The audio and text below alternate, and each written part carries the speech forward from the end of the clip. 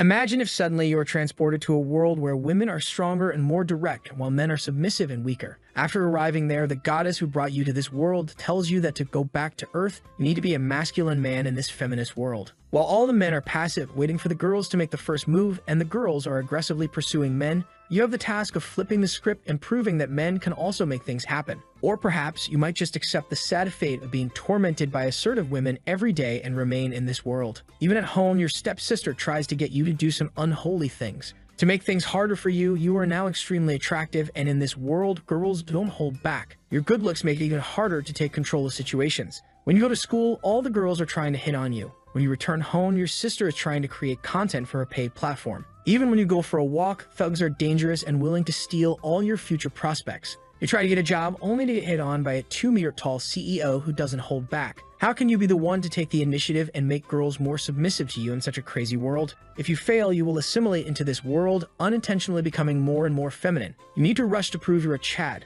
The name of our protagonist is Zhang Hao, and let me tell you a little something about him. He's a straight shooter who goes out with his brothers to drink every day after work and hits on girls without hesitation. But right now, he feels like something is in the wrong genre here. What is this gender bender stuff? Is this some sort of dream? He asks himself. He explains that he was going home after a stressful day of work when suddenly, the moon became red. Everyone in the city vanished, and the next thing he knew, he woke up as this young pretty boy with all his memories intact. Suddenly, someone shouts at his door. It's his dad saying, How, why aren't you awake yet? Our protagonist is confused. Dad? His dad tells him to get up, saying, I was told that you and Long Long made some sort of appointment to go shopping today. Your dad is going out to get some groceries. Did you forget? We're having dinner with Aunt Zhang. You're a boy, and you need to take better care of yourself. Go learn how to put on some makeup with your friend, because I'm sure he could teach you. Now get up and dress. Our boy is lost, thinking, what am I? My friend will teach you makeup. Who the hell is that? Who is the guy named Long Long? Why am I called How? Why is there so much cute stuff? And why did my dad tell me to use makeup? Suddenly, his cell phone rings and someone shouts, How, open the door. He thinks maybe it's his brother Long from his past life, a buff guy with tattoos who is a true bro, always inviting him to drink beer with the boys. So he quickly takes off his cute clothes and runs to the door. But outside, the blonde guy says, oh my god, seriously, how? It's not cool making a handsome guy like me wait for so long. What if a girl with bad intentions is out there? Creepy. Zhang Hao is confused and asks, where is brother Long? Because this guy is definitely not him. But from inside the house, his father calls Long to enter. His father grabs his friend and says, look at this clothing, how? You should learn how to dress better from him, and Long thanks his father. But his father doesn't stop and says that his skin is too dry and he should pay more attention to skincare. Our protagonist thinks, skincare, makeup. What is this world I've been transported into? At that moment, he receives some memories from the guy who used to live in his body. In this world, the gender roles are reversed and everything in history is swapped. Since ancient times, all the empires in this world have been led by women, and men stay at home to take care of the children. Women are biologically stronger than men who have less strength, stamina, and power. Our protagonist just wants to know how he got into this mess. Sometime later, while walking in the city, his friend says, oh my god, how?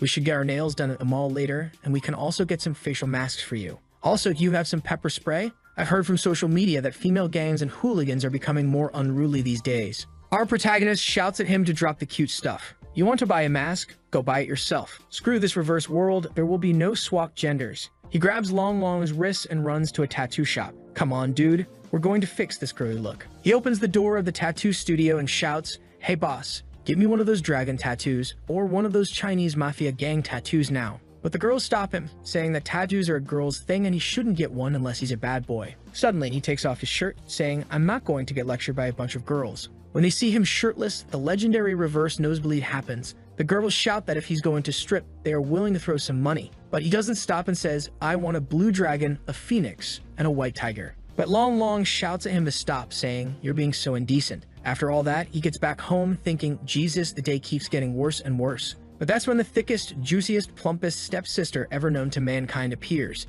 He enters her room without thinking and quickly runs out. Later that day at dinner, his dad says, didn't I tell you earlier? Your aunt and Kin are going to stay here for some time. That's when he understands the situation. His dad is marrying again, and that's why the girl is here. They are moving in because this house is bigger. But Kin doesn't stop looking at him. Back in his room, he's exhausted because his body is really weak since the guy who lived in it never exercised. He thinks he can imagine himself getting dolled up with cute makeup and dresses. Goddammit, I couldn't even get a tattoo today. So this is it.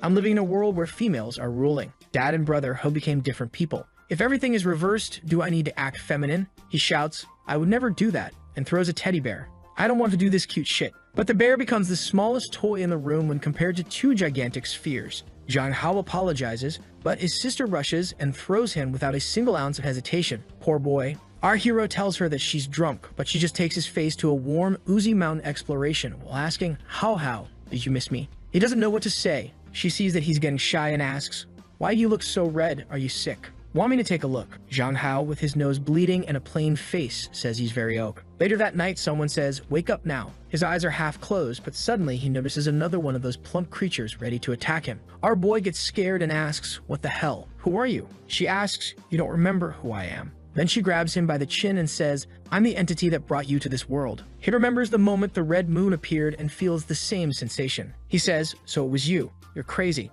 Why did you even bring me to this world? What did I ever do to you? She explains that she is the goddess of the red moon. I heard your pathetic prayers. Weren't you the one who complained about still being a virgin in the old world? There are so many girls in this world, and all of them would like to dry you up. But he asks her to take him back, saying, There's not a single normal girl in this world. Send me back home. She stares at him, calling him an ungrateful human. She says that if he completes a task, she will let him go. He asks what the task is, and she says, Back in the old world, didn't you always rant about trying to become a real man? Weren't you the one who said real men should always lift? Isn't that something you said? The task I will give you is very simple. If you become a real man in this feminist world, you might have an opportunity to find your way back. But if you are unable to do that, you will have to assimilate into this world. He asks if that means he's going to become a femboy, and she answers, Maybe, but is it really so bad? Then she vanishes, telling him to give this world a chance, and he would have a great time every day if he wanted. The next day, he wakes up and thinks, Damn, that was a strange dream. But when he looks to his side, he realizes it wasn't a dream. He starts to get ready, thinking, How the hell am I supposed to feel about all of this?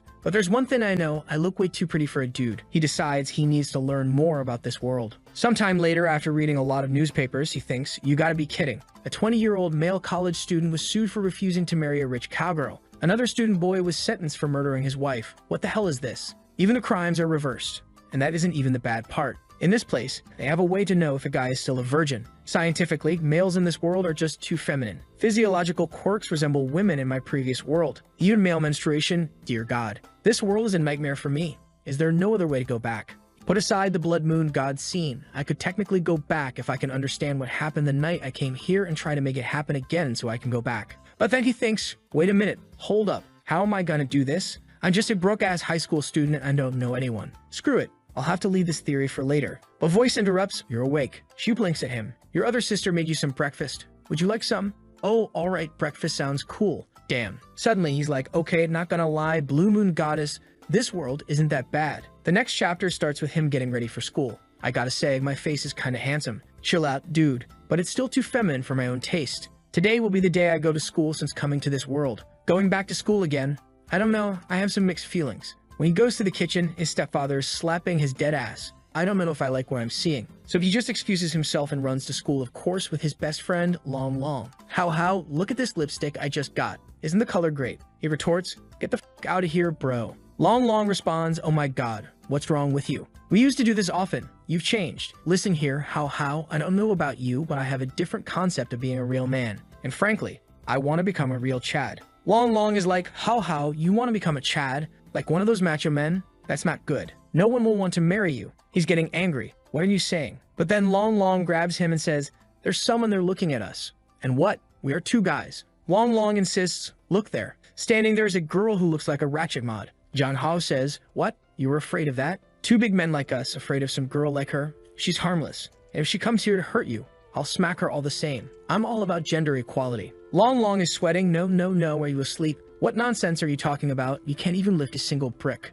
John Hao responds, What are you saying? I used to go to the gym every night. I used to join the MMA club. He grabs Long Long and runs to the school. Long Long protests, Oh my god, I hate running. I'll have to redo my makeup. John Hao thinks, Why am I running? And why is this body so weak? But then they arrive at Elysium Business School. Even here, everything is different from their old world. Girls are definitely stronger here. To think that gender roles have changed so drastically, not to mention that his current family is wealthy enough to send him to a private school like this. Then he gets to his classroom where a boy is asking a girl, Can you open this bottle for me? She replies, Okay, cutie, I'll do that for you. Piece of cake. He's like, What? The guy can't even open a bottle? He grabs it. Let me try that. I refuse to believe I can't even open this bottle of water. He tries to open the bottle. Oh, wait. This thing is really tight. Is this normal? Full restraint?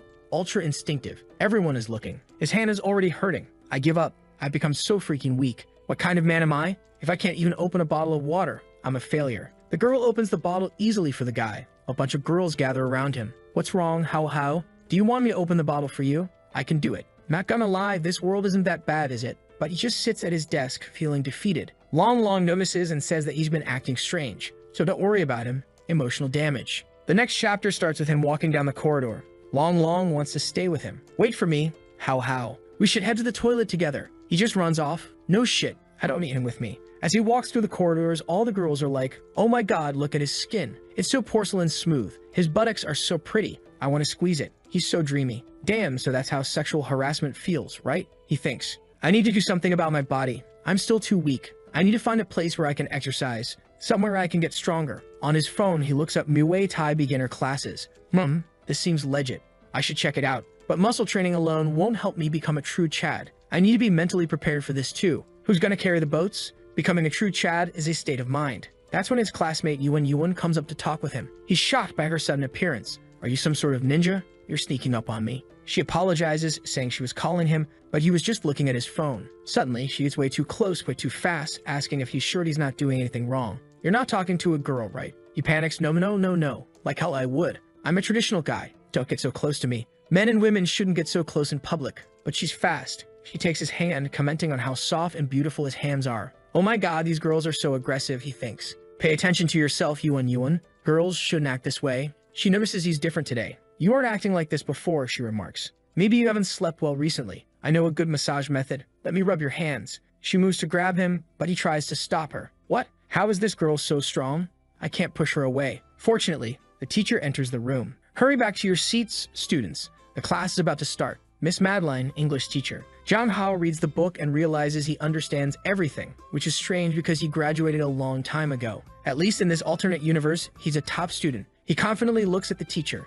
Ask me anything and I will answer with no problem. She adjusts her glasses, Zhang Hao. Hey, I'm ready. She asks, are you all right? Is it hot today? Do you want to visit the infirmary? He replies, what the hell? I'm fine. There's nothing wrong with me, teacher. All the girls comment that he's acting strange today. He shrugs, you know what? Screw it. I'll just do whatever I want. Next, he's walking with Long, who asks, what's wrong? You look so tired. How? He responds, you have no idea how I feel. Of course I'm tired. I'm very mentally tired. Then a girl holding 3 basketballs comes up to him. How? I just scored a 3-point shot. Didn't I look kinda cool? He's like, what the hell? As they walk down some stairs, a guy throws himself on the floor. How? Why did you push me? Trying to frame him. God damn it, he thinks. Getting attention from girls is one thing, but them grabbing my booty is another. This shitty reverse world is bullshit. I just want to go back to the old Earth. That's when another girl comes up to him. How? I've liked you since I met you. Will you go out with me? He's frustrated, thinking, God damn it. That's why I hate this world. Why is a girl confessing to me? Sorry, right now I'm not looking for a relationship. My mental health is deteriorating. He walks away and Long jealously remarks, oh my god, you received 20 confessions just today. I want to be a popular boy like you. He's just like, cut it out. Let's eat something. In the cafeteria line, he's thinking, what should I order? He looks at the other guy's plates, which are barely filled with food. He asks Long, why is everyone eating so little? Long replies, what are you saying? How? Every guy needs to eat like that or you're gonna get fat. He goes to take his food and asks for some salads and fried veggies. He's puzzled. What? Not even rice. You're gonna faint in the afternoon. But Long says, oh no, I'm just trying to lose some weight. That's when our boy realizes the difference in calorie needs in this world. He makes a mental list. How to be a real man. Step 1, exercise. Step 2, ask your bro Long to coach me. Step 3, get rid of all the flirty clothing I've got in my wardrobe. Step 4, be a Chad instead of a pretty boy. He rushes to the counter. Hey aunt, give me everything you have. I want to eat pork. I want a ribeye steak. I want a large portion of everything. Give me some good Asian rice as well. Long is shocked. Why are you eating so much? You'll get fat. How responds, a real man should eat more. I gotta eat to exercise after all. You wouldn't understand. Everyone in the cafeteria is staring at him, whispering, oh my god, why is he eating so much? I think he's just showing off. Then Li Feng shows up. Why do you eat so much? You look like some desperate foreigner working at hard labor jobs. Our boy just stares at him. Who are you? Li Feng responds, Zheng Hao, are you joking with me again? We studied together. Or have you gained so much weight that it went to your brain? Zheng Hao retorts, you're blind. I'm just trying to eat. First, you diss immigrant workers.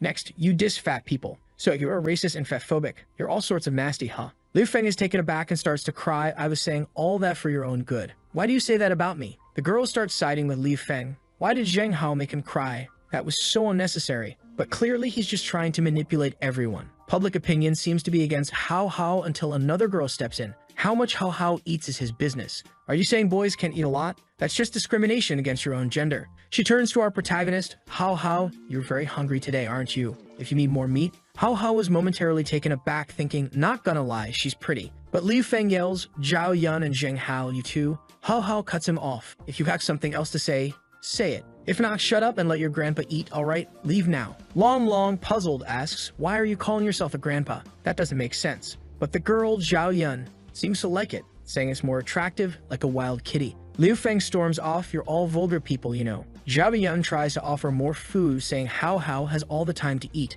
Hao Hao asks Long Long, who is this girl? Long Long replies, did you hit your head? That's Zhao Yun. She's had a crush on you for ages. Zhao Yun turns to Long Long. That game I introduced to you, League of Legends, have you tried it? Long Long hesitates. No, the game is too difficult. Boys aren't suited to play such games. Don't you want to play something like Candy Crush? Zheng Hao interjects, League of Legends. Are you talking about a 5v5, MOBA-style, arena-type PvP game? Long Long is surprised. What? Do you even know about it? You said games were just for girls. Zheng Hao retorts. Only girls play games in this world. What is the logic? Zhao Yun clarifies, that's not true. There are boys playing the game too. They're just not as good as the girls at the pro level. But hey, Hao Hao, shall we play together? Hao Hao stands up. I usually play support or jungle. I'm going back to the classroom. Boss Long, are you coming? They leave and Zhao Yun lemons, oh my god, when will Hao Hao ever accept me? Back in the classroom, Hao Hao contemplates there are no pro players like Yuzi or Faker, but are the girls really that good in this world? What if the skill level isn't the same?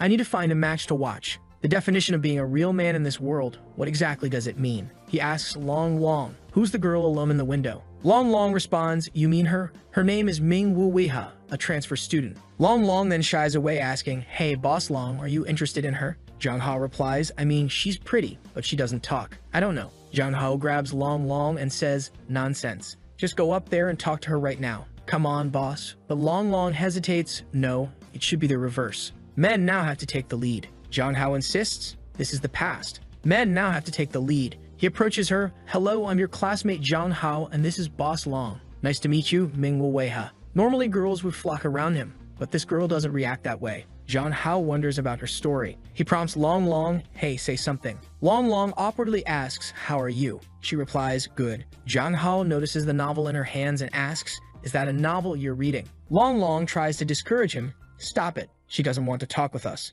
But Zhang Hao presses on, yo, my bro here thinks you don't want to talk with us. She responds, I don't have an opinion on that. Zhang Hao thinks maybe she's just a little antisocial. He extends his hand. Hey, if you want to chat with someone, let's be friends. She hesitates, then says, oh, okay. Zhang Hao feels like this is the beginning of his journey to becoming a real man. Just then, Yuan shows up. Why are you bothering a transfer student? Zhang Hao gets an idea. Bingo. I know what I'm going to do. Thanks, Yuan. He then says to Ming Wu Weiha, you want to be friends with this girl? She's reluctant. Gaiden doesn't want to. But Zhang Hao blinks. Yes. She finally agrees. Okay, I'd love to. As Zhang Hao walks back to his desk, Yuan says, thank you. He smiles back. Back at home, Zhang Hao is listening to some Sigma male music. Can you break my heart? Suddenly, his sister shows up. What are you doing here in your room? He responds, I'm just listening to some music. Do you need something? She approaches him. What's wrong, Hao Hao? He brushes it off. It's nothing. She gets closer. Can I listen too? Zhang Hao panics. Oh my god. Why so close, girl? She comments, seems like Hao Hao here likes to listen to rock music. I guess our Hao Hao is very different from other boys. Different isn't so bad, is it? As she gets closer, he thinks, why is she coming up so close? Crap, what should I do? What would a real man do? The angel and demon on his shoulders argue.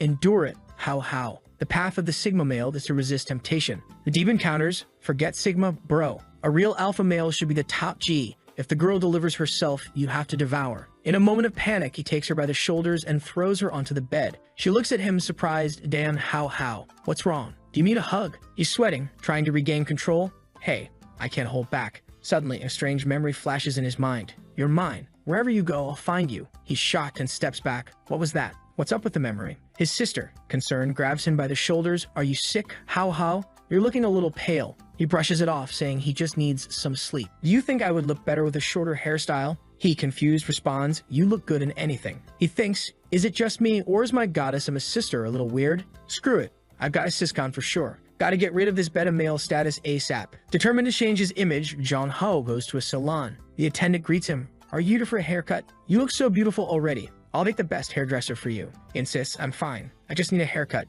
It doesn't matter." Sometime later, a woman shows up to sit here. "Beautiful. What sort of hairstyle do you want?" He replies, "I don't really care. As long as it's short. Just cut it however you want. It doesn't have to be pretty." The hairstylist looks puzzled. "I've never heard a request like that before. Any style him." She contemplates. "I got it. He wants the opposite." The hairstylist teases, "Maybe he wants me to make him look even better. Ha, he's so sly." She then tells him, "I will make you even more handsome." After what feels like ages, she finally finishes. "All done. What do you think? Is it short enough?" Jong Ho is shocked, thinking, "What the hell?" She cut it short, but now I'm even cuter. The hairstylist says, "There's no need to pay me. All I want is a photo so we can promote it for our future customers." He quickly declines, "No pictures, I'll pay for it." She reluctantly agrees, "All right, just let me know if you need any help from a professional salon." As he leaves, Jong Ho thinks, having an extra bit of style and charisma is great. I guess I can try to get used to this. Later, back at home, he examines his new hairstyle. Wow, this hairstyle doesn't exactly scream dominant male. It's funny for now. Haircut is done. Now I need new clothing. Let's see what I have right now. He looks through his wardrobe, frustrated. Damn, why do I only have this type of clothing? Sometime later, his dad calls for him. "What's up?" His dad, shocked, asks, "What did you do to your hair?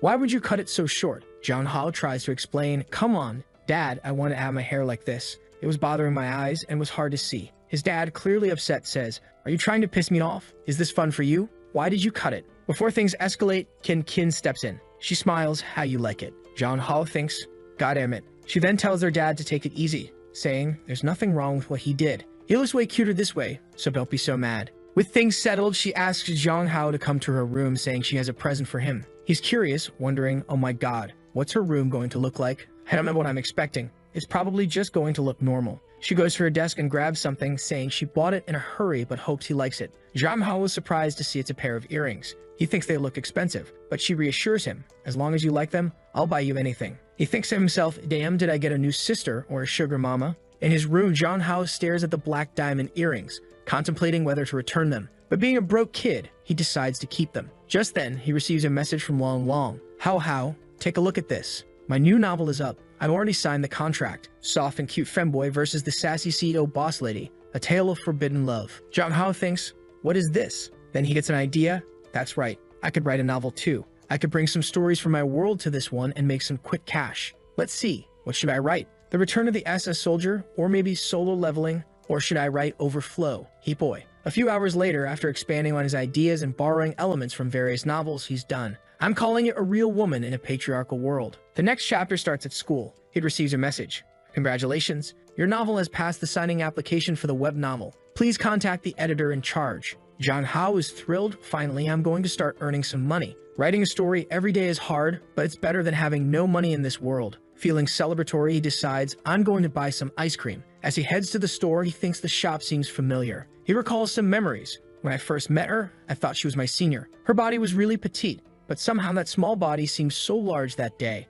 He reminisces about a girl named Ah Mei, the daughter of Uncle Jin from the grocery store next to his house. She was cute and lovely. After the day she protected him, he visited the shop frequently. He remembers gathering the courage to confess to her, saying, Miss Mei, I really like you. But she responded with, oh sorry, I like men with muscles. Jong Ho reflects, God damn it. Brother, that was the sign you should have started hitting the gym. Since that day, I've been obsessed with exercising and training my own body. One day, I will become someone like Chris Bumstead, and I will protect her, Jong Ho vowed to himself. But back to the present, he's now a different person, good-looking and confident. If I confess to her this time, it's going to be a success, he thought as he entered the store. Inside, he heard someone discussing making money. Then she appeared out of nowhere. Oh my god, Sister Ah Mei, he thought, taken aback by her unchanged appearance, save for a noticeable change in physique. His thoughts raced. Holy brother, she's juicing for sure. How? You cut your hair. He was so shocked that he stumbled, falling to the floor. What happened to you? She asked, concerned. What's wrong? How? Do you need me for something? He just shouted,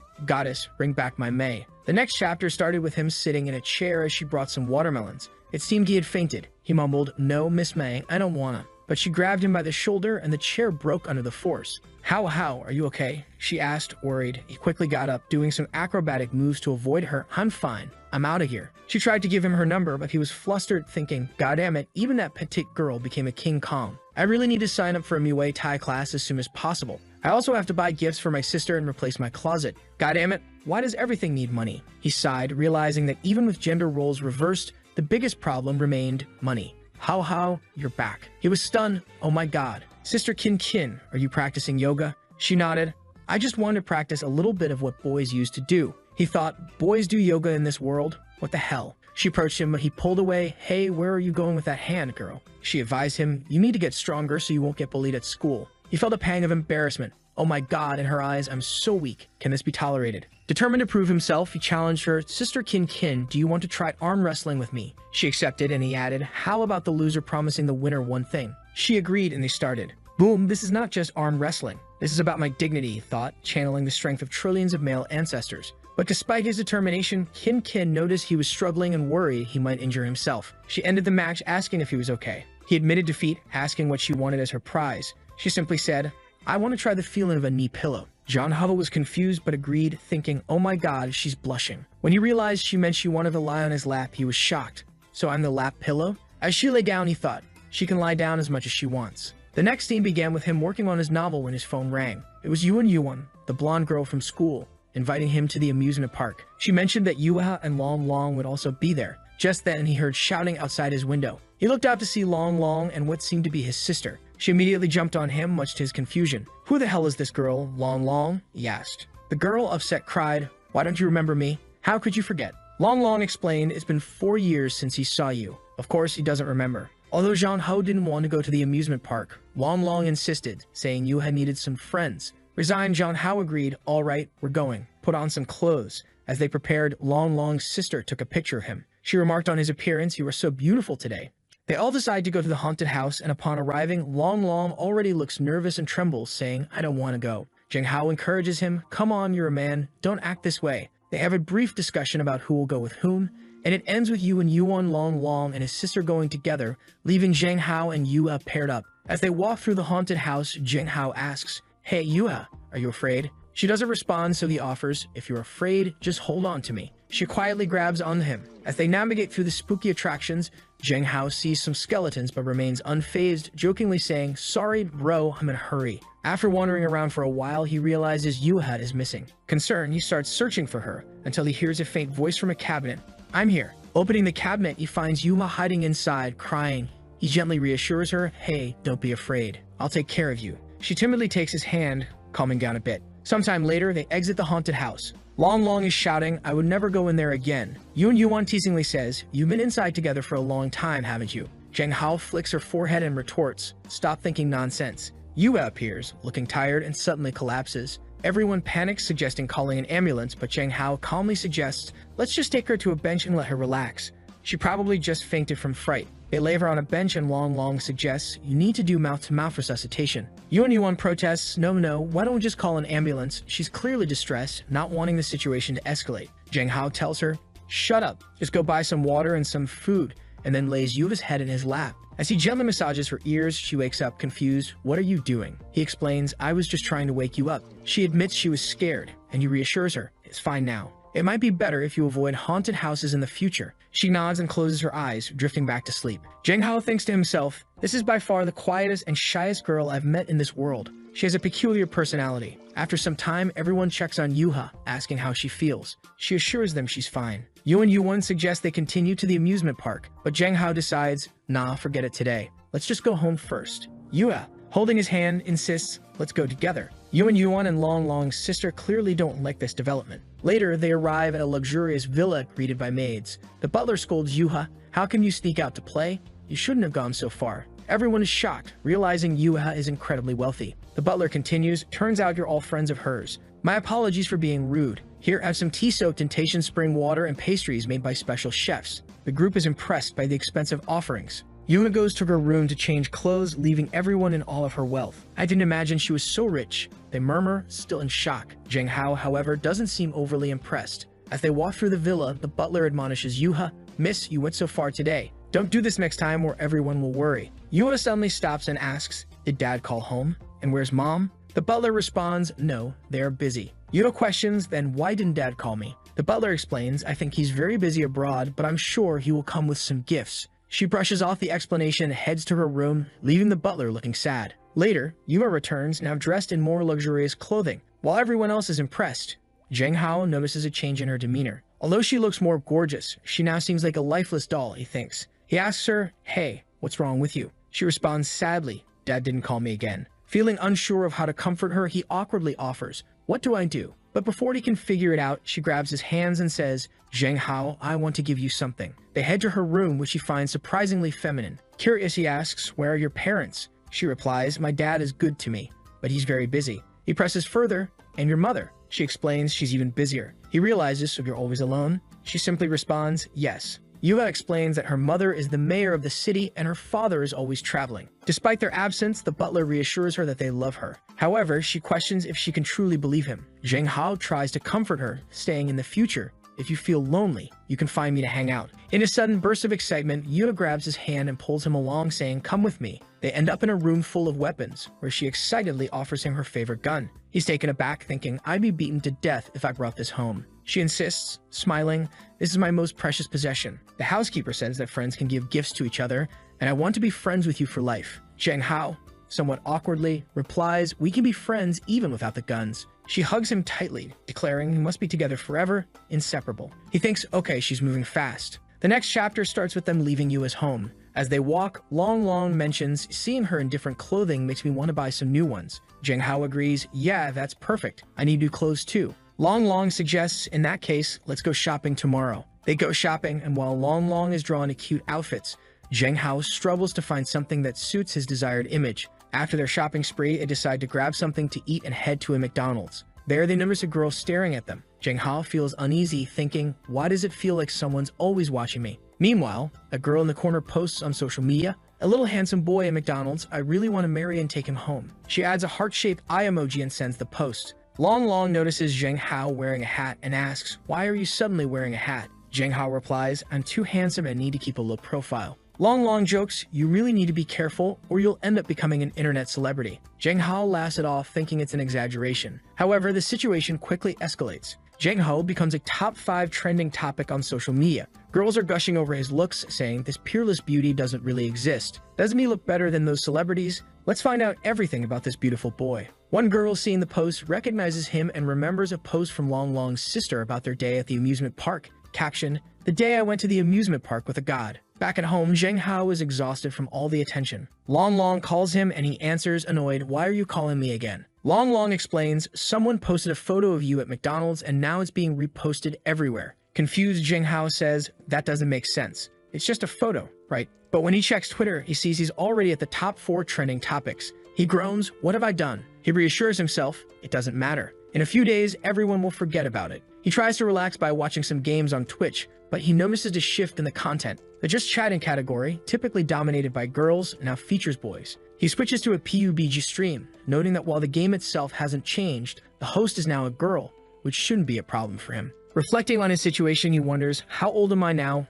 Can minors stream live games? Just then, his sister comes home. She notices the fuss and says, I didn't know my little brother is now an internet celebrity. Feeling awkward, he responds, oh, now you know about this too. She asks if he went out with Long today, but before he can answer, she suddenly jumps on him, worried. Didn't you get harassed by some weird people? He reassures her, no, don't worry. I can protect myself. She scolds him, you are too naive. The women in this world are much scarier than you think. If you're ever harassed, you must tell your sister. And next time you go out, you need to tell me. He agrees, but then he notices that her phone background is a picture of him and Long. Surprised, he wonders, who took this photo? The next chapter opens with girls looking for Zheng Hao. He's trying to hide, bewildered by the situation. Long calls him, advising, you shouldn't come to school today. There are a bunch of girls in front of the school because you're trending. Zheng Hao sighs, goddamn it, I can't go to school. He asks his sister to talk to the school on his behalf, planning to stream some games instead. He decides to play League of Legends, admiring his in-game skills. Look at this Yasuo, he comments, enjoying the game. He achieves a quadra kill,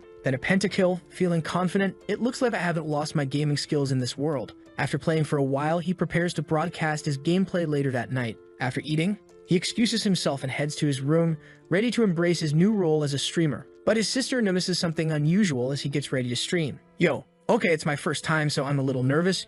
Zheng Hao begins, welcoming viewers with, welcome to Summoner's Rift. Despite the nerves, he decides to play Yasu in the jungle, farming dragon at level 3, and even manages to kill someone playing Garen. The girl he's playing against, who happens to be a professional esports player, is shocked. She's smurfing and streaming and can't believe she got killed at this level, thinking he's way too good for someone new. Her chat blows up with questions: how did you lose? Some accuse Zheng Hao of cheating and pretending to be a boy. Annoyed, she declares she'll get serious, and her rapid clicks and skillful plays ensue. Despite her best efforts, Zheng Hao still manages to slay an enemy. As she frowns, someone in her chat mentions that the opposing player is also streaming. Zheng Hao, noticing a growing audience, remarks, "Yeah, she's kind of awesome, but I'm better." As the game progresses, Zheng Hao's chat fills with accusations of cheating. People speculate he's a girl using a boy's ID, with some demanding proof he's male. Frustrated, Zheng Hao grabs his headset and asserts, "Let me tell you, I'm a man, and I want to know, how did you all find my live stream?" To prove it, he turns on his camera, showing his hands. The chat goes wild, complimenting his hands and clamoring for a face reveal. Some even fetishize his hands, much to his confusion. Starting a new game, the scene cuts to a girl in her office watching his stream.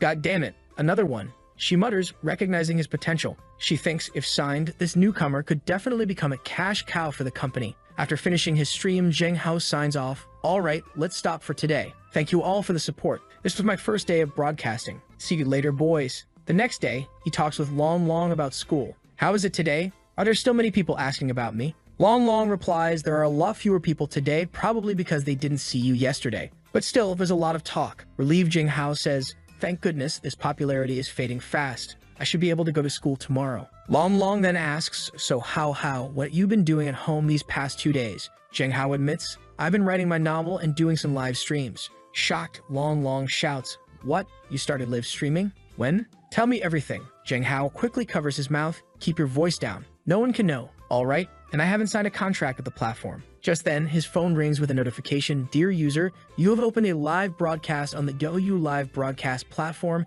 and your popularity has reached the threshold to sign a contract." Long Long is ecstatic. "Yo, this is a good thing, brother. Hurry up and sign it. With your good looks, you're definitely going to become very popular and make a ton of money." But Zheng Hao hesitates. "No, I'm just a student. This live broadcast might affect me too much, and all the fame isn't going to be good." Long Long suggests you can just wear a mask when you broadcast. All you have to do is do some dances and people will give you gifts. Zheng Hao retorts, "I do game live broadcasting. It doesn't matter if I don't show my face." As they leave, Zheng Hao notices someone following them. Trying to lose the tail, he tells Long Long, "Yo, I have to go to the supermarket to buy something, so I can't go with you, okay?" Long Long leaves and Zheng Hao confronts the followers, saying, "You don't need to follow me. Come on out." A pink-haired girl appears, looking somewhat savage. She exclaims, "I'm so lucky. The internet celebrity is right in the territory I manage. Handsome guy's sister will take care of you, okay?" She even sticks her tongue out teasingly. Confused, Zheng Hao asks, "Big sister, who are you?" The girl behind her shouts, "Don't you know our sister Liu? She runs everything around these streets." Zheng Hao looks at the girl and says, "Oh, so Ms. Liu, I don't know you and I'm not interested. Also, I need to go home and take a shit." The girl shouts again, but this time she gets punched in the face by her own gang member. She then looks at Zheng Hao and says she likes his personality, admitting that she doesn't want to offend him. She just wants him as her boyfriend. He doesn't look too happy with this idea. He knows that it's probably the dream of a lot of guys in this world to be taken care of by a rich woman. Looking at her, he sees that she's really tall and not bad looking. For a moment, he feels interested, but then he remembers what the Red Moon goddess told him. He needs to become a real man. He can't just rely on being taken care of. So he responds, "I'm not interested, so excuse me, I'm in a hurry." As he tries to walk past her, she pulls out a knife and threatens, "It would be so sad if your face got ruined." Zheng Hao responds, "Let's try it." She seems even more intrigued by his defiance. He quickly punches her in the face and elbows her in the chest, causing her to fall to her knees. She's not enjoying this as much as she thought she would, and a kick comes her way, but she manages to defend against it. Realizing the situation is escalating, she tries to punch him, but he dodges and holds the knife defensively. However, she dodges as well. Zheng Hao has already dialed the police. He says, "I'd already called them. I advise you not to do this again." Ms. Liu smirks and says, "Okay, a little handsome. All right, I won't do this anymore." One of her underlings asks, "You're going to let him go just like that?" She responds, "You need to be patient with the beauties. What do you think, handsome boy?" Zheng Hao replies, "Stop here and don't follow me." She's clearly getting more excited, but Zheng Hao realizes this situation was recorded. In the same office as before, Mr. Wei finds out about Zheng Hao's growing popularity. "Why do I have to worry about this? This is a job for the scouts," she says. However, her assistant explains, "It was the chairman who told me to show you." Intrigued, Mr. Wei looks at Zheng Hao's photo and comments. He just looks like a high school student, but he does have some personality. With his look, maybe he can be at the top of the company. They decide to investigate further. Back at school, Zheng Hao plays basketball, but he's sneezing frequently. Long Long suggests he rest, but Zheng Hao insists he's fine and just wants to shoot some hoops. He easily makes a three-point shot, proving that boys can play basketball too. The girls cheered him on, and once again, someone records him. It turns out to be someone paid by the pink-haired girl from the alley. Although the person hides, Zheng Hao finds it strange. After school, while heading home, Zheng Hao notices someone taking pictures of him. He looks towards a bush, and Long Long asks what's wrong. Zheng Hao dismisses it, saying it feels like someone has been watching him all day. Remembering the background photo on his sister's phone, he wonders if it might be someone related to her. After everyone leaves, Zheng Hao approaches a girl hiding behind a tree and demands, "Hey, let me see your phone. You secretly took a photo of me, didn't you?" She admits to taking one picture, but Zheng Hao finds a video of him playing basketball. She apologizes, explaining she's just a subordinate of Liu's sister, who promised to pay 200 yuan for any picture of him. Zheng Hao, frustrated, asks himself why he hasn't given up yet. After deleting the media, he gives the phone back and the girl runs away. Zheng Hao realizes that Ms. Liu is a problem he needs to solve soon. The scene shifts to a plaza where Zheng Hao meets Long Long. As they walk through the mall, they discuss the contract Zheng Hao will sign with the streaming platform. Today, however, Zheng Hao is there to buy a gift. Long Long teases, "What? Do you like someone? Who are you picking this gift for? Please tell me, I'm so curious." Zheng Hao, embarrassed, replies, "It's just for my sister." Zheng Hao told Long Long that he had signed a contract with the Douyu livestream platform. He explains, "I won't show my face unless I want to. I will only livestream what I want and won't attend any offline events unless I choose to. The best part is that I don't need to sexualize myself." Long Long is impressed, asking, "How did you get such a good contract?" Zheng Hao admits he doesn't know. "I just asked, and they accepted." As they continue talking, they notice someone watching them. It's Liu Feng, the guy from school who criticized Zheng Hao for eating too much. It seems he's planning something bad. Later, as they go to the bathroom, Liu Feng and his cronies follow them. Liu Feng decides to stand guard outside while the others go inside to mess with Zheng Hao. As they leave the bathroom, one of Liu Feng's friends intentionally bumps into Zheng Hao. Zheng Hao steps aside and calmly asks, "What are you doing, boy?" Liu Feng's friend shouts, "Hey, don't you have eyes when you walk? You almost ran into my friend." Long Long retorts, "Are you blind? It was your friend who bumped into him." The guy grabs Long Long by the collar, demanding, "Who are you calling blind?" Zheng Hao intervenes, saying, "No problem with bumping into me, but don't put your hands on my friend." The guy yells, but Zheng Hao stays calm. "Get out of the way and let us go." Suddenly, the guy tries to spit on Zheng Hao, who dodges and exclaims, "Are you sick?" Enraged, Zheng Hao punches him. The guy's friend steps in to help, but Long Long stops him, engaging in a fierce fight. Damn, he's looking like Killua in this frame, Zheng Hao thinks, as Long Long handles the situation with unexpected skill. After some punches, Long Long warns, "Next time, I'll break your legs." The guy, fuming, mutters, "You dared to hit me in the face. I'm going to call my girlfriend and ask her to bring someone." Later, outside the mall, someone shouts, "There he is, it's that guy." A girl, referred to as the Trambolona girl, approaches and asks, "Is that the bastard who bullied you?" The guy confirms, yes, it was him. The plan is to take pictures and post them on the school forum. They confront Zheng Hao, with the guy declaring, "Wife, he was the one who hit us." Zheng Hao responds defiantly, "How dare you weak chickens come to me again?" Long Long tries to explain, "It was all your fault, you tried to spit on us." Zheng Hao, getting impatient, says, "Go quickly, I'm in a hurry." But the Trambolona girl seems smitten with him, staring at his face. Her boyfriend, annoyed, shouts, "Wife, what are you in a daze for? Teach him a lesson." She responds, "No matter what, it's wrong to hit someone first. But I'm not unreasonable. If you apologize to my boyfriend, we'll forget about today's matter." The guy wants his girlfriend to attack Zheng Hao, but she hesitates, noting the crowd. Frustrated, he accuses her of falling for Zheng Hao. "You fall in love with him? Right. I saw the way you were staring at him." Zheng Hao remains calm. "Please just go. Get out of my way." The guy tries to stop him again, but Zheng Hao warns, "I'll warn you, if you mess with me again, I will beat you until you lose all sense." The Trambolona girl interjects, "Shut up, or you're not gonna get that Gucci bag." She then turns to Zheng Hao and asks for his number. From afar, someone named Yifei records everything to post on the school's social media forum. Meanwhile, a limousine pulls up nearby. Mr. Wei, observing from her car, sees Zheng Hao. Yifei continues recording. "Liu Xin, the pink-haired girl, why are you filming?" Yifei tries to hide, but Liu Xin grabs his phone. "Oh, so you're looking for trouble? Dare to take a photo of my man." She grabs his neck, and Yifei seems oddly pleased, almost enjoying it. Liu Xin then says, "Come with me to see your brother-in-law." The Trembolon girl, seeing Liu Xin, becomes nervous. Why is Liu Xin here? Liu Xin approaches Zheng Hao and says, "It's only been 2 days, but do you know how much I missed you?" He ignores her and turns away. She then addresses the guy on the ground. "She caught him taking pictures of you." Zheng Hao looks back, asking, "What do you want?" Liu Xin, seemingly preparing for a fight, instead grabs a bouquet of roses and walks over to Zheng Hao. She pleads, "Please go on a date with me. I really like you, Zheng Hao." As long as you're my boyfriend, you can do whatever you want. He's thinking, why don't we just fight? Could she at least follow the script? He says, I'm not interested in you. It's impossible to deal with you. If you have nothing else to do, just get out of my way. Brother, she's not going to stop. She says she's too anxious and asks him to please accept the flowers. He's staring at the flowers, thinking, the first time I saw her, she showed me a knife and now she's bringing flowers. Sister, take the flowers away. I'll tell you again I cannot be your boyfriend, so please leave. She tells everyone to leave the place. She approaches Long Long and says, come here, you're Zhang Hao's friend, right? He doesn't like it. She whispers in his ear, you better take care of your friend. If my people go crazy on him, I can't stop them. She actually used my friend to threaten me. Oh no, he's going to fall into her hands. Why don't we take a step back? Just tell me what you want. She grabs his cheeks and says, since the male god said so, of course I can take a step back. How about you go to a bar with me for a drink tonight? He says, okay, just tell me the time and address. She tells him the address and says she'll be waiting for him. He guarantees that he'll be there. Sometime later, Long Long tells him, how, that woman just now looked like a gangster. She doesn't seem safe and you're going to a bar with her. Isn't it better to call the police?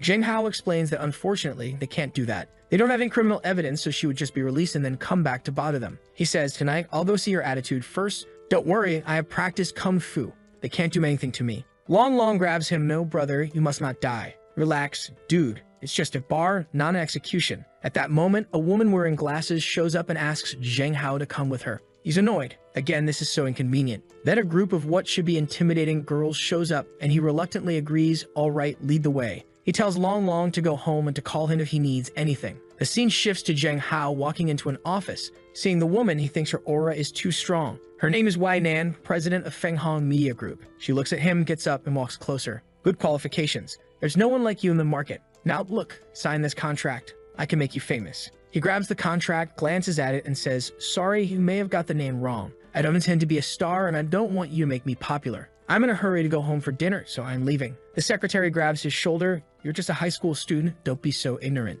With a swift movement, he grabs her wrist and says, I said I don't wanna, and throws her to the floor. Wei Nan seems interested and moves towards him. He dodges her first attack and goes to punch her face, but she blocks it. Oh damn, he's hand-locked. She says, a high school boy who can also work hard. This is a bonus. He responds, thank you, but I don't want to accept your kindness. She tells him there's no rush and that in this world, there's nothing she cannot do. She'll give him some time to think about it and instructs the secretary to send him back, saying, I was thinking this woman is not going to be easy to deal with. The next chapter starts with him at home preparing to see the girl at the club. He takes a recording pen, a pocket knife, and pepper spray. He sends a message to Long Long. If I don't call you by 8:30, call the police. Tonight, I need to find a way to draw a line with Liu Xin. We then see him walking in the rain, heading to the bar she told him to come to. When he enters, someone welcomes him and says, Zhang Hao, our boss has been waiting for a long time. He just says, lead the way. In one of the rooms in the bar, the girl is sitting on a couch. When they enter, he says, I promised you that I would be here today, but I don't want to do anything to you as a person. Why don't we just go back to the beginning of our relationship? You don't know me, I don't know you, it's good for everyone. But she responds that it's going to be difficult to do and moves closer. He insists, you know it's impossible. If you do this again, I'm going to call the police. She taunts, call the police, but I'm just chasing a boy. Is there something wrong? A girl behind him interjects, Sister Liu, stop talking nonsense with him. Let's just take some photos and videos of him. If he tries to resist, we'll post everything on the internet. He looks at her, bewildered. What do you mean by that? While they think he's scared, he's actually relieved because his voice recorder is on. Sister Liu asks, what did my little girl say to make sense? The girl pulls out a knife. He remarks, oh, you even brought that. Is it because if I refuse, you're going to kill me? Sorry, but Then he quickly uses his spray, rushes to her, grabs the knife, and holds her as a hostage. Sister Liu is impressed. You're brave enough. He warns, don't even think about sending anyone over unless you want to see blood in the streets. It also won't do you any good to call the police. He heads to the door, releases the girdle, and walks away. The girl, undeterred, thinks, Zhang Hao, I have all the time to play with you. But then she receives a message, Sister Liu, Zhang Hao asked me to send this picture of you. He said that he recorded all the conversations in the box just now. If you don't want him to send these things to the police, don't provoke him anymore. Enraged, she shouts, no wonder you dared to be so rude just now, you little bitch. Meanwhile, someone observes Zhang Hao running away and informs Mr. Wei that he's fine. The next chapter starts at school. Zhang Hao reflects on what he did yesterday, hoping the threat will keep the crazy girl away. He overhears two girls talking about Sister Liu, mentioning that someone from the Feng Hong group has just taken over her place. He wonders, Feng Hong group, what's happening? Why do these names sound familiar? Then he remembers, wait, isn't that the company of Mr. Wei? Curious about the relationship between Mr. Wei and Liu Xin, he ponders the connection. Later, he finally returns home to find his sister preparing dinner. What a delicious-looking meal. he thinks, noticing that they are alone in the house. He asks, where is dad and aunt? They're not home? Are you alone, Sister King? She explains that they had to work overtime and won't be home tonight. His imagination starts running wild. Wait, we're alone at home tonight. She flicks his forehead. How, what are you in a daze for? He quickly responds, nothing, sister, let's just eat. He mentally chastises himself, Jesus Christ, it's your sister, brother. I should not think those things even though there's no blood relationship. After dinner, she tells him to leave everything. She'll clean up. She suggests he go upstairs and start streaming. He offers, are you sure you don't want any help? She grabs his hands and says, I will never let your beautiful hands be stained with oil. He reluctantly agrees, okay, all right. Back in his room, he starts streaming again. He announces today is going to be 2 hours and I'm going to be playing some ranked games. 2 hours later, his sister comes into his room and asks, are you tired of live streaming? She pats the bed and says, come here, I'll give you a massage. Brothers, we must stay strong, he thinks as he shyly approaches her, saying, it's fine, you just did some housework, you should take a break.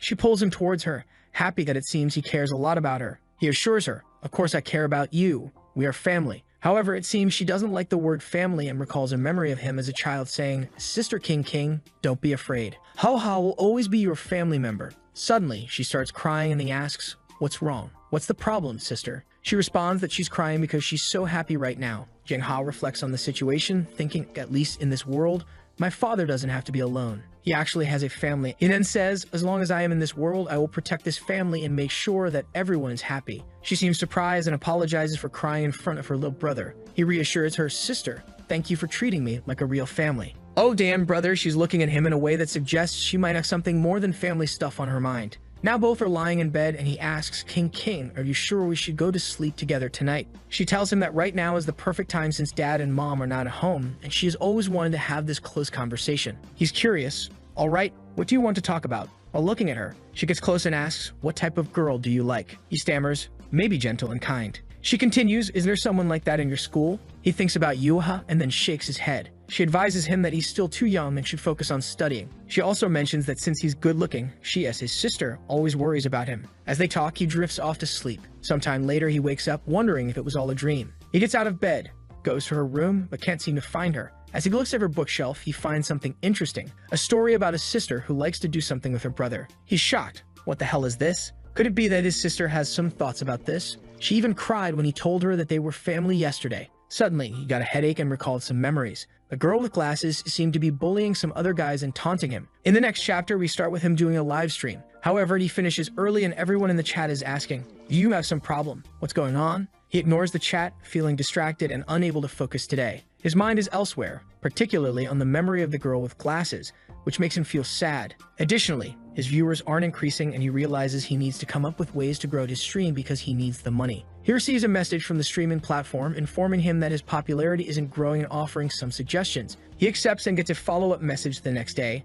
Dear streamer, here are some plans to increase your popularity. These plans were tailored for him by a girl, and he suspects they might involve something distasteful. The suggestions include Option 1, hot dance with small buttocks. God damn it, he exclaims. Plan 2, two-dimensional sexy cosplay reappears. Alright, Option 3, fitness god, sweat dripping. He's exasperated, I knew it. He and Long head to a coffee shop where Long asks, why did the administrator want to interview you? He's unsure.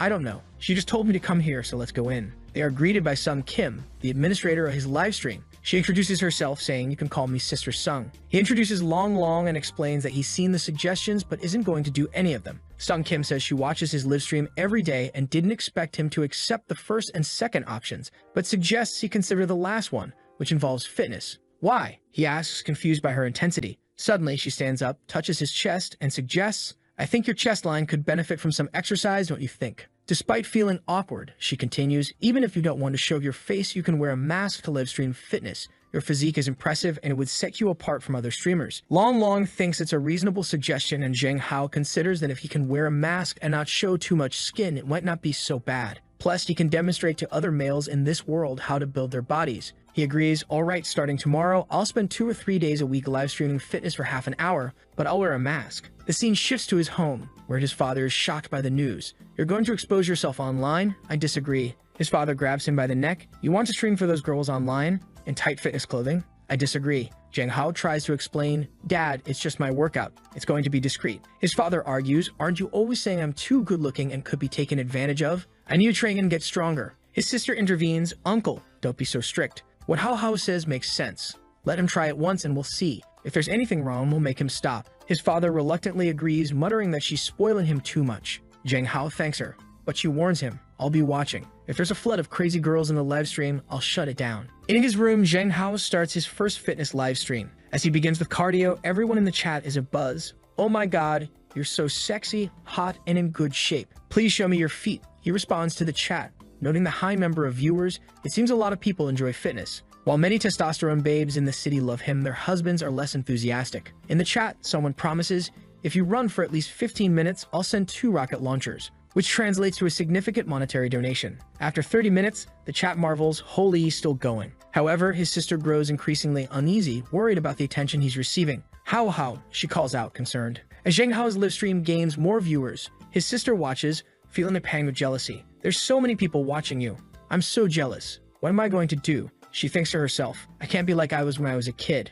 Otherwise, he'll get further and further away from me." After finishing his run, Zheng Hao announces, "That's it for today. I'm going to take a shower." His sister approaches him, concerned, "Hey, this was way too much. Why don't you stream less in the future? It's distressing me." But he reassures her, saying this amount's okay for him. Suddenly, she slaps his cheek. He is taken aback. "No, this must be an illusion. Some sort of genjutsu trick." As night falls, his sister comes into his room staring at him. "How, if we hadn't been separated back then?" She gets closer, and stops. A memory floods Zheng Hao's mind of a girl asking, "Is there no one to play with you? Then let's go together." The scene shifts to her fighting with several kids on the ground. He tells the girl she's too scary, but she grabs his collar and says, "We promise to be together forever. Don't be afraid. Come home with me." Zheng Hao wakes up with a headache, dismissing it as unimportant. "I have to go to school," he mutters. Just then, he hears a woman's voice and looks beside him. "What? My sister Kin Kin is in my bed." She wakes up cheerfully. "Good morning, Hao Hao." He awkwardly replies, "Good morning. Why are you sleeping in my bed?" She explains, "I came to check if you were asleep and ended up sleeping beside you."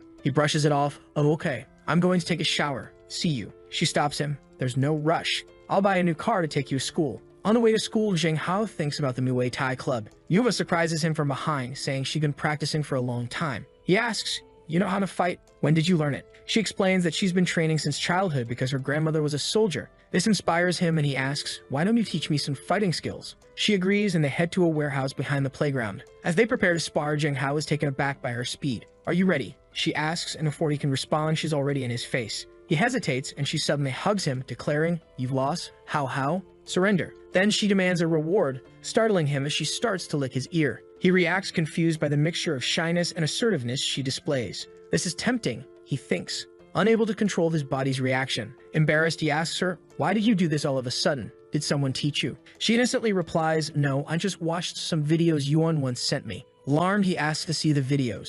She hands him her phone, explaining, "Videos show that this is how men and women should communicate." Zheng Hao was horrified, thinking, "What the hell is this? Why is there FBI content on her phone?" She looks confused, asking, "Did I do anything wrong?" He sighs, "No, it's just that this isn't the way men and women should communicate, at least not with everyone. Don't listen to Yuan about these things in the future, alright? Just ask me first." She then asks, "Can we communicate like this?" He awkwardly responds, "Just don't kiss me casually in the future, and don't do that to others, alright? Let's just go back to the classroom." As they walk back, she asks, "Is it only boyfriend and girlfriend who can do those things? Can it be that?" He hesitates. "Do you know what that means?" She innocently responds, "No." Zheng Hao responds, "We'll talk about it when you understand." Sometime later, as he's walking in school with Long, US suddenly appears. "Can we communicate now?" She asks persistently. He replies, "No, later." She insists, "Can we communicate now?" He repeats, "No, not now." The same guy is watching him through the window, muttering, "Why? This guy is terrible." Just then, an officer lady approaches Zheng Hao and says, "I finally got you." It's the office lady from Mr. Wei. Zheng Hao, confused, asks, "Come on, what's the matter?" She apologizes for the last time and informs him that Mr. Wei wants to see him again. Zheng Hao firmly states, "I told her I have nothing to do with her.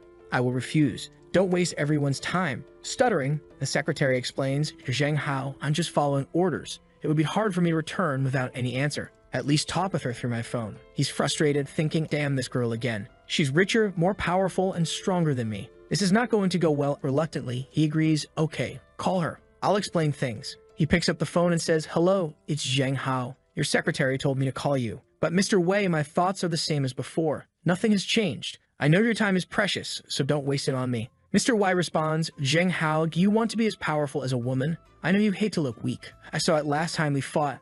I not only cultivate stars, I can give you more time to think about it. Then she hangs up. Jang Hao thinks this woman really knows what I want. I don't know if it's the best decision, but I'll have to find some time to meet her again. Back at Mr. We's office, she muses, so he hates being thought of as a weak man. The next day, Jang Hao arrives at school in a supercar. His sister, who drove him, fixes his hair before he heads inside. As he walks through the school, everyone is talking about him. They seem to be checking their phones, discussing a rumor that he's some sort of POF worker or Instagram thought. Long Long notices and asks, "Do you feel something is wrong?" Jang Hao sighs, "Yeah, I found out. It's been like this since yesterday. Everyone is clearly avoiding us, but we don't know what happened." A guy with green hair approaches and sarcastically asks for his homework. "Are you so busy every night that you don't have time to write? I know you're just planning to live off your looks, right? So it doesn't matter if you don't go to college." Jang Hao hands over his homework, retorting, "Jealous of my handsome face? Just say it, brother." The guy scoffs, "Are you crazy? You're being nurtured by so many girls every night. I don't want to be like that." Jang Hao, puzzled, asks, "Nurtured?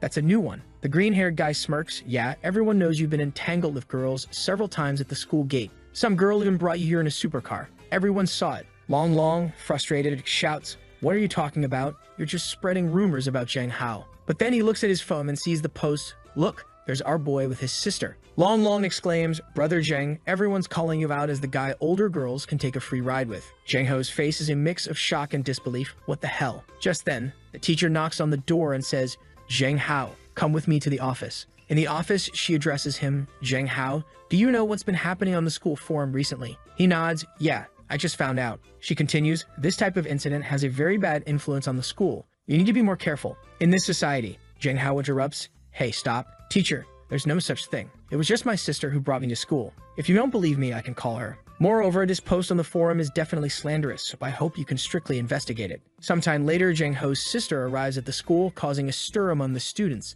They overhear her conversation with the teacher and quickly realize that she is indeed his sister, confirming the scandal is nonsense. The students conclude that the forum post was pure nonsense. His sister apologizes for the fuss she caused, but Zheng Hao reassures her, saying it's fine and she can return to work. Back in the classroom, Yuan Wang declares I knew Hao Hao wasn't the type of person they made him out to be. Long Long and I were investigating and were sure it was Li Feng and his gang who spread the rumors. Zheng Hao asks where Long Long is and Yuan Wang replies he's searching for them alone. However, Long Long has not returned. Meanwhile, in men's bathroom, Long Long is found on the floor, shivering and distressed. It's so cold. Liu Feng and the others are such big bastards. When I get out, I must tell the teacher, he mutters through tears. Zheng Hao, Yuha, and Yuan search the school for him. Eventually, Yue informs them that some classmates from Class 3 saw Long Long near a bathroom. With a sense of urgency, they rush to the location and find the door locked. From inside, Long Long cries out, "Please, I'm so afraid." Zheng Hao instructs Yuha to kick the door, which she does, breaking it down easily. Zheng Hao rushes to Long Long, who tearfully recounts, "And not only did they lock me up, they poured milk on me. We must tell the teacher." Zheng Hao, determined, says, "Don't go to the teacher. I will avenge you." Later, Zheng Hao confronts Liu Feng, who is visibly scared. Liu Feng tries to deflect, saying, "Be careful. I will tell the teacher. All right? You'll get expelled." But Zheng Hao retorts, "You should worry about yourself. My sister came to the school today to clarify the rumors in the forum post. We'd also know what you did to Long Long. It seems like you didn't realize there are surveillance cameras behind the playground." He presents Liu Feng with an ultimatum. Now you have two options. First, you tell everyone that the post was a lie. Or second, tomorrow I go to the teacher and tell her everything. Realizing there's no escape, Liu Feng reluctantly apologizes for making the video. Zheng Hao warns him, "If you keep being arrogant like this, I'm going to make sure you're dealt with." Afterward, Long Long asks, "How? Do you really think he's not going to try anything?" Zheng Hao confidently replies he's a senior in high school. "If I hand over this video to the teacher, he'll at least get a major demerit. But it's getting late. Let's go home."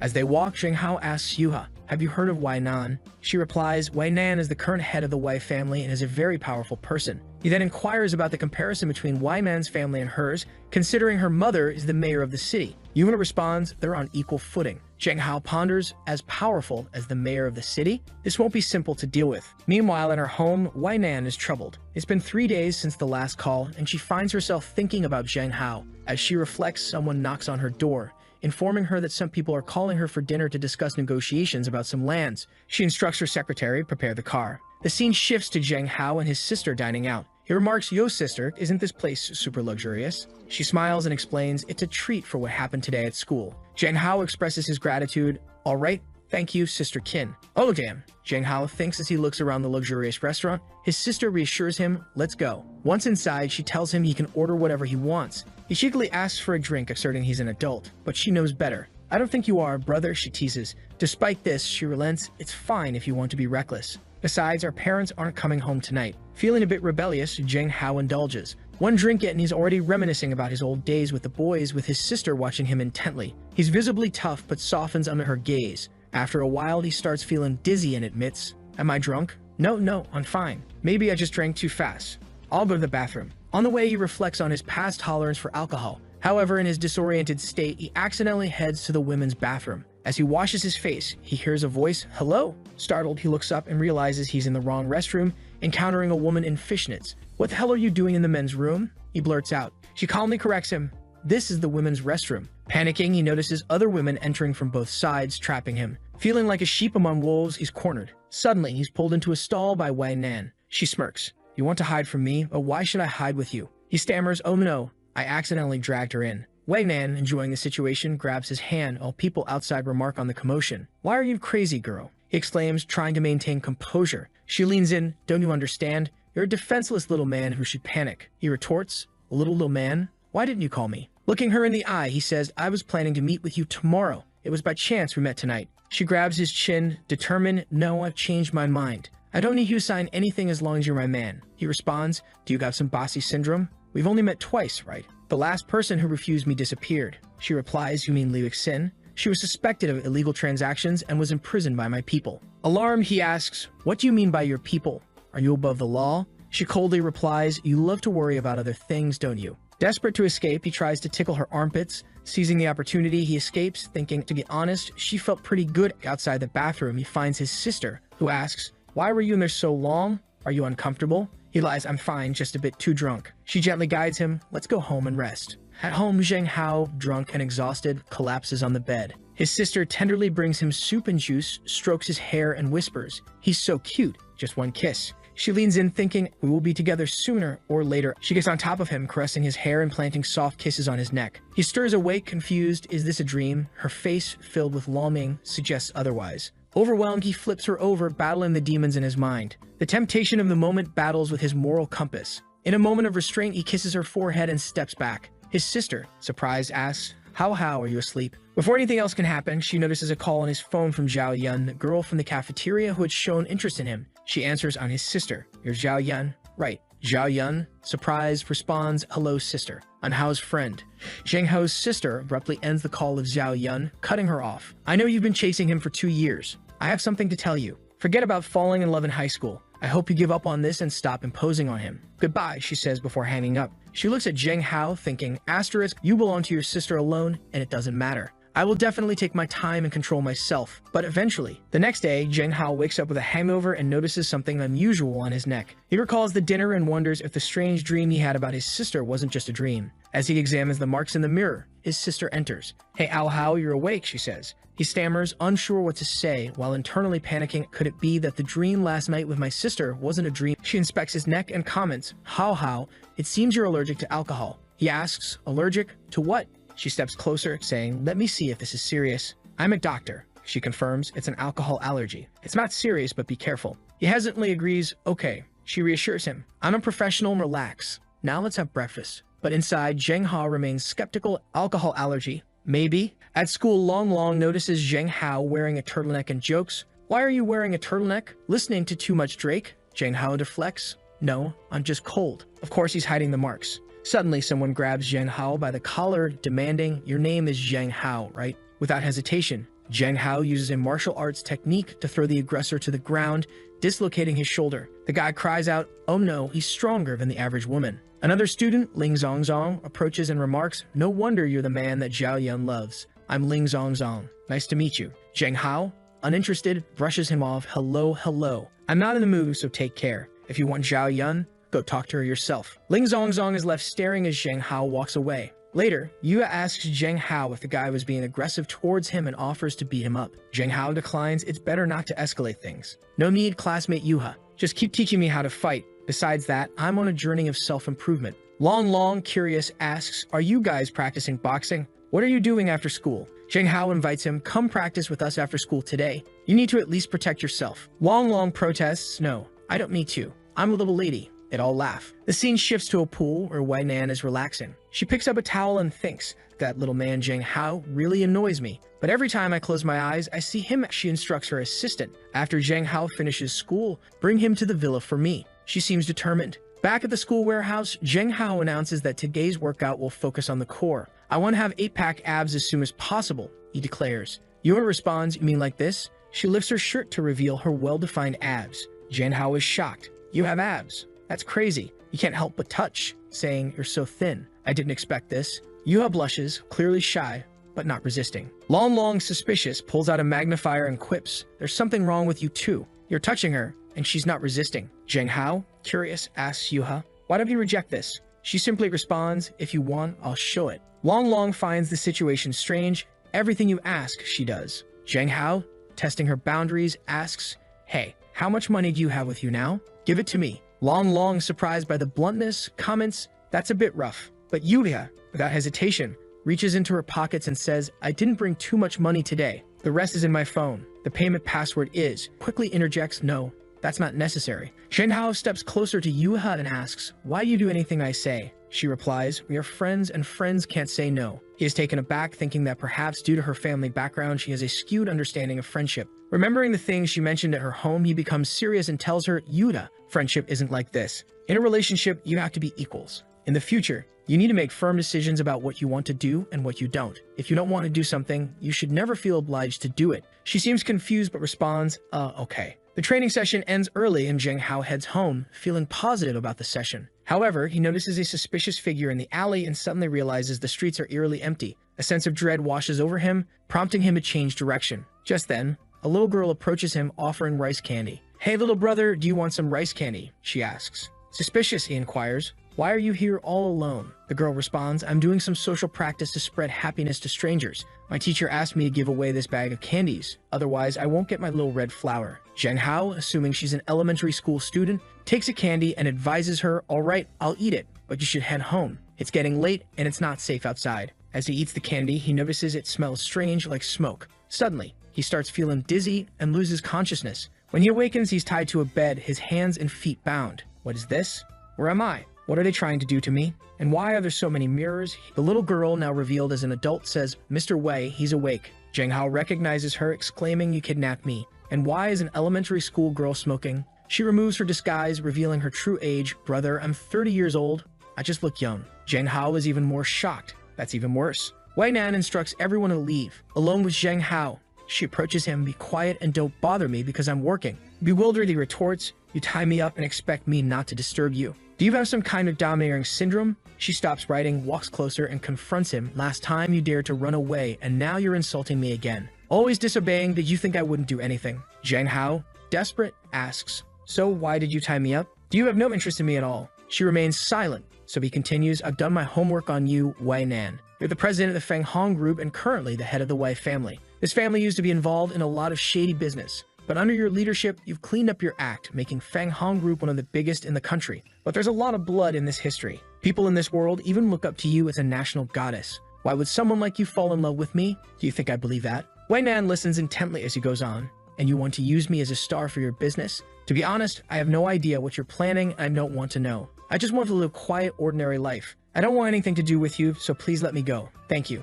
Wei Nan stays silent, her expression unreadable, before finally speaking, really? You're not Zheng Hao at all. Shocked, Zheng Hao asks, what do you mean? She continues, probably since the day you stopped being Zheng Hao. After being released, you changed. Bewildered, he demands, what do you mean by that? If I'm not Zheng Hao, who am I? Calmly replies, there have been too many changes in you before and after. I've done my research. You know what you were like before. You were raised by your father alone and received a very traditional education. At school, because of your good looks and academic performance, you were the dream of many girls. That's what people used to say about you, gentle, cute, and considerate. But now, everyone thinks you're a tough guy, right? You've completely changed. Zheng Hao thought to himself, damn, I got careless. I didn't expect someone to figure me out because I crossed over. I was still trying to adapt to this world and hadn't had time to understand this body's past. But how did she conclude that I'm not Zheng Hao based on just those materials? Wei Nan continued, another point is that you weren't excited enough when I appeared in front of you. He was confused, what? Just because you're famous? She clarified, no, because you were my fan. She showed him old posts on social media,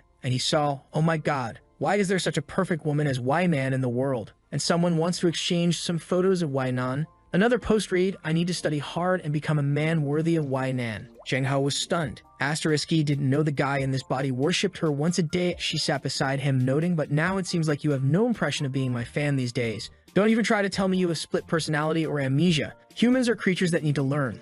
I noticed that as a gaming streamer, you got into the top 100 in just a month. Your game account showed no prior experience. Also, you, who never fought before, can now face a head-on confrontation with a gangster leader. So I'm 100% sure this isn't split personality, it's a real change of soul. He responded, that's crazy. No normal person would think that way. But even if I changed my soul, what do you want to do? She just stared at him before dropping the bomb. My team is studying the blood moon. He recalled the girl and asked, why are you so sure? She replied, according to our previous research, the personality changing happened just a few days after the blood moon. I think you're related to it. She continued, as long as you're willing to assist with our investigation, I'll tell you why. He hesitated. I don't know. She reassured him, don't be so nervous. I guarantee your safety, and I won't take any samples from you for experiments. The contract is there. You can earn money just by cooperating. Take it home and review it. He asked, who else is researching the blood moon besides you? She said, as far as I know, just me. He nodded, understood. I'll go back and take a good look. He hadn't expected anyone else in this world to know about the blood moon.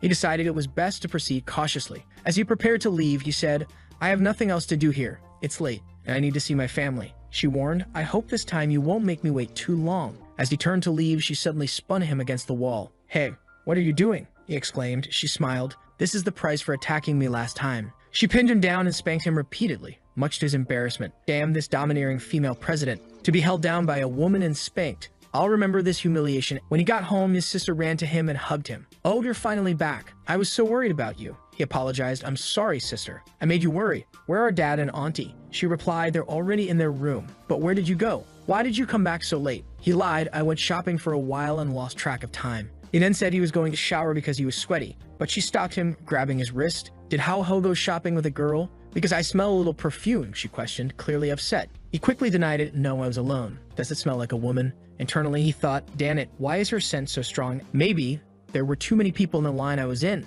and that's how it happened. She grabs him by the cheeks. You have to pay attention in the future. Be careful or others will take advantage of you. He's flustered. Oh, okay, thank you. Then she tells him, go take a shower quickly, okay? Change your clothes and I'll wash them for you. The scene shifts to President Wai Nan receiving her secretary. Wai Nan hands her a paper with Zhang Kin's picture and instructs, go investigate this girl further. The secretary looks at it. Zhang Kin. That's Zhang Hao's stepsister. Wai Nan nods. Yes, look into all her past. I think the timing of her becoming his stepsister is too strange. Meanwhile, Zhang Ho's sister is burning his clothes, muttering, Hao Ho doesn't need something that smells like another woman. As Zhang Hao exits the shower, he notices her taking something out of the fridge. There are so many good things inside that big compartment. She asks, finish washing. What would Hao Hao like to drink? He replies, just some cold milk is fine, while thinking about her good figure. She invites him to her room so she can dry his hair. He wonders why in her room, but then he notices a message on her screen from a guy saying, Sister, I fell in love with you the first time I saw you. Can you give me a chance? I'm willing to give my first time to you. He's shocked. What the hell is this? He apologizes. Sorry, sister. I saw it by accident. She dismisses it. It's fine. Just tell them that I have a boyfriend. Annoyed, he says, Sister, you shouldn't bother with guys like this. He's not good if he's using these types of messages. She smiles, clearly having planned this, and hands him her phone. I'm so happy you care so much about your sister. I'm going to take a shower, so block this guy for me, okay? He agrees, all right, but as he starts to dig through her messages, he finds a group chat called Angel with him, exclusive to her and her friends. He's puzzled, why does my sister have a group like this with her friends? His mind begins to spiral. Back at school, he can't stop thinking about his sister. He recalls that last time he tried to make a move, she didn't seem to resist. That's when someone interrupts his thoughts. Hi. He looks up to see the pink-haired guy again. Zheng Hao, I heard you're also live streaming. Let's compete to see who gets more yachts. The guy challenges. Zheng Hao declines. I'm not interested, sorry. The guy presses. Why?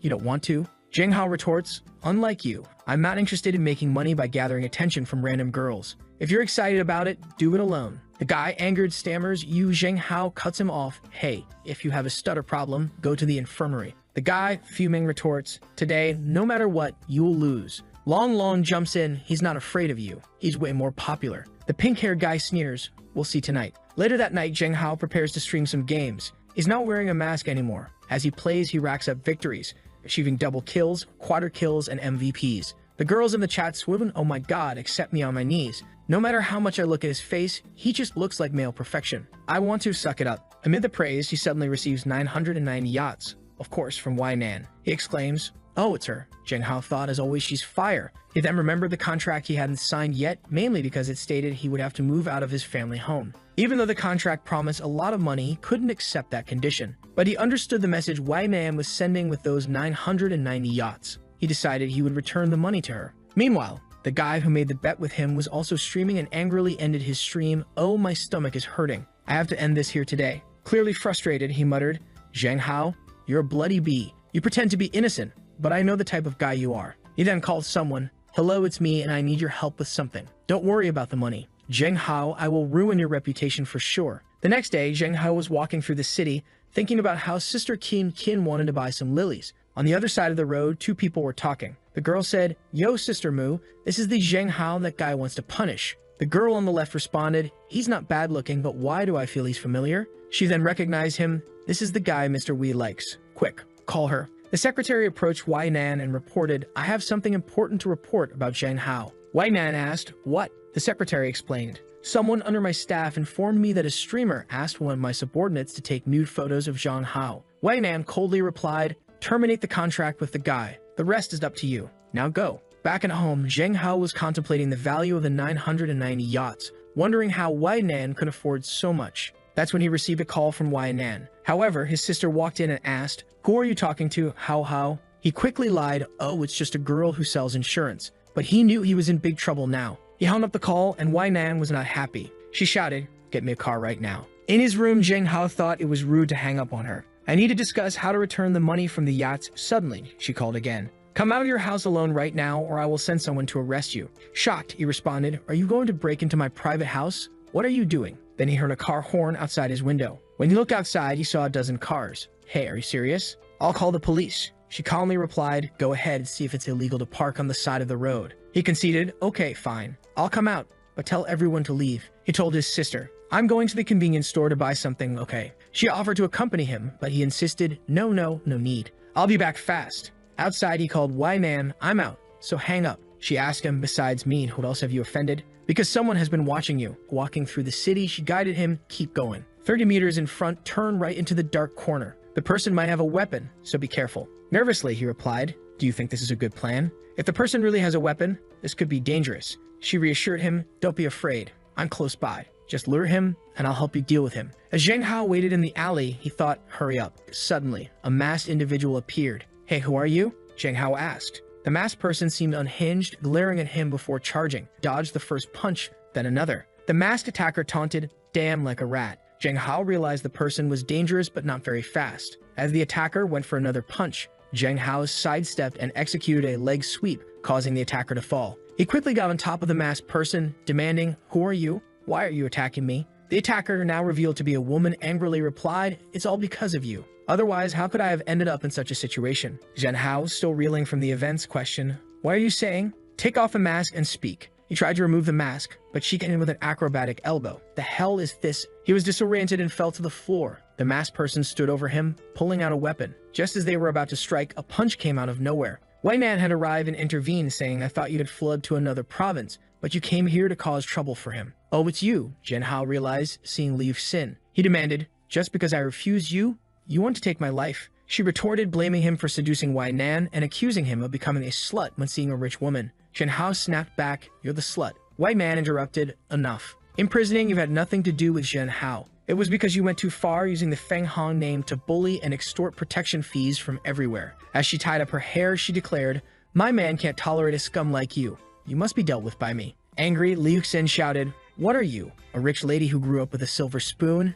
"No, I don't agree." She lunged for a punch, but Wai Nan countered, "I may not understand your situation, but that doesn't excuse bullying." With that, she landed a punch on Liu Xin's face, knocking her to the floor. Zheng Hao stood in shock. Sometime later, with the situation resolved, Zheng Hao apologized, "Sorry, please send me back now. My sister will worry." Wai Nan stared at him and reminded him, "Do you forget why I came to see you?" He was confused. "Why did you come to see me? Was it because of the contract?" She clarified the contract was one reason. The main reason was to warn you that someone is planning to secretly take compromising photos of you. He was bewildered. Why would anyone want to do something so stupid? Wai Nan, seemingly annoyed, retorted, "It doesn't matter. What matters is that you hung up on me before I could explain. Do you not want to talk to me?" He was speechless, apologizing. "Sorry, I was wrong to hang up. I apologize." She asked with a mischievous look, "So are you willing to accept punishment?" He was taken aback. "Punishment?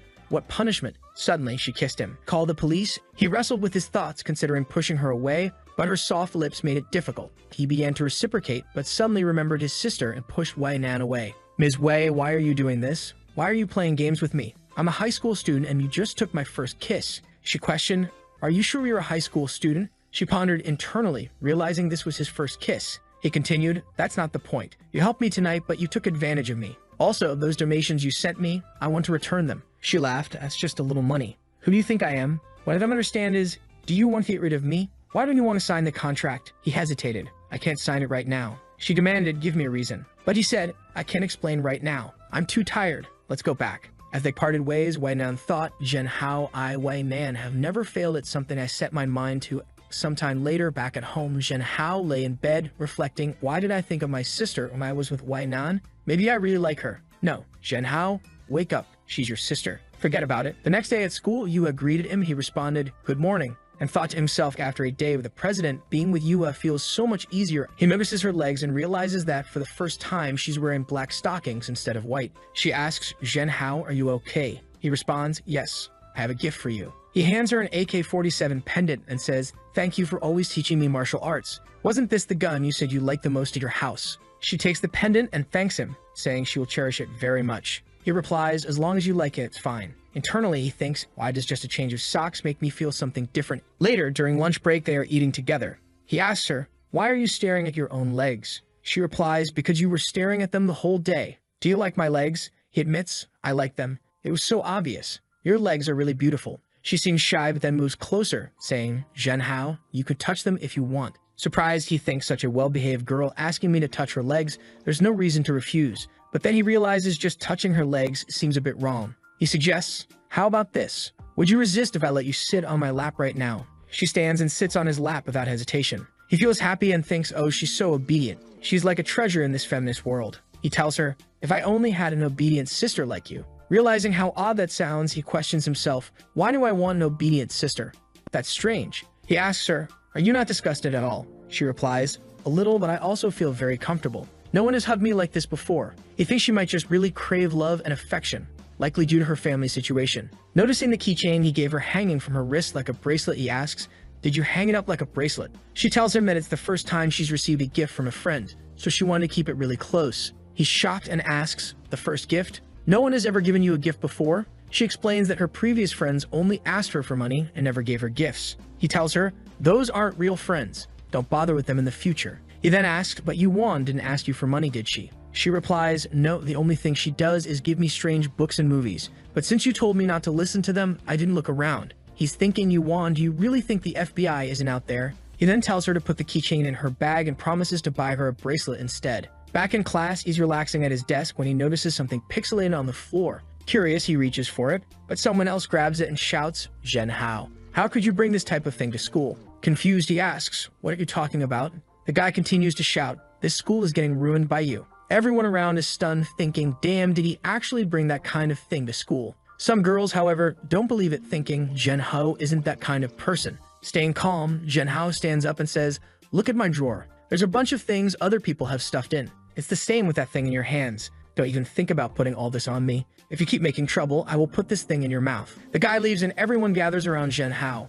Long comments, "Brother, that guy's a pervert for sure, putting that type of thing in your drawer." The girls seem to believe Zhen Hao and he reassures them, "It's fine, it's not a big problem." Outside, the guy seems to be scheming something else. The next day, Zhen Hao continues to find similar items in his drawer. He mutters, "What the hell? It's endless." Frustrated, he throws the items in the trash and kicks the trash can, exclaiming, "God damn it," every single day. The scene shifts to Zhen Hao and Wong exercising. Wong tells him, "Brother, I've heard some boys talking about you again the past 2 days. They're saying you're bringing, stuff every day." Zhen Hao, unbothered, replies, "I don't know who it is, but it's been 4 days. They're spending a lot of money just to slander me." Wong asks, "What are we going to do?" He tells him, "Don't panic. I will find a way to catch him." Next scene, he's talking to Yuha and whispers something we can't hear. She nods and says, "Okay, I'll get it, and we can set it up after school." Later that day, they install something in his drawer. Long says, "Now we're going to catch this pervert." The next morning, someone sneaks into the classroom before everyone else. As they approach Jin Hao's drawer, a laser activates, beep beep, a picture is taken. Jin Hao catches the culprit red-handed and mocks, "Yo, night and day, and you're still working hard, aren't you? But brother, this costs us a lot of money to prepare, so let's not waste it," and throws the evidence in his face. The guy grabs it and asks, "How did you find out?" Jin Hao replies, "I didn't catch anything. I just installed an anti-theft system. Now let's see you at the office." But the guy shouts, "Don't let him go." Suddenly, other guys and even girls show up. He tells the girls, "Bring him to the toilet first." The girl rushes at Jin Hao, but he dodges one of her punches and delivers another. Then someone comes in and tries to kick him, but he blocks it. Suddenly, Yua shows up looking angry. The guy shouts at her not to get involved. Jin Hao, shocked, watches as she jumps and knees the attacker in the nose, knocking him to the floor. She steps on him and blood spurts out. She's just staring at the guy, who is already trembling, and she begins strangling him. The guy begs her to stop, but she coldly replies, "I'm going to kill you." Jin Hao shouts at her to stop, saying, "I'm fine. If you keep going, things will get serious." With 3 people already on the floor, the teacher arrives, asking Jin Hao and Yuha, "What are you doing?" Jin Hao thinks, "Damn, the teacher." The next scene shows the school making an announcement. Ling Zongzong, a student from Senior 2 Class 4, is expelled for bringing prohibited items to school with the intent to slander Jin Hao. Looking through the window, Long asks, "Do you think she's okay?" Jin Hao replies, "I don't know, but considering her family, this is not going to be easy for her." Later, he runs home. His dad asks, "Why didn't you call? I could have picked you up." Jin Hao grabs a towel and says he's fine, then heads to his bedroom. He picks up his phone and calls Yuha, who answers with a crying voice. He asks, "What's wrong? Why are you crying?" She explains that after she got home, her mother locked her in the warehouse and it's too dark and scary there. Shocked, he asks, "Warehouse? What the hell?" Yuha explains that whenever she makes a mistake, her mother sends her there. Feeling bad for her, Jin Hao says, "Do you want to talk about something? I can talk with you." They talk until she falls asleep. The next day, he wakes up with a headache and realizes he caught a cold. Just then, Sister Kin shows up, explaining that she was going to wake him for breakfast but noticed he had a fever. She insists he take medicine, but he feels weak all over and thinks, "And why is my body so weak? Just a little rain did this to me." She smiles and asks, "Can your sister feed you?" He's flustered but says, "No, we're siblings." She backs off, seemingly confused. He thinks she might have noticed something, but quickly dismisses the thought. She asks, "What's wrong? How? Isn't your body so weak? I can help you." He has some hallucinations but brushes them off and takes the medicine himself. She wonders why he seems resistant and asks, did he actually notice something? She brings him soup, and he's touched, thinking it's normal for a sister to care so much about her brother, especially since they're not blood related. He asks Sister Kin, "Why are you so kind to me?" She pauses before replying, "Because I'm willing to take care of you for the rest of my life." Jin Hao is shy, thinking this sounds like a marriage proposal. What's she saying? He quickly takes the bowl from her and says he can eat by himself. Watching her, he thinks sister always seems so calm. Maybe I'm overthinking. Maybe she's just a caring sister-in-law. After eating, he goes back to sleep and she stays by his side. He feels a sense of peace with her presence. When he falls asleep, she seems happy, thinking if this was before, this would be impossible. But I really want to know, do you hate your sister? The scene changes to Mr. Wei, who is thinking about Jin Hao. She can't get him out of her mind. "I actually forcibly kissed him because he was so cute," she says. She likes his self-confidence and finds him the most unique guy she has ever met. Then she stops and thinks, "Why, Nan, aren't you thinking too much about that little man?" Meanwhile, Jin Hao is sleeping while all these girls are thinking about him. His cell phone rings, waking him up. He answers, seeing that Wai Nan is preparing to talk with him. She's nervous. "It's me, Wai Nan," she says. He responds, "Mr. Wei, what's the matter? Does someone want to deal with me again?" She tells him, "I can't sleep." He's confused, and what? He gets up thinking, look at yourself, calling a high school student at 2 o'clock in the morning. "Do you want me to tell you a bedtime fairy tale or sing you a song?" She's angry. "Talk to me carefully." He retorts, "You want me to be polite when you call me in the middle of the night. What's your business with me?" She then asks, "Did you learn your fighting skills from your classmate Lin Yuha, right?" He says, "Are you investigating me again?" She smirks and tells him Lin Yuha is average. "Why don't you come to me? I can give you professional training. You have a good base. If you work hard, you can become a good bodyguard." He's baffled. What the hell? First, she wants me to become a star, and now she's asking me to become a bodyguard. God damn it.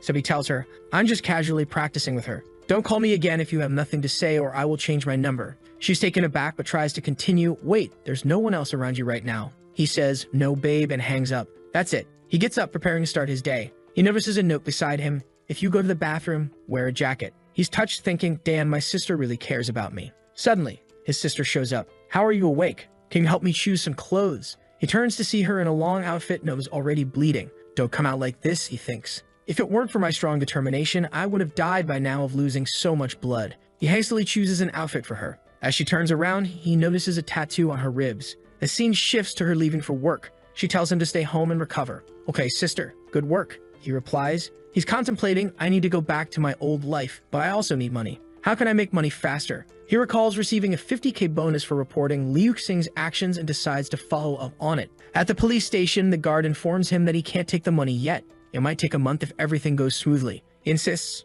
I am an adult. Can't you just give me the cash directly? She apologizes, explaining that the conditions were set by Mr. Wei and you should go to the Feng Hong group to find her. Meanwhile, Wei Nan receives a call informing her that Zhen Hao went to collect the money. She thinks, you hung up on me last night, but now you're going to have to talk with me. Zhen Hao, visibly unhappy, finds himself back in front of her. Jesus, I just finished talking with her last night and now I came here to ask for the money. This is embarrassing, he thinks. In the elevator, a guard notices him and comments, little brother, are you still a middle school student? And which school do you study at? You're so handsome. He responds awkwardly, wanting to get out of this situation as soon as possible. They arrive at the top floor and Zhen Hao says, oh, I'm going on. But the guard grabs his hand and says, I really like you, little brother. You may not believe in love at first sight, and I didn't either, but that changed when I saw you. I feel like I could never love another man again. As she speaks, someone stares at her. Can you give me a chance? She pleads. Wei Mian, the company president, is there glaring at the guard. Hi, President Wei, the guard says nervously. Wei Nan coldly orders,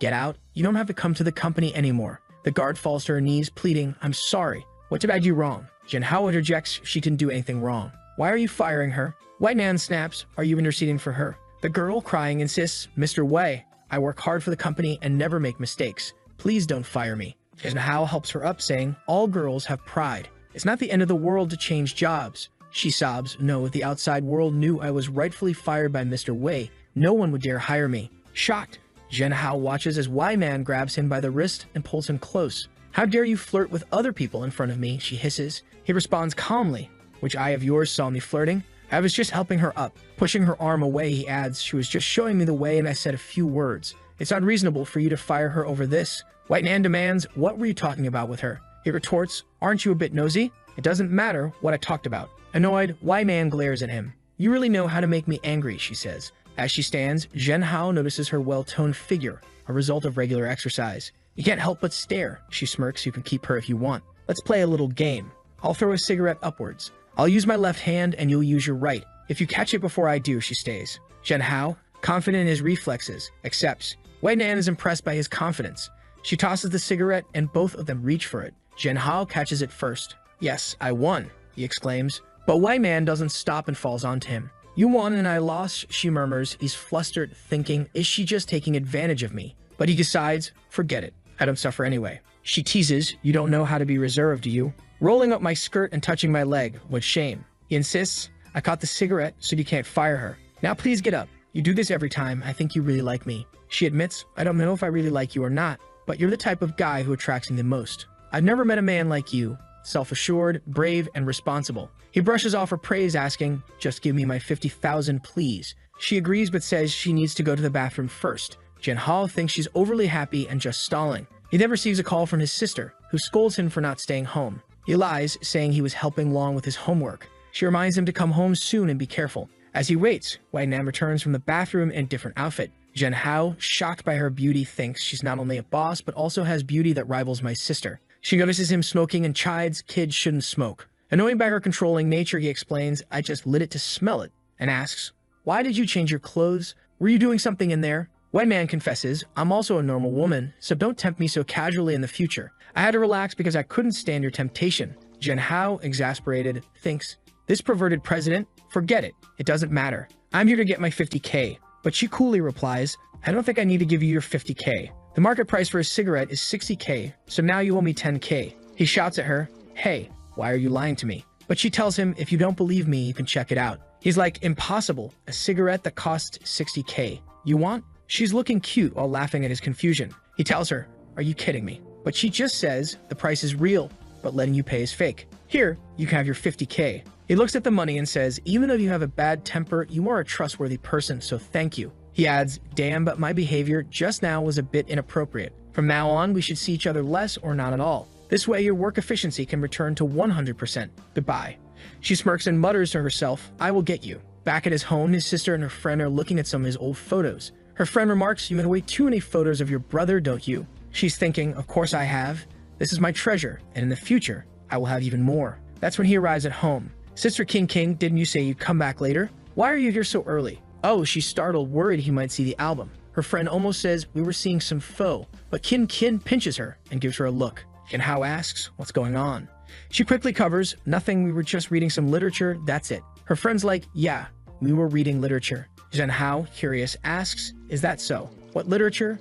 Can I see it? But Sister Qin quickly pretends to be sleepy and jumps on him. He asks her if she's okay. She replies, I am, but hey, how didn't I tell you to rest at home? Why did you go out again? He tries to brush it off, saying, I was just too bored. She tells him, don't you know that you have a face that could bring disaster to the country and its people? He's like, okay, I'll protect myself, sister. Now, I'm going back to my room. After he leaves, her friend asks, what are you doing? Why can't your brother see this album? She just stares at her friend and says, it doesn't matter. If you try to get involved in this, we will not be friends anymore. Her friend quickly responds, all right, I'm not going to ask about it. Back in his room, Jinhao thinks, why is it that every time I'm with Wainan, I feel so tired? But then, looking through his window, he notices someone staring at his house. Could it be that I'm entangled with someone again? Who is that man? Dad and aunt are not at home. Should I tell my sister? He goes back downstairs where his sister's friend is gone. He asks, why did she leave so soon? She brushes it off, saying she had something to do. That's when he tells her, I was upstairs, and I saw a man outside the house who seemed to be sneaking around. I don't know what he's doing, but you should be careful, he says. She pats his head and says she's happy that he's worried about her, but assures him there's no need to worry. She already knows who the man outside is. He questions, I don't think so. She explains that it was the guy who sent her some pictures. He remembers, oh, so it's that weirdo. She smiles and says, you don't need to worry, as she throws herself at him and grabs him by the chin. What's wrong with you, how? You're blushing. He stammers, and nothing. I just feel like I don't need to ask for leave tomorrow. I'll go to school. She doesn't seem pleased. Why are you in such a hurry to go back to school? Do you have a girlfriend there? He quickly responds, no, of course not. I wouldn't fall in love so early. She pulls in closer. Don't lie to your sister. Having a good-looking brother like you is a happy trouble, and I really want to keep you by my side, okay? He asks, what did you say? She quickly covers, nothing. I'll drive you to school tomorrow. The next morning, she drops him off at school. Long tells him that since the incident, Yuva has been alone all the time, with everyone staying away from her. They decide to talk to her. Good morning, Yuva. They greet her. She seems happy and Jinhao apologizes for involving her in the incident. But she just asks him, are you afraid of me? He pats her head and says, how could I be afraid of you if you're so obedient? With that, she looks happy. All the girls in the class comment that they wouldn't mind being isolated if they could get attention from the male god. It's time for lunch break and they're together in their room. She opens her bento box, revealing a variety of dishes. Seeing that he's only eating some bread, she offers, do you want to eat mine? He's pleasantly surprised and says, hey, that's really nice. He grabs something to eat and she stares at his hands. Jinhao, your hand, can I touch it? She asks. He chokes a bit and asks, why suddenly? She explains that the girls in the class said that she's never kissed a boy or held a boy's hand and that she's wasting her good looks. They also said she's too naive and would never have the chance in her life. He reassures her, that's fine. There's no need to rush. It'll happen eventually. But she looks down and says, my grandma told me that I should never let anyone belittle me. Then she asks, Jinhao, can I kiss you? He's shocked. What? She looks at him expectantly and asks again, can I? He thinks for a moment and says, if a kiss can make you feel less bitter about what they say, I don't mind. He's thinking, you're so good. If it's just a kiss, I won't refuse it. She tells him, I'm going to kiss you, as she moves closer. He gently grabs her by the neck and says, for the first time, I'll do it. If you're shy, you can close your eyes. She blushes and they share a kiss. She thinks her heart is beating so fast, while Jinhao reflects that this moment is perfect. Someone knocks on the door, startling them both, but she quickly reassures him, saying that the door is locked so they're safe. The people outside are probably wondering why the room is locked all the time, questioning what's going on inside. Feeling a bit embarrassed, he turns to her and says, well, now you've kissed a boy. Haha. No one will tease you about never having kissed anyone in the future. Haha. But then she grabs his hand and places it over her heart, saying, Jinhao, what's happening? My heart is beating too fast. Am I sick? The protagonist is caught off guard since she placed his hand on her chest. He tries to play it off, putting his hand on his head, and explains it's just dopamine in your brain because you're happy from kissing. It's nothing serious. In his mind, he's worried that she might start liking him, which could be problematic. But she quickly admits that she liked it and wants to practice kissing more. Despite her heart racing, she says it felt comfortable and she's already leaning in. The protagonist tries to downplay the situation, saying that it's not common for friends to kiss each other. Even though he doesn't mind, she shouldn't ask other friends to do this, just him. She agrees. He then says that he'll teach her slowly. The scene shifts to Yuha in her room, watching a video that claps can be heard all the time. She watches it from start to finish, but notices that her heart didn't race. She wonders, Jinhao said that Yuan's heart races when she watches these things, but nothing happened to me. Why is that? She recalls that Zheng Hao said he would teach her slowly. She wonders if she can call him now, so she calls him. He answers and they start talking. She tells him she watched the video Yuan sent her, but her heart didn't race. She asks why and if he can explain it to her. The protagonist is shocked, knowing that if Yuan sent the video, it must have been something quite explicit. He hesitates to respond, making Yua feel awkward. She says, if you don't want to answer it, you don't have to.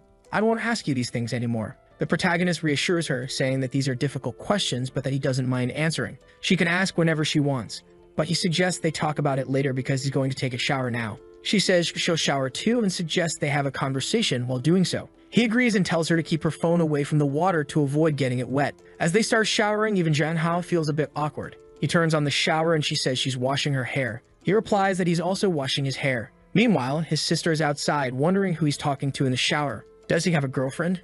Should I do something? She sits on the bed, grabs her phone, and starts chatting with Long Long, asking if Zhang Hao is being pursued by many women. Long Long responds, he's very handsome, so obviously he is. She then asks if he has a girlfriend. Long Long says no, and she can relax. She gets up thinking, perfect, if he doesn't have a girlfriend yet, I still have a chance. She decides to make her move and lies down on his bed. Meanwhile, the protagonist is having a peculiar conversation. He says he's going to lie down and later find some information on how to improve their exercises and send it to her for careful study. He heads to his room thinking it's better for her to learn things properly rather than from nonsense. When he arrives in his room, he sees a lump under the blanket. He pulls it back and finds his sister, the nicest person on the planet, saying, I was waiting for you to get out of the shower so we could watch a movie together, but I ended up falling asleep. He replies, sorry, I took too long in the shower. Meanwhile, on his phone, there were some peculiar things open. His sister in his bed and him seeing those things. My God, what's happening? He says he'll talk to Yuva later and sends a message saying he'll get in touch. She then asks, what movie do you want to watch?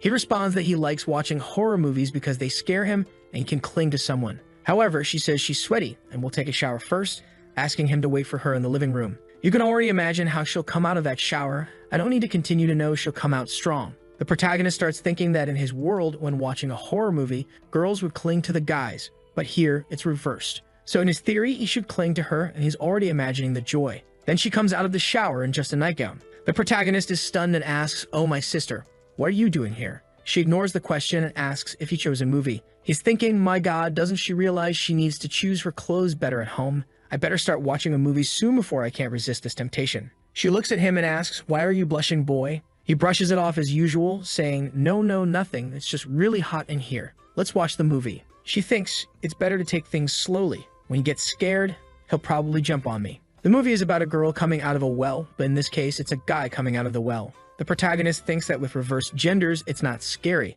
However, she's scared and starts clinging to him. He asks, are you scared, little sister? She replies, oh, sorry, how? You don't think I'm useless and scared of things, right? And in her thoughts, she reveals that she really is scared. She didn't expect to be this frightened. However, he hugs her and says that being scared of ghosts is normal. She thinks, how nice of my how to be so active. Now she's happy because she thought it would go wrong, but it turned out the opposite. The plan was for him to jump on her, but she ended up jumping on him and everything worked out. The protagonist reveals in his thoughts that even though his heart races when she gets close, he doesn't have any improper thoughts. Then he imagines his father coming in and saying that if he does anything, he'll get beaten up. His sister asks what he's thinking about and he says it's nothing. He mentions that it's getting late, so it's time for them to go back to resting. She grabs his hand and says, let's go upstairs. Zhang Hao thinks it's the first time he's seen her acting so feminine, so he's feeling like a Chad. They go up the stairs, he goes to his room and she asks, how can I sleep with you tonight? The protagonist, all innocent, thinks, oh, poor thing. She was watching a scary movie and got scared. That's why she wants to sleep. But then he imagines that the problem with letting her sleep here is that he won't be able to sleep with her next to him, so it'll be difficult. But she gives a little pout and asks, do you want me to sleep with you? Zhang Hao responds, I don't mind, you can sleep. She lies down next to him and says he's brave because he wasn't scared while she was terrified. He says she doesn't need to explain because they're family, and she can be herself. She doesn't need to hide how she feels around him. She gets all shy and hugs him, lying close to his neck, and Zhang Hao is petrified. The day passes, morning comes, and she gets up all happy, saying that sleeping next to him was a blessing. She's never slept so well. She looks at Zhang Hao, who has wide eyes, looking like he didn't sleep a wink. She asks what happened. Little brother, he couldn't sleep. What happened? He's just remembering how she kept putting her head on his chest, and he couldn't concentrate to sleep, waking up every time. She thinks it was because of the horror movies that he had nightmares and says they won't watch those things anymore. Zhang Hao is pretending and thinking that his body is completely exhausted, drained from the night. As he's getting ready and brushing his teeth, Long sends some messages, and it seems like he made some stickers of Zhang Hao saying things like, the baby is angry, don't eat, the male god is angry. Long is saying he's going to post these emojis online and they're going to go viral. John Hao tells him to stop taking pictures of him. He goes downstairs and asks what his sister is doing there. She says she received an emoji from him. Long sent it to everyone. John Hao says that it's garbage that Long made and she shouldn't use it. However, obviously, this crazy sister loved it. As soon as they get to school, the girls are all looking at him, thinking he's the guy from the emojis. They approach him saying, "I got your emoji pack. It's so cool. Could you sign here and autograph my backpack?" He runs off, opens a door, and shouts, "Long, you bastard. Come here, you jerk." Long replies, "Do you want more emojis? Relax, come here and pick some." John Hao responds, "Are you crazy? Delete those damn stickers or you're getting beaten up." In the midst of this conversation, Yuha asks, "John Hao, are you upset?" He says no, that it's all just a joke. Then he notices that she cut her hair a bit and asks if she trimmed it. She jokes saying she didn't cut it, just washed it. Then she admits she cut her bangs to look cuter for him. John Hao chuckles, thinking that it's much easier to deal with her than with his sister or Wei because she's much more obedient. She mentions that tonight she wants to show him a new secret base. It seems like they're in an old school, hidden under a desk in a random room. It looks like some people are already making out there while he's under the desk. However, John Hao feels like he's in a forbidden place. At that moment, she tries to say something and he covers her mouth. But when he covers her mouth, she blushes and starts licking his hand. John Hao is paralyzed, not knowing what to do. Then she looks at him and asks, "You know what I want?" and attacks him with a passionate kiss. John Hao, of course, has zero resistance and just accepts it, thinking that she's always close to him and they're basically in the same class. She's always affectionate. The only problem is if his sister finds out about this, he's in trouble. She'll never take care of him again. But the kiss is already happening and she's completely dazed. He then tells her, "No, my dear, when you kiss, you have to breathe. Hold on a bit." She says, "Okay, I'll keep practicing." He tells her, No, calm down. We need to go back to class. Time's up." A while later, they're holding hands and John Hao is thinking, "Do I want to date her? Do I want to go out with her?" Then he remembers his sister and realizes he can't choose. Interestingly, he didn't even think about why. And in the next panel, who's there? Wei herself in her office, talking to her secretary. The secretary is saying that they should capitalize more on John Hao's image because just from taking some photos of him at the mall, he became super famous. However, Wei warns, "I don't want his photos circulating on the internet. He's going to be my man." But the emojis are everywhere and the secretary alerts her. It's too late. The emoji pack of him is selling like water in the desert. Wei is furious. She pulls out her phone to find the emoji pack, seeing several photos of him circulating on the internet and gets furious, wanting to know who did this. She looks at a pile of documents on the table thinking, "Damn it, I have to take care of my business." But I can't stop thinking about John Hao. She says that the more he resists, the less she'll be able to help him. She bites her finger, remembering the kiss, and leaves, saying that everyone should forget about him because he will be her man. On the way home, as he's about to enter, a car is parked outside. Who is it? It's her again. John Hao walks over and says, "I've already told you we won't see each other anymore. Erase me from your life and don't talk to me. Didn't we agree not to talk?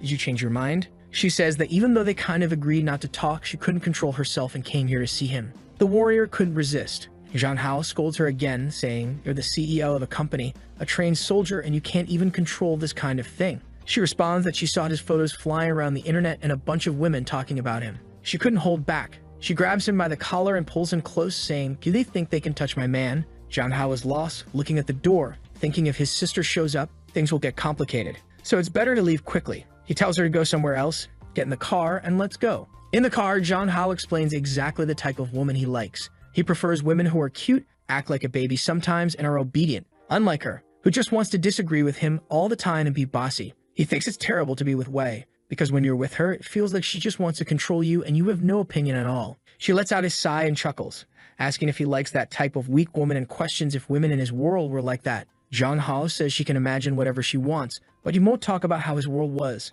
However, she needs to know that she is not his type. Then she asks, "How can all these incompetent women compare to me? I have money, status, fame. None of that is a problem for me. If you were my man, you could stay at home and I'd give you everything you want. What's the problem?" John Hao thinks that it does sound quite tempting, but he responds that he understands how she feels. But if she finds another good-looking guy, she'll forget about him soon. So they just need to give it some time and everything will pass. Then she grabs his chin, leans in, and says that, "Yuha, do you think she's like that? You just don't know the kind of woman she is." John Hao snaps, telling her not to involve Yuha. However, he accidentally used a pet name for Yuha, which Wei noticed and got a bit angry because it showed their intimacy. John Hao notices Wei's anger and gets upset that she's upset, saying, "What's the problem with using a different name for her? If you want, I'll call you by a different name too." She feels a bit embarrassed and turns away, saying that's enough of that. However, John Hao notices that she got shy just because he said that. He explains that it's just a way friends communicate, and she doesn't need to overthink it. And if she wants, they can even be friends. Just don't follow me around everywhere.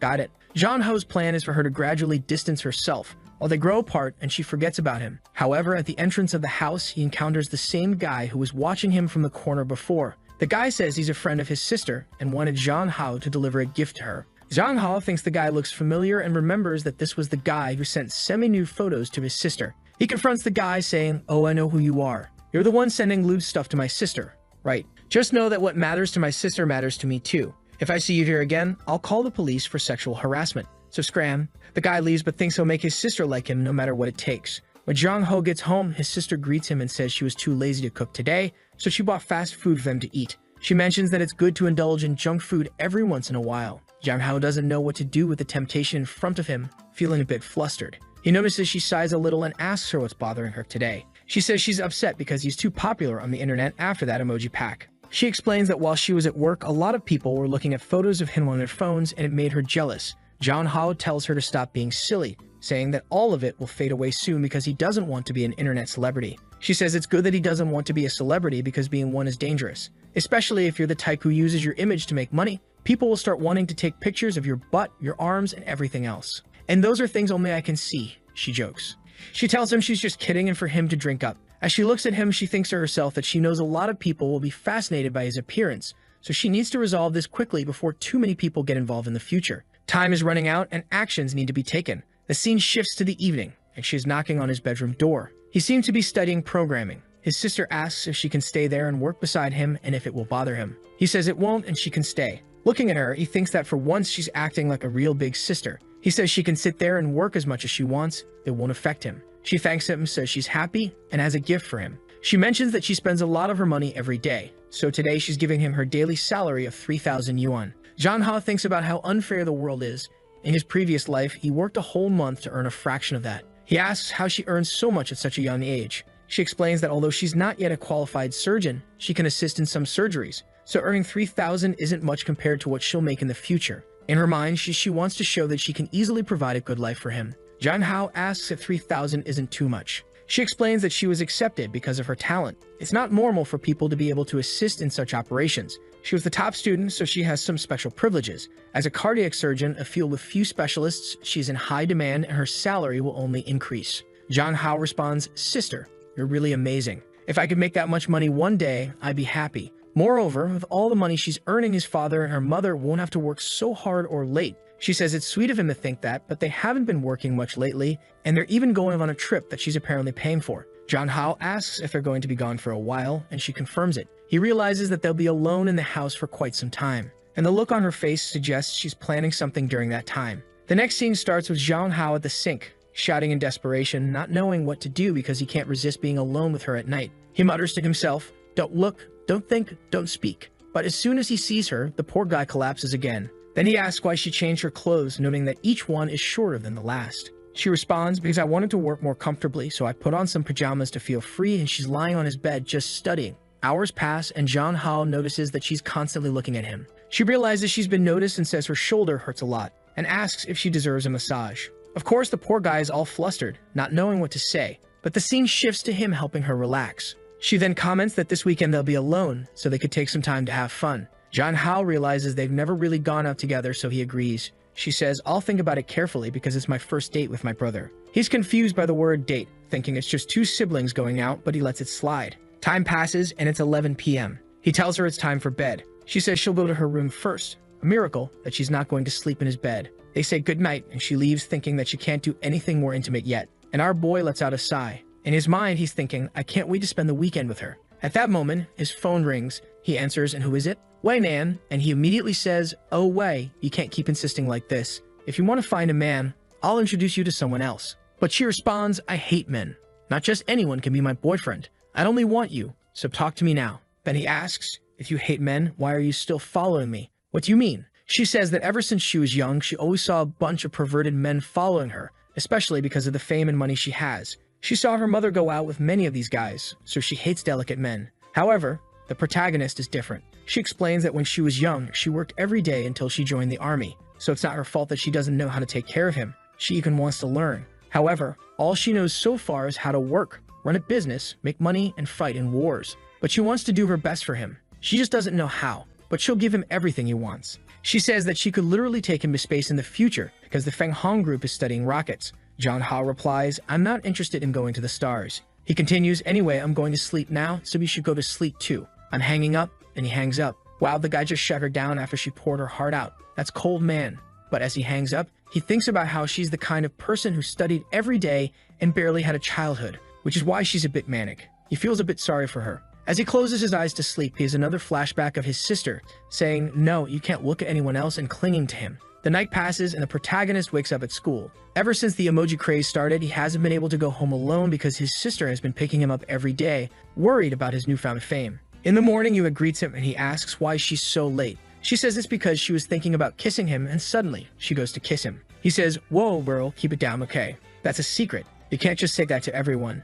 She gets closer, touches his finger and says, Zhang Hao, let's kiss. He replies, calm down, and tries to explain that kissing is something more intimate and should be done at school or with just anyone. She responds, okay, then let's kiss at my house today after school. Zhang Hao suggests, how about we just focus on classes first, then we can talk about it later. But he notices she looks sad for not getting a kiss and feels sorry for her. He thinks that his body's reactions are different in this world. Once he starts, there's no going back. He can't take the risk. During the break, he calls over his friend Long.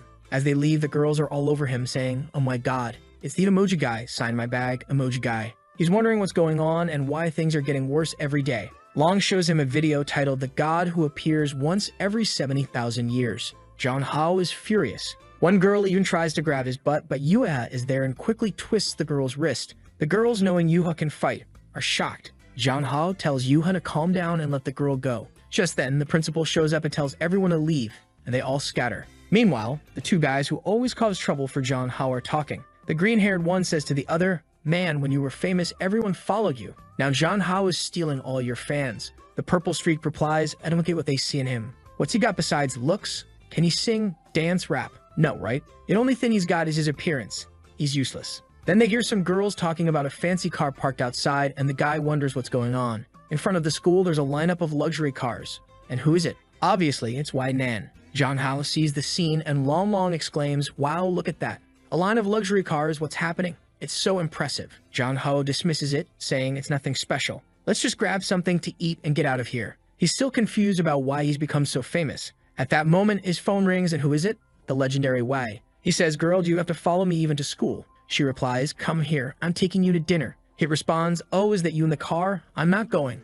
I'm eating with my classmates. But she replies, I knew you'd say that, so I came prepared. She gets out of the car and orders a feast to be served. The staff literally sets up a table for a whole feast. But as soon as John Hao sees this, he calls her in a panic, telling her to stop and that he'll eat with her. Yuga asks what's going on, and he makes an excuse and runs off, leaving her looking a bit sad. Wei, noticing Yuga's sadness, gives a sly smile. This girl is something else. John Hao talks to Wei and tells her that he doesn't want anyone to find out what's happening between them. If anyone does, he'll never speak to her again. She feels hurt by his words but thinks he's cute when he doesn't know what to do. She orders the staff to pack everything back into the car and leave. The scene changes to her waiting for him at the corner, wearing a hat. He comes up and asks, so you want to go out to eat? She says yes, and he agrees, but only if he gets to choose the place. She agrees, so he takes her to the most rundown place possible, hoping to make her dislike him. He says, I love this place. It's my favorite. But I know you're a rich tyrant, so you probably won't like it. She really doesn't like it. He thinks, yes, hate me, hate me. They go into the shabby restaurant and she's shocked by how rundown it is.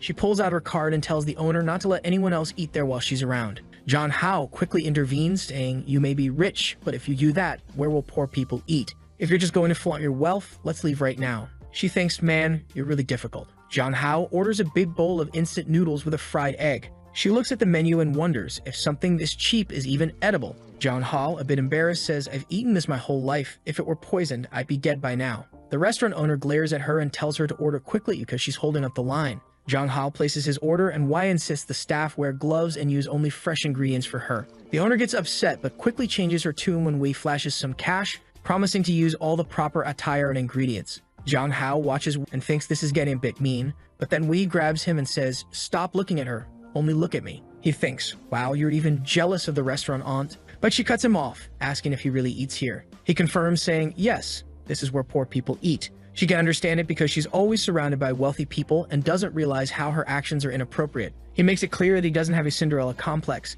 He doesn't want to be pampered or supported by her. If that's what she wants, she can just leave. The scene shifts and a restaurant lady comes out dressed like a top chef, complete with a mask, hat, and vest. She's almost like a surgeon. The food she brings is impressive. Wei looks at the meal and says, "This is actually edible. I had worse in the army, especially considering that I love you." John Hao thinks, this girl is crazy. Wei doesn't want him to eat it, saying it's not clean or nutritious. John Hao is puzzled by her madness, but her words show that she's trying to care for him in her way. Out of nowhere, she asks, "Why do you kiss so well? Who taught you that?" He dodges the question, saying it's not the right time to talk about such things and claims he learned it all from watching TV. Wei warns him, "You better not let me find out you have any kind of relationship with another woman. If not, I promise I'll do something about it." John Hao is taken aback. The scene shifts to John Hao talking with Long in the room. Long is asking what he thinks about a particular lipstick and whether it will look good. John Hao, uninterested, says, "I don't know, man. I just want to go home." Long insists, saying he wants to see his sister's reaction when she sees it. John Hao brushes it off, and they head to his sister's room where she's drawing something. Long enters and says, "Sister, are you drawing again?" Scared, she replies, "Brother, what are you doing here?" The scene cuts to John Hao holding her book. It turns out she was drawing John Hao being surrounded by several girls. John Hao starts to scold her, but she quickly defends herself, saying, No, it wasn't me. I was forced to do it by my friends." She starts crying, begging him to believe her, claiming she can't even read properly yet. However, John Hao opens a file on her PC, revealing 500 gigabytes of study material, showing she clearly can read. She gets angry, asking, "How did you find this? How did you discover everything I was doing so quickly?" John Hao cuts her off, saying he has to teach her a lesson since she's the sister of his best friend. He confiscates everything, stating that at her age, she should be focusing on her studies and not drawing such things. He adds that if she follows his rules, he'll grant her a wish. At that moment, John Ho's sister calls, asking what he's doing. He replies that he's leaving Long's house. She offers to pick him up, concerned for his safety. At her office, a colleague asks who she's talking to. She suddenly turns and leaves. Her friend at the office suggests they go to a bar this weekend to hang out and meet some good-looking guys. However, she declines, saying she already has a very handsome guy she's going out with on Saturday. The friend, curious, asks who it is, but she says she'll reveal it once she has the results. Her friend then pulls something out of her pocket and says she's giving her a baby, though the exact item is censored. She looks at it, and her friend advises her to take precautions. Meanwhile, a guy who's been following her, possibly a colleague, overhears everything. He's clearly upset and has learned where they'll be shopping, planning to confront them. She arrives home and hears a voice in the room. Why is he doing a live stream at this hour? She wonders. John Hao is furious during the stream because people have discovered that he's the once in 70,000 years guy, and he didn't want his personal image tied to the game. He wanted to keep it strictly a gaming stream. To make matters worse, even players in the game have been stream sniping him, recognizing him and asking him to remove his mask. He can't even play in peace anymore. Suddenly, his sister shuts off the PC. "Stop playing," she orders. The scene changes to the school, but honestly, if someone shut off my PC like that, I wouldn't be happy either. There'd have to be some compensation for that. They recall what happened the previous night. As soon as she turned off his PC, she grabbed his arm, pleading, "Stop live streaming. They've already recognized you. Everyone will know who you are and where you live." Desperate, she worried that if he became too famous, he wouldn't be able to stay at home. "Can't you just stay home and let your sister take care of you?" she asked, afraid that he might be taken away from her. Because if he starts meeting a lot of people, they'll definitely forget about her. He reassures her that he's only streaming for now, it's just a temporary thing. It doesn't matter if other people know about him because she is his family, and he won't forget her. But even though he reassures her, she still doesn't feel well with those words. The scene shifts back to him at school. John Hao is thinking that lately, she's been trying to follow him more than usual. Is it just because they're siblings, or is there something more? At that moment, John Hao sees that from the previous night's stream, he earned 38,000 yuan. Let me translate that for you, it's around $5,000 to $7,000, man, from just one stream. He thinks, wow, I didn't even ask for donations or anything. The platform took their cut, and I still got all this? Seriously? If I keep making this kind of money? This is the power of being an internet celebrity. However, he remembers that the main goal isn't to get rich. The main goal is to return to his own world. Then the scene changes.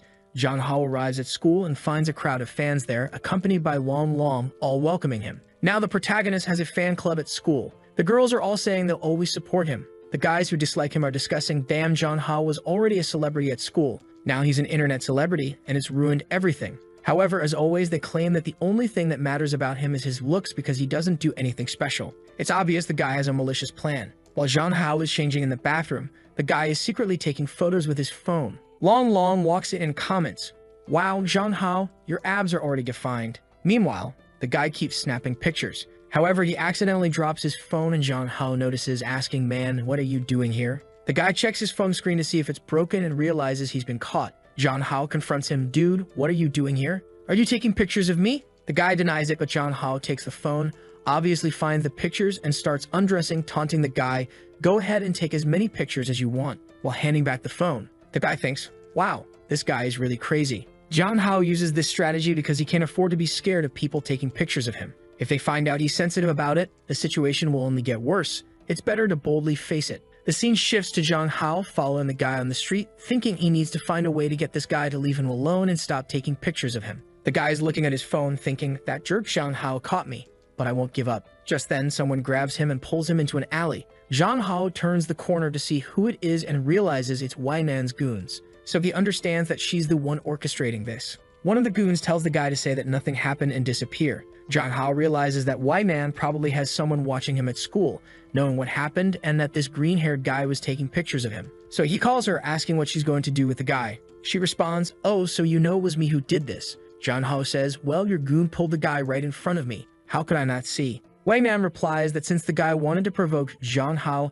he has to face the consequences. But John Hao tells her not to worry about this kind of thing. He'll handle it himself. Even more so at school. However, Wei says she doesn't care what he thinks she should do.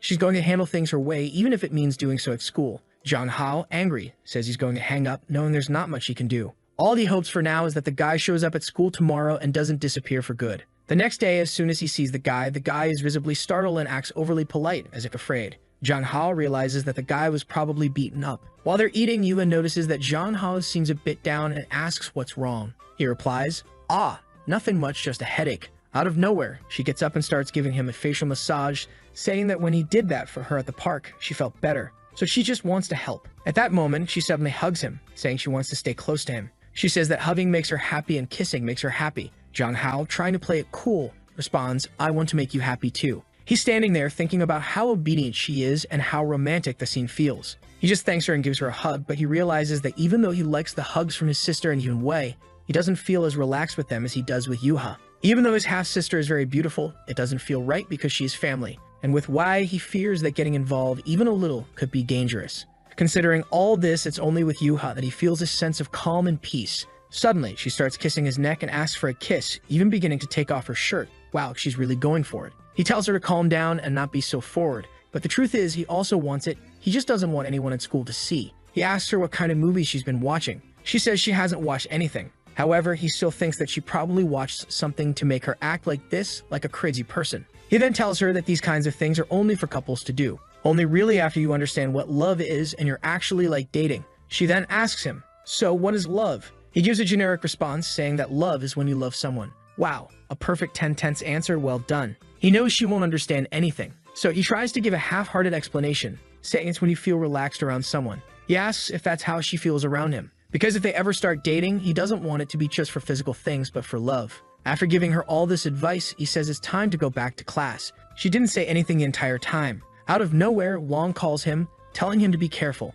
He noticed that John Hao has been going to lunch with Yuha all the time and she's probably taking advantage of him. But John Hao says it's nothing like that. They're just friends. Then John Hao starts thinking that if even Wong noticed, the people watching him, like those hired by Wei, will probably inform her about Yuha. So he needs to distance himself a bit to keep Yuha safe. John Hao is doing another live stream. His sister comes in as usual, takes the microphone and says, my little baby is going to sleep. See you in the next live, bye. John Hao is like, hey, I'm outdone here. But she replies, every time you play, you get so focused. It's time to stop, let's rest. Come to bed and lie on your sister's lap and I'll give you a massage. John Hao lies on the bed thinking, my sister is so nice, always taking care of me, not knowing her true intentions. She's just trying to convince him to stop streaming, saying that many of his viewers probably have bad intentions. She suggests he should stream less.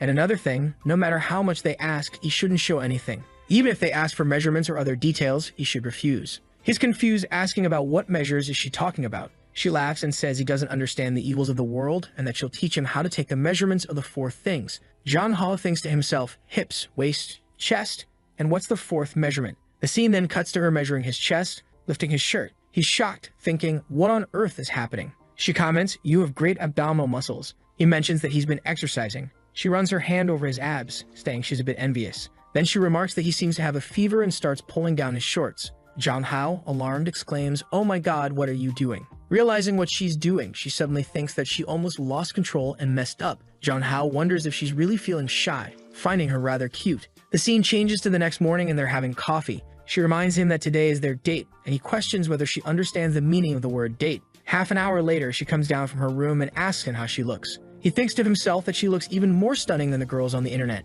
Not doing a great job of playing the brother role, he just tells her that she looks beautiful and that he'll go change so they can leave. As they walk around the mall, Jong-ho notices the guy who's always lurking around their house is there too. She comments that it seems like he's found them again and that they were followed. Jong-ho asks, "Is it that guy in the hat, sis? I'll go deal with him." She stops him, saying, No, don't do anything. He works with me in the same lab. If you cause trouble, it can make things difficult at work, and I might lose my job. She wants to handle it more indirectly and asks him for a favor. He asks what the favor is, and she requests that they pretend to be a couple to make the guy back off completely. Jong-ho agrees, saying he'll do it for her since she doesn't mind. She feels a bit embarrassed but happy and thanks him. The fun begins as they go to a claw machine with stuffed animals. She mentions that she's heard all guys love receiving stuffed animals, so she wants to win some for him. They enjoy some ice cream and cat ear headbands, just having fun at the mall. Then she suggests they go somewhere else, and Jong-ho, noticing the guy is still following them, suggests they hold hands to make it look more convincing. The guy has been following them all day like a maniac and isn't leaving. Jong-ho asks her, does he still not believe we're together? She replies, I guess not. Suddenly she says, oh my god, he's coming toward us. She kisses Jong-ho, catching him off guard, while the guy behind them is shocked, thinking they kissed in public. Jong-ho's sister is mentally praising the guy for not disappointing her. She had anticipated the situation and deliberately gave away their location earlier, setting up this whole scene to justify the kiss. She's playing a fourth-dimensional chess game. She apologizes for kissing him without asking and asks if it scared him. He assures her it's okay and asks where the guy went. She tells him it looks like he ran away. She's thinking, this isn't a dream, I kissed him, and he wasn't even mad. He's just a little shy. Does he like my physical affection? Again, she apologizes, explaining that she didn't know how to handle the stressful situation and couldn't control herself. Jong-ho reassures her that it's okay. He's not mad. However, he points out that kissing in public is problematic. She tells him not to worry about it, explaining that even though they are theoretically siblings, they aren't related by blood. Therefore, there's nothing wrong with it, and since they have such a good relationship, kissing isn't a big deal. And she continues, hey, how are you going to tell me you didn't enjoy kissing me? Jong-ho is taken aback and wonders why she's asking him that. As a man, he obviously enjoyed it to some extent. However, he knows that if he admits to enjoying it, their relationship could take a step in a direction he's not sure if he wants to go. Moreover, if things escalate, it could ruin the family they have now, driving their parents crazy. He tells her that even though they kiss, it was just a casual thing because they're family. They have to keep things appropriate. She gets excited, realizing that he didn't dislike it, which likely means he does have feelings for her. If he didn't like it, he would have acted differently. She then gives him a look, clearly planning something mischievous with this new understanding. She says, that's fine, but today we're not related. Today we're a couple. We agreed to be a couple for the whole day, and maybe that stalker is still following us. So we need to keep up the act until the end of the day, okay? Meanwhile, two girls in the corner are talking. Hey, could you see that couple over there? The guy's handsome, and the girl's all dressed up. Let's get some money out of them. They approach, trying to threaten them for money. The sister puts her hand in her pocket, ready to pull out a knife, thinking if they take another step forward, I can cut one of their organs. I might try to keep them alive, but they'll probably die. This sister is ready to kill, but she doesn't want to risk her brother's safety. So she pulls out a bunch of cash and throws it at them. The girls warn her to be careful or they'll break her boyfriend's face. But Jong-ho, entering psycho mode, says that's not going to happen. His sister looks at him, confused by his confidence. One of the girls tries to punch him, but Jong-ho easily dodges and lands a hit on her stomach, sending her flying. The other girl is shocked and Jong-ho challenges her. You want some too? Come on. The two girls run away and Jong-ho turns to his sister, exclaiming, I will always protect you. She is surprised, thinking, when did my brother become so strong? As far as she remembers, he was always timid and hiding behind her. She starts having flashbacks to their childhood when she never wanted to be separated from him. Even when he stopped talking to her, she kept watching over him to protect him. Since she became part of his family, he used to tell her everything, but lately he seems less dependent on her and less willing to share. Jong-ho notices her deep in thought and asks what's wrong. She brushes it off, saying it's nothing, and suggests he go take a bath. While he's in the shower, she gets on his computer to check for any information that might explain what's going on. She quickly finds the novel he's been writing. Meanwhile, Jong-ho is enjoying a relaxing shower. She reads the novel, which describes a world opposite to their own. When he enters his room, she's no longer there, but she suddenly appears, offering him a glass of milk. And my friend, what a glass of milk it is. She then asks him, what kind of story are you writing? Won't you tell your sister? He downplays it, saying he just writes casually and that it's nothing special. Thinking it's better not to let his sister know about these things for now, he realizes she already suspects he's hiding something. She says, are you writing something you don't want me to read? That can't happen. You've been acting so strange lately, practicing Muay Thai, and you even wanted to defend your sister with a punch today. Compared to the how I knew, you're very different now. I'm worried about you. She gives him a dark stare, and Jong Hao realizes she might have seen something and is suspicious. He wonders, did she know the previous owner of this body before becoming my sister? He asks her, how have I changed lately? Did you know me before? She looks surprised and responds, yes, we knew each other from childhood. Jong Hao is stunned. We've known each other since childhood. What do you mean? What's going on? He thinks to himself, why do I have any memory of this? She explains that they spent their early childhood together, and she asks how he can't remember anything. He says it's probably because it was a long time ago. He doesn't remember those memories. Jong Hao thinks my sister seems suspicious that I don't remember. She appears saddened by this, wondering if it has something to do with his trip to the Red Moon. He decides he needs to play dumb to avoid upsetting her and says, almost every night I have a dream about a little girl fighting with other kids. The girl's eyes are scary. Since I started having this dream, I felt the need to become stronger to protect myself. That's why I've been exercising and practicing Muay Thai. The only reason I had the courage to face those gang members at the mall was because you were beside me. I knew you wouldn't let anything bad happen, right? He places a reassuring hand on her shoulder, saying everything she wants to hear. She blushes and says, of course, I wouldn't let anything happen. He thinks the best strategy with her is to act weak because she tries to protect me. She wonders if she had scared him so much that he forgot everything from their childhood. But she resolves that it doesn't matter now because she has a chance to change everything.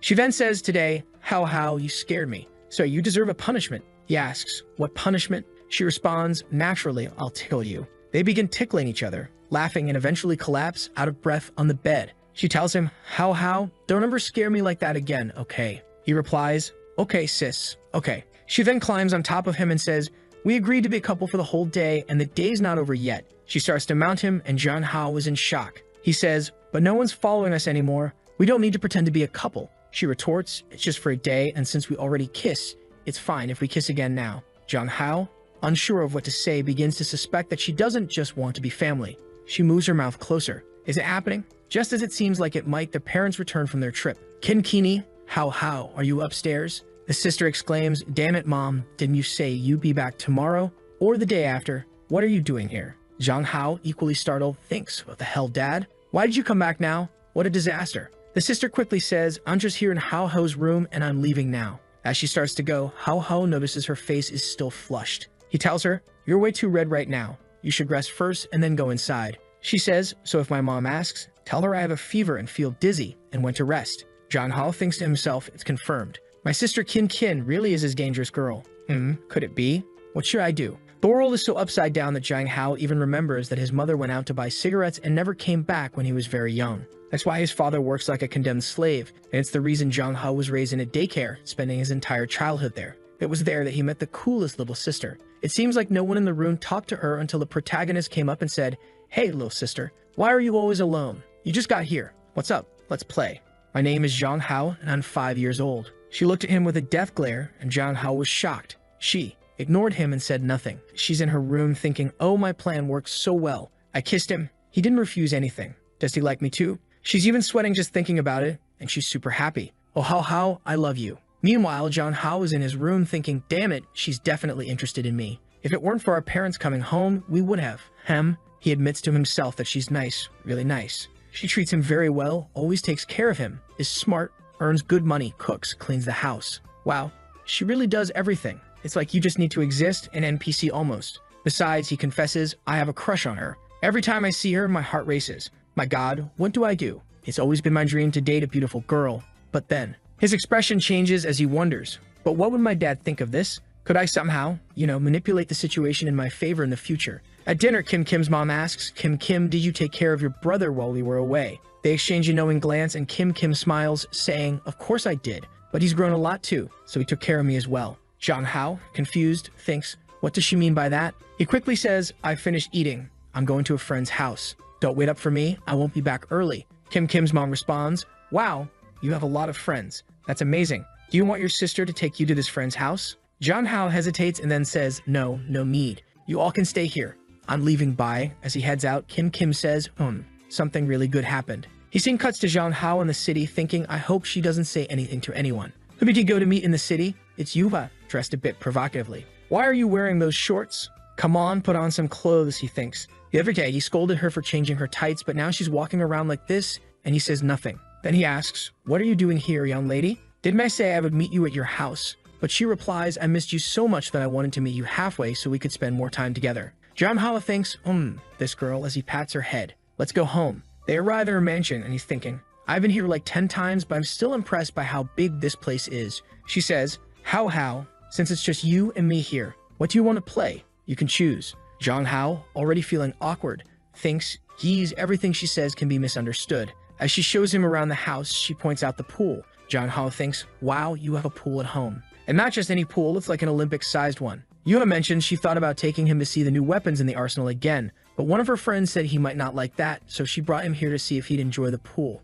Jong Hao thinks, well, the weapons would have been interesting, but unfortunately, I didn't bring a swimsuit, so I guess swimming's off the table too. She says, no worries, the butler prepared plenty of swimsuits for us. If you want to swim, let's swim. Jong Hao responds, all right, let's have a little race then, freestyle. The problem is, in his previous world, he wears Speedo, but in this world, guys can't show too much skin. If he wears a Speedo, Yuha might freak out because it'd be like seeing a girl naked in front of her, completely flipped. But then he spots a decent, socially acceptable swimsuit that seems okay. Something falls out from the middle of the suit, but he decides to ignore it, thinking, what is this?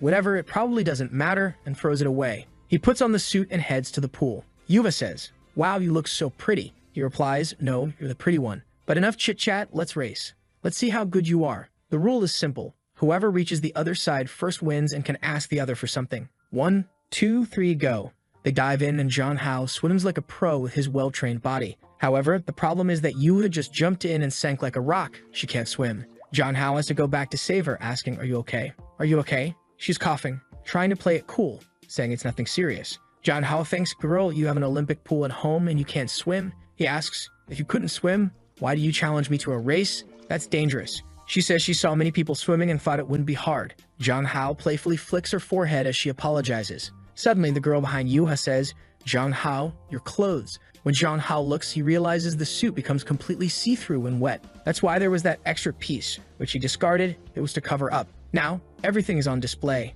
He quickly changes into a new outfit, with the girls blushing and apologizing. They explain that the suit was designed to become see-through when wet as a sexy feature. Jong Hao mutters, damn this inverted world. Yuha then mentions there are many more fun places in her house for them to explore. Jong Hao tells her to relax. Hold on. Let's take it slow, girl. Why are you in such a rush? I'm afraid you'll leave before you're happy. I want to make you happy. I don't want you to leave without a smile on your face. Oh my god.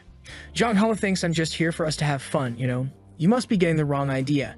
He scolds her a bit. She tightens her swimsuit and says, what do you mean by that? We didn't even have lunch together at school these past days. I just want to know if I did something to make you feel distant from me. You don't seem happy anymore. He reassures her, no, relax. It's not that. He calls her by her full name and says, you didn't do anything wrong. But in his mind, he's thinking it's because Y probably has spies at school, and if he gets involved with Yuha, Y might intervene, which could get really messy. Jong Hao knows Y is domineering. If she gets involved, it could get serious. She's a soldier and the heiress of a tech empire, practically Elon Musk's daughter. He gives a weak excuse, saying, it's not you. I just have some problems I can't talk about. She asks, what's going on? I can't help you if you don't tell me. Let's solve this together. Jong Hao, looking sad, replies, I can't. These are my problems. I don't want to drag you into this. She starts to cry. I'm sorry I can't help you. I don't know what to say, but I won't leave you behind. Don't shut me out, please. If we stick together, we can handle it. Jong Hao interrupts her, saying, it's no use. I can't keep stringing you along. Yuha, thank you for caring about me, and I'm sorry I can't see you much. Believe me, once I sort this out, we can hang out like we used to. She begins to cry, saying, I don't want to be apart. I want to be with you forever. They both fall silent. He apologizes, and she says she'll head back to her room first. Jong Hao is left speechless. As Jong Hao sits there, sighing and thinking about the mess he's in, her butler approaches and says, Jong Hao, did my lady upset you? I'm sorry. I overheard your conversation. She can be very spoiled sometimes. Jong Hao replies, no, it's not her fault. It's just that for personal reasons, I really need to distance myself from her. But I know she's a bit of a complicated personality, and it'll be harder for us to stay apart since we're so close. I messed up by ignoring her feelings. He realizes he made a mistake by kissing her and now feels like he can't see her. The butler continues, sir, she values you a lot. Every time she comes home, she keeps mentioning how do you spend time together at school, and she only talks about you. If you suddenly start distancing yourself, I believe, no matter how oblivious she might seem, she'll feel your absence and be very sad. From my experience, that's the last thing she wants because she likes you very much. The butler then asks if she had been threatened at school. Jong Hao remembers she had mentioned her friends only asked for money. He replies, she didn't tell me the details, but it has nothing to do with that. The butler explains that because she was rich and didn't know how to make friends, people always took money from her, so she was bullied and beaten every day. One time, she came home badly beaten, and her mother got furious, demanding to know what happened and how she dared to get beaten being from such a family. Her mother then went to the school and humiliated the family of the boy who hit her, making them cry, kneel, and lick the floor and her boots. But because of this, no one wanted to be her friend anymore. Everyone was afraid, and she became even more isolated. And now that you, Zhang Hao, have found her, she's afraid of losing you again and being left alone. The butler apologizes, saying he may have said too much, and is sorry for getting involved in their relationship. The protagonist responds, "It's not her fault. I'm just being foolish." He thinks to himself, damn, I'm going to have to talk to her again and explain things since she's feeling insecure about so much. If I leave it like this, it'll be a mess. He then says, I'm sorry, and I'll go and talk to her again. The butler tells him she's likely in the maid's quarters and suggests he go there. A maid leads him there, and when they arrive, she's standing by the window, all alone, looking sad and teary. Before he can say anything, she starts speaking. When I was a child, I always liked looking at the sky. My parents were always traveling, so I watched the planes, hoping to see them arrive. Zhang Hao looks at her and starts talking about what the butler had mentioned about how she was always isolated and how she's sad now. He reassures her that they are still friends and he won't leave her alone. She acknowledges that she knows he can't stay with her because of the dangers he's facing. He confirms, yeah, something like that, but she insists that she wants to help him and isn't afraid of facing those dangers. She's run away a lot in her life and now she wants to get involved, even if it brings problems for her. She recalls a flashback where she used to just give money away without protecting her friends and ended up isolated. Her mother seems to be a big boss type who doesn't like having a failure for a daughter. She tells Zhang Hao, you're my best friend. I don't care if I get arrested or face risks, I will defend you. Zhang Hao is surprised by her determination. He puts his hand on her arm and says that loyalty won't help in this situation. It's going to be hard for her to assist him. He explains that at school they need to avoid each other as much as possible, and that he'll even keep his distance from other friends to not put anyone at risk. But as a compromise, he promises to visit her house frequently so she won't feel alone. She then asks, even if I call you every day, you won't get tired of me. He responds, no, come on, it's normal for friends to hang out every day. How can I get tired of that? You still have to show me the game room and so many other things. A house this big must have a lot to explore. As he talks, she starts to cheer up, throws herself into his arms, thanks him, and talks about how everything changed for the better since he came into her life. Clinging to his arm, she says he's the person she cares about most. But then the scene changes to a war-torn setting, with broken buildings and fire. Someone is lying on the ground, bleeding from the head. Bloody, stabbed, exploded, our boss, Wei Nan. It looks like she was quite a tough soldier. It's a gruesome scene, all bloodied. But then it turns out it was just a dream and she wakes up in bed, feeling relieved. Her secretary enters and asks, are you awake? She asks what time it is. The secretary says, it's 11 o'clock. You've been sleeping a lot lately. Are you not sleeping well? Do you want to call a doctor for a checkup? Wei Nan declines and asks how the blood moon research is going. The secretary says there's been no progress. Wei Nan says, all right then, I'll get to work. She gets dressed, ready to start her day. However, in the bathroom, she begins to question what this kid Zhang Hao is doing. She looks in the mirror, pondering about their relationship. She wants to be friends with him for the rest of her life and never separate. Zhang Hao, meanwhile, is thinking, are we going to be friends for the rest of our lives or something more? Zhang Hao, come on, she just said friends. You're the one getting all worked up. And then she completely breaks down my defenses against her because she gave a little smile, looked down, called him, and leaned in for a kiss. Zhang Hao holds back and says, hold on, have you forgotten everything? Let's take it slow. She says she thought she could be honest, that she just felt like giving a little kiss, nothing more. Zhang Hao responds, it's not good to be seen doing this here at your house. At that moment, Zhang Hao's phone rings and it's Wei Nan on the line. His eyes widen when he hears her voice. She says, what's up, where are you? He replies, at a friend's house. What do you want? She continues, I'm inviting you to my house. Come over now. He replies, no, I'm not in the mood, I'm not free, and I don't want to. She retorts, well, then I'll have to visit your parents' house first because I have a gift for them. Damn, she even threatened his parents. What a move. Zhang Hao shouts, you're going too far. Are you going crazy? She insists, then come to my house. I'll be waiting at the door. At that moment, the butler opens the door and says, there are a lot of people outside calling for you, saying they're here to take you home. When Zhang Hao goes outside, all of Wei Nan's bodyguards are there along with her. The two girls face off and it's intense. Zhang Hao is going crazy and Yuha tells him, don't worry, I'll protect you. But Zhang Hao knows that while Yuha can fight, she's no match for Wei, who's trained in the military. If they fight, poor girl could end up in pieces, and it wouldn't end well. So he's trying to calm things down, telling them to stop fighting. He turns to Wei Nan and says, if you have something to say, just say it. Then he turns to Yuha, waves goodbye, and says, I just came to ask something from my friend. I have to go. Goodbye, Yuha. Don't worry, I have to leave. She insists, no, this woman doesn't seem friendly at all. I'm not letting you go with her. Jang Hao looks at the butler as if to ask him to make her be quiet. The butler, even more furious, says, "How dare this wretched woman block the mansion's entrance and try to take away my lady's friend?" Wei Nan is just watching, losing her patience.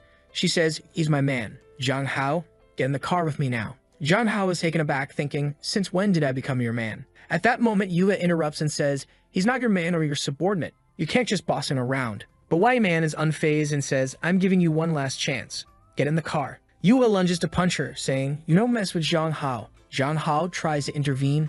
"Don't do that." Wei Nan barely moves, easily blocking the punch. Yue, realizing she's in trouble, gets a shock. Wei Man then lifts her leg to strike, aiming for a headshot. Luckily, Yue dodges it. Jang Hao, feeling helpless, thinks this is bad. Yue tries to apologize, saying please just let him stay. But Wei Nan, still composed, orders her men to take the girl away. Yue fights back, but Jang Hao tells her to stop resisting. Wei Nan, smirking, tells Jang Hao to get in the car, promising that everything will be fine if he comes with her. Jang Hao, with no other choice, complies and they drive off. As they leave, he looks back, feeling guilty and worried for Yuha. Jang Hao exclaims, "Wow, you're really impressive at fighting, doing it right in front of my friend's house." She retorts, "Didn't you say she made a move on you?" Jang Hao quickly interrupts, saying, "You're the one who came here, blocked her house, and started a fight. Do you really want to get beaten that badly?" He continues, "Why is your temper so bad? With a heart like that, I don't even know how you managed to become a president. Did you use some underhanded methods to get there?" He goes on saying if the fight had been stopped, she could have been in the headlines tomorrow.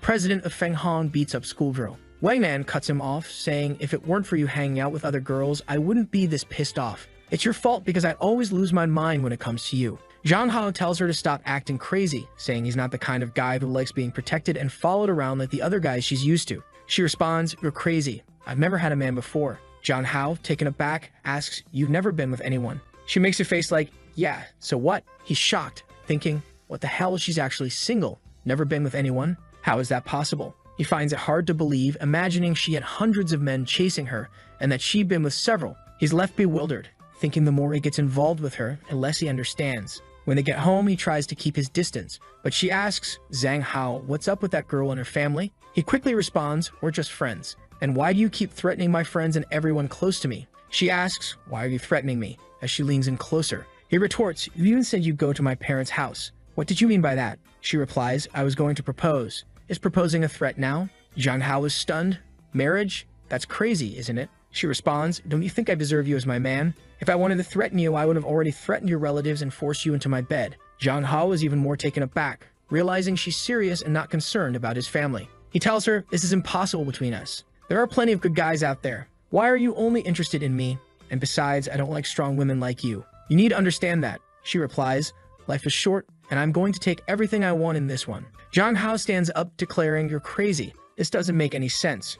She pulls him close, giving him a tight hug, and whispers in his ear, "I've been studying the Red Moon for a long time. Aren't you interested?" She playfully nibbles at his ear. Feeling awkward, Jang Hao says, "I don't care about your studies. You could study until the moon turns green, and I still wouldn't care." He tries to leave, but accidentally knocks over a porcelain piece. She looks at him and says, "You know, I had a certain admiration for that porcelain you just broke." Jang Hao, panicking, asks, "How much?" She coldly replies, 2. He stammers, 2 million. She corrects him, 200 million. Now Jang Hao realizes he's in deep trouble, owing Wei Man 200 million. In the next frame, she goes with her foot towards him, saying, "Pay up." He says, "No, that's impossible. There's no way the thing is worth 200 million. She then tells him that if he can't pay, he'll have to become her husband. But being a responsible person, she'll only make him pay 100 million. If he doesn't pay at least 10 million in the first month, he'll have to negotiate with his body. Jang Hao thinks, my god, 100 million, 10 million a month, that's impossible. The thought runs through his head, damn, I'm screwed, but this condition from Wei Man isn't so bad. Maybe I can use my body for this. At that moment, the girl from the Red Moon appears and gives him a flick on the forehead, asking, "Are you sure?" Jang Hao snaps out of it, confused, wondering what just happened. He mumbles, "Well, 100 million is 100 million, stating the obvious. She responds, "As expected from the man I like, you're brave." He replies, "A real man was born under the heavens and the earth. How can I be depressed?" Suddenly, he finds himself thinking he can't even dream of an easy life. He concludes that he must find another way. He can't do this. Night falls and Jang Hao returns home to find his little sister waiting outside. He asks, "Hey sis, why are you out here?" She smiles and says, "I was just waiting for you." He tells her, "You didn't need to wait outside. I would come eventually." She notices something in his hand and asks, "What's that you're holding?" He replies, "Just an old antique a friend gave me. Nothing special." She offers to buy him an antique if he's interested in studying them, but he declines, saying there's no need to spend her money. Despite his reluctance, Jong-ho decides to ask, "Hey sis, how much money do you have saved up?" She responds, "I don't know, around 3 or 4 million. Why? Do you need money? Are you asking for access to your sister's bank account? I'll give it to you. I'll give you everything. Here, let me go get it." He quickly grabs her wrist, saying, "No, relax. I'm just concerned because you're spending so much money." She gushes, "Oh my god, my brother cares so much about me, even worried about my finances." He then heads to his room, saying, "I'm going to my room, see you later." Jong-ho decides to do a live stream. But let's be real, needing 100 million, he's going to have to go all out. So he messages his manager asking, "Do you have a plan? I need to make money. What should I do to blow up the views?" The scene shifts to the chat going wild, people saying, "Oh my god, the god of men has arrived, so hot." The protagonist is thinking, "I haven't fully planned out what I'm going to do, but I have a few ideas." People in the chat suggest, "If you take off your mask, I'll give you 10 super yachts." He's tempted, thinking, 10 super yachts? Maybe it's worth it. Just take off the mask for a second. But then a message from his manager pops up advising, "Don't do it. Wait a bit longer. When you're a top streamer in the future, you'll make way more than that." She plans to reveal later that he's the boy seen only once in 70,000 years and capitalize on that. Jong-ho tells the stream that he won't be taking off his mask just yet, but they can stay tuned as he might consider it. He mentions that he's tired of the current game and isn't in the mood for exercise, asking, "What do you guys want to see?" One person says they're tired of watching the same game he keeps playing and wants to see if he knows how to play a shooter game. Another person suggests he spread his legs and film it, and yet another suggests he do a singing stream because it's easy. The protagonist thinks to himself that there's no way he's wearing a short outfit and shaking his butt, not even for 100 million. So he decides to sing a little song instead, thinking that as long as he doesn't sound like a complete lunatic, he'll be fine. He's not a professional or anything, but he sang decently in his past life. He starts the stream singing a little song, and the chat lights up with comments about how wonderful his voice is. He starts receiving super yachts as gifts, and he begins to wonder how much they're worth. At one point, someone requests a specific song, but he refuses, saying he won't sing that one but can sing others. As he continues singing, the donations keep rolling in, and the chat is filled with adoring fans gushing over the delicious guy seen only once in 70,000 years. The protagonist is eyeing the gifts and thinking, at this rate, could it work out?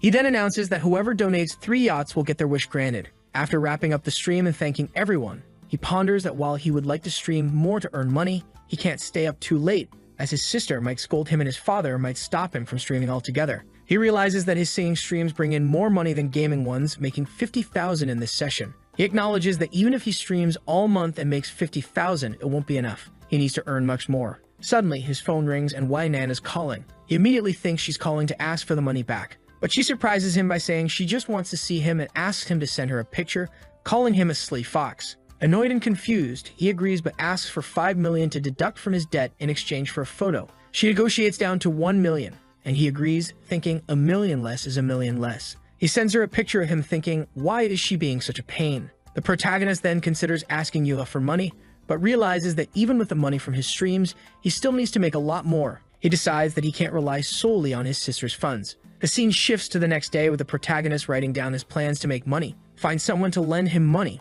avoid selling his body, sing live, and send photos to Wainan. He notes that he's currently in debt for 100 million, thinking he's doomed. Reflecting on his recent singing streams, which have been quite successful, he considers calling his manager for more tips. He calls her and says, "Song, I need to make more money. What should I do?" She replies, "I didn't expect the god of men to take the initiative to call me. You want my suggestions for your streams? Obviously, I won't suggest you act cute or start stripping. I've noticed your singing streams have done well. If you're interested, we could explore new ideas. I recommend trying out a game that recently launched." He asks her to send him the game, and she suggests PUBG. He wonders if he can secure a sponsorship or some kind of promotion for the game on his streams. Mid-stream, his sister enters the room, asking if he's hungry or wants to go to bed. The chat explodes with comments about a possible forbidden love between them. She leans close to him, and Jong-ho quickly ends the stream to avoid more speculation. He checks the stream's results and finds it did well, but it's still not enough. Making money is harder than he thought. His sister notices the stream's popularity and teases him about it.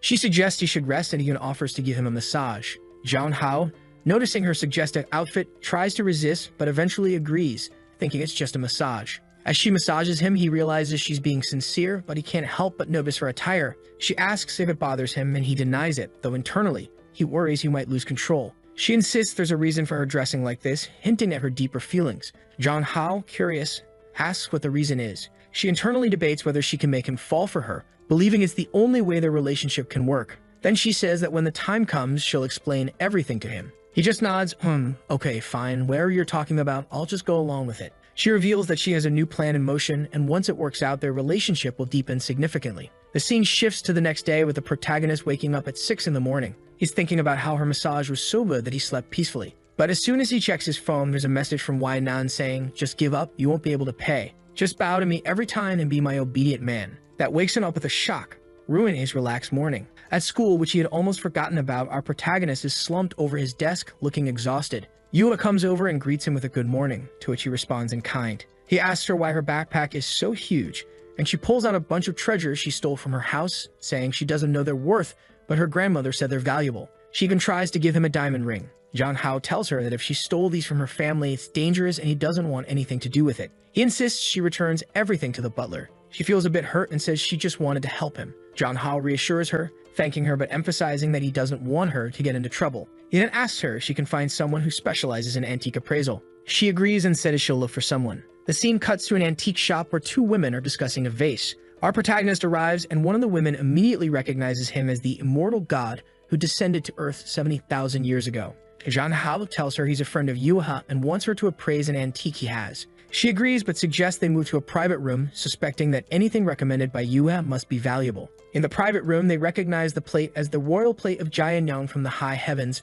previously sold for 200 million. It turns out Wai Nan wasn't lying and Zhang Hao realizes its true worth. The women are curious about how they acquired it. He downplays the situation, saying a wealthy friend gave it to him because it was broken. He asks if it can be repaired. They say it can, but it won't be worth as much as before. The assistant offers her card, suggesting they go out for a meal to discuss everything further, clearly interested in him. Zhang Hao decides to accept, knowing he'll need help selling the plate later. The scene shifts to him leaving with the antique shop assistant, but a guard seems to be watching them. The guard assumes they are a couple, which the assistant doesn't deny, and Zhang Hao is left thinking about her intentions. Inside the hall, other women are looking at them, thinking how lucky she is to have such a handsome guy by her side. She's beaming with pride, while Zhang Hao has no choice but to play along, holding her hand. However, it seems someone is following them. The assistant apologizes, explaining that pretending to be a couple got them a discount. Zhang Hao reassures her it's not a big deal and asks how much the repaired plate might sell for. She estimates a few $1,000,000. Just then, the person following them kicks the door open, threatening the antique shop assistant and demanding to share the handsome guy. The antique shop assistant stands up and asks what she wants. The intruder ignores her and offers Zhang Hao 3 times whatever she's paying him. At that moment, the assistant slaps the intruder, causing quite a stir. However, the gang leader girl didn't take kindly to the slap she received and ordered her people to beat up the antique dealer. One of them landed a punch right in her stomach, knocking her to her knees. The gang leader sneered, "You have the guts to hit me? Now you're going to die." Zhang Hao thinks to himself, wait, you can't kill her. I still need to sell my antiques. Just as the leader is about to punch the fallen woman, Zhang Hao grabs her arm. She looks at him in surprise, wondering how this guy is so strong. She dismisses him. Hey, little man, step aside. This is a woman's business. Zhang Hao sighs and then, in one swift motion, delivers a punch to the stomach of one of the gang members, causing everyone to gasp in shock. He follows up with a blow to the nose of another and kicks a third one, taking them down. But suddenly, everything goes dark for him. When Zhang Hao opens his eyes, he's tied up and gagged, surrounded by rough-looking women. He realizes he's in a trap. The gang leader, who's ugly as hell, gloats about having him at her mercy. They talk about selling him off to someone, mentioning a notorious woman named Mooking who wants to use him. Zhang Hao, desperate, tries to reason with them, saying he's just a student and doesn't know why they're doing this to him. The gang leader explains it's just business. He's been bought. She adds that if he agrees to be her man, she might help him escape. Zhang Hao plays along, saying he likes strong women and challenges her to untie him to see if she really is strong. The gang leader, intrigued by his boldness, agrees. "I love breaking in a wild horse," she says as she orders him to be released. Meanwhile, Wei's secretary informs her that everything is set and they can proceed with the final stage of their plan. Wei signals to go ahead. Back in the warehouse, Zhang Hao is freed and prepares to fight. He notices some metal bars in the corner and thinks if he can reach them, he might stand a chance. The gang leader taunts him, ready to make him comfortable, and lunges at him. Zhang Hao dodges and heads for the bars, impressing the gang with his courage. He quickly grabs a bar and hurls it at the gang leader, who dodges, but he follows up with a blow to her elbow, dislocating her arm. The gang leader, now enraged, admits she underestimated him, but warns she can't ruin his face since he's to be sold. Zhang Hao, unfazed, taunts her, "Let me go, or you'll regret it." She sneers, dismissing his threat, confident in her gang's numbers. The scene cuts to the antique shop assistant, now battered on the floor, muttering that messing with Zhang Hao is dangerous because anyone carrying an antique worth 200 million must be connected to powerful people. However, the gang dismisses this, thinking he's just a thief. But then the gang realizes something's wrong. They look towards Zhang Hao and see a shocking sight. He's fighting off and beating up everyone. Zhang Hao manages to deliver a swift punch, followed by a hit to the chin, knocking the gang members to the ground. The leader of the gang is surprised but unfazed, ready to retaliate. Suddenly, someone arrives and Zhang Hao feels the tension rise. Wei appears, looking furious. "I can't believe you had the audacity to tie up my man." The gang leader, shocked, stammers, "He's your man. I didn't know. I'm sorry. I didn't mean to mess with you." Wei calmly explains that because the gang leader stole from her, all of her gang members now belong to Wei. She also demands that the gang leader drop out of the inheritance dispute, leaving everything to her useless brother. The gang leader, horrified, refuses, stating she'd rather die than let her brother inherit everything. As she pulls out a knife to attack Wei, one of Wei's bodyguards swiftly intervenes, pinning her to the ground. The antique shop woman, now revealed as the gang leader's sister, watches in horror as the bodyguard twists her sister's neck, ending the confrontation. Wei then walks towards Zhang Hao, remarking how impressed she is with his ability to handle the situation. Zhang Hao, realizing the extent of Wei's influence and power, accuses her of orchestrating everything to take control of the Mu family. Wei, clearly irritated, denies planning everything just for him and insists they start getting along better. Zhang Hao, still cautious, warns her not to come closer, brandishing a stick. Wei effortlessly breaks the stick with a punch and orders him to come with her. When he hesitates, Wei picks him up and carries him off, smacking him playfully on the butt. Zhang Hao, humiliated, finds himself in a helicopter looking down at the scene below, where the antique shop woman lays defeated. Concerned, Zhang Hao asks if Wei will get into trouble for killing the gang leader's sister. Wei dismisses his worries, explaining that it was self-defense as the sister attacked her first. Zhang Hao awkwardly gives a thumbs up, relieved she won't face consequences. Wei, pleased with his reaction, reassures him that anyone who messes with him will face severe consequences. As the helicopter soars, Wei begins to question Zhang Hao about the differences between her and the gang leader. She asks if he considers her as bad as the woman who tried to kidnap him. Zhang Hao hesitates, unsure how to respond. Wei, noticing his discomfort, leans in closer, teasingly biting his ear and asking if he holds double standards.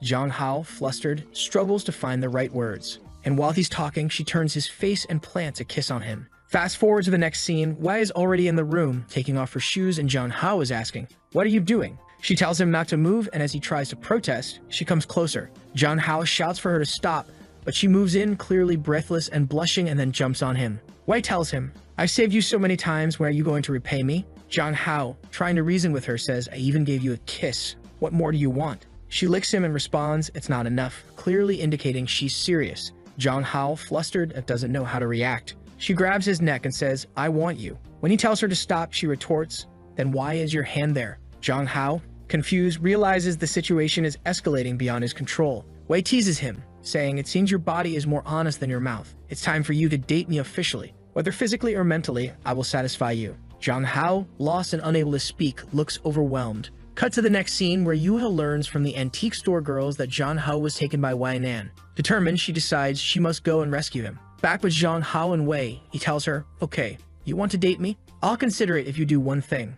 Wei asks, "What?" He replies, "It's simple. Sit on my lap." Wei, puzzled, asks for clarification. "What do you mean? Sit on your lap?" Zhang Hao explains, "Sit on my lap and put your hands on my shoulders for 3 minutes. Don't resist anything I do." Wei, skeptical, asks why he wants this, and Zhang Hao challenges her. "You're saying you'll satisfy me and all that, but you can't do this little thing." Wei smirks, then gives him a somewhat menacing look. She raises her hand as if to slap him, but instead places it gently on his shoulder and sits on his lap. Zhang Hao, surprised by her compliance, didn't expect her to agree. Wei reassures him 3 minutes is nothing. But Zhang Hao realizes even with her on his lap, the feeling is completely different from with Yuha. Wei's dominance is palpable. Just then, the secretary bursts in, and the sight shocks her so much her glasses nearly fall off. Wei angrily asks, "Why did you come in without knocking?" Zhang Hao notes with amusement that they didn't complete the full 3 minutes. The secretary, now on her knees, apologizes profusely, explaining it was an urgent matter requiring immediate attention. Zhang Hao feels a twinge of pity, seeing that Wei has no private life and is constantly interrupted for issues.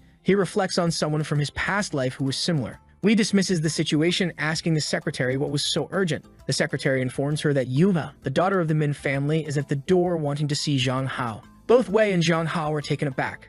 Wei, now serious, declares that it's time to deal with Yuha once and for all. The secretary advises her not to take drastic actions, reminding her that Yuha is the granddaughter of the great General Min. Wei coldly tells the secretary, "You're suspended for now to think about what you've done. You're not qualified to be my secretary at the moment." The secretary, visibly sweating and nervous, can only accept the order. Wei adds, "Besides, we've retired a long time ago. We're not soldiers anymore. It seems Wei and the secretary were once subordinates to a powerful figure, Wei's grandmother. Then she turns to Zhang Hao and says, "Come with me since she wants to see you. I'll grant her wish." Zhang Hao, worried, thinks to himself, "I've never seen Wei this angry before. I'm afraid a real fight might happen." Meanwhile, Yuya is at the door holding her phone saying she's going to call the police if they don't let Zhang Hao go. As Zhang Hao appears, he asks Yuya how she got there. She explains that her aunt from the antique shop told her he had been kidnapped, so she came to rescue him. Zhang Hao, touched, thinks how sweet it is that she cares so much for him. But Wei interrupts, saying that if it weren't for Yuya's recommendations, Zhang Hao wouldn't have been kidnapped in the first place.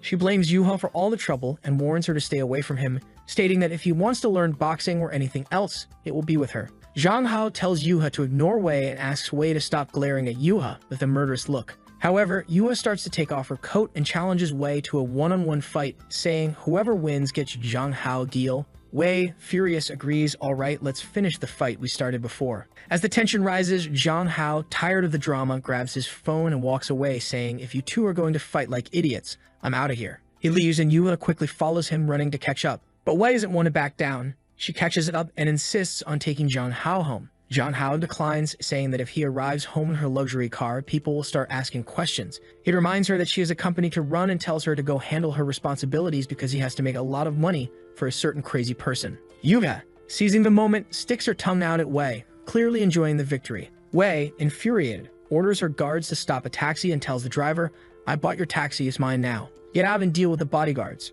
She then turns to Zhang Hao and Yuya and says, "This little car is ready. I told you I'd take you home, and I will." Back at Zhang Hao's house, his sister, always the caring one, is waiting for him. She notices he looks preoccupied and asks, "Why are you home so early, my Hao Hao? You seem so distracted." Zhang Hao replied, "No, nothing happened. I'm just thinking about my streams and stuff." In reality, he was receiving threats from Wei on his phone and was panicking about how he was going to make the money. He remembered that when they left the taxi, Wei told him, "Forget about the money. Just fix the plate for me and return it." Confused, he asked, "Wait, don't you want the 100 million? She suddenly said, "Marry me, you disobedient and mischievous boy.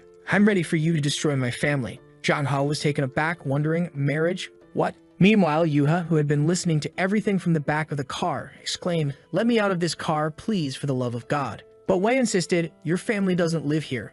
I'm taking you home." So the two of them went together. The message Zhang Hao received from Wei read, "Be good, don't think about making money, I'll support you." Zhang Hao replied, "You can support me all you want, but I'll pay you back. Thanks for bringing me home, but that's enough, Wei. Goodbye." Yuva then messaged him, telling him not to be afraid of Wei, and that if necessary, she would beat up Wei. Feeling bad for Yuha, Zhang Hao advised her not to do anything, suggesting they keep their distance from Wei, and that with time she would forget about them. At home, Zhang Hao was exhausted, reflecting on the chaotic day, being kidnapped, getting into a fight, and being forcibly brought home. At that moment, his sister put her hand on his shoulder and asked, How, are you going to stream tonight? You look tired. Do you want a massage?" She offered massages every day, and while Zhang Hao didn't mind, he appreciated her attentiveness. As she leaned back, emphasizing her curves, she said, "Lately, I've noticed you're only focused on making money, but you're just a boy. You don't need to worry about these things. Let me take care of you." And there he was, just enjoying the massage, saying that her techniques were so good he didn't even want to move. At that moment, Kim Kim's mother called her to her room.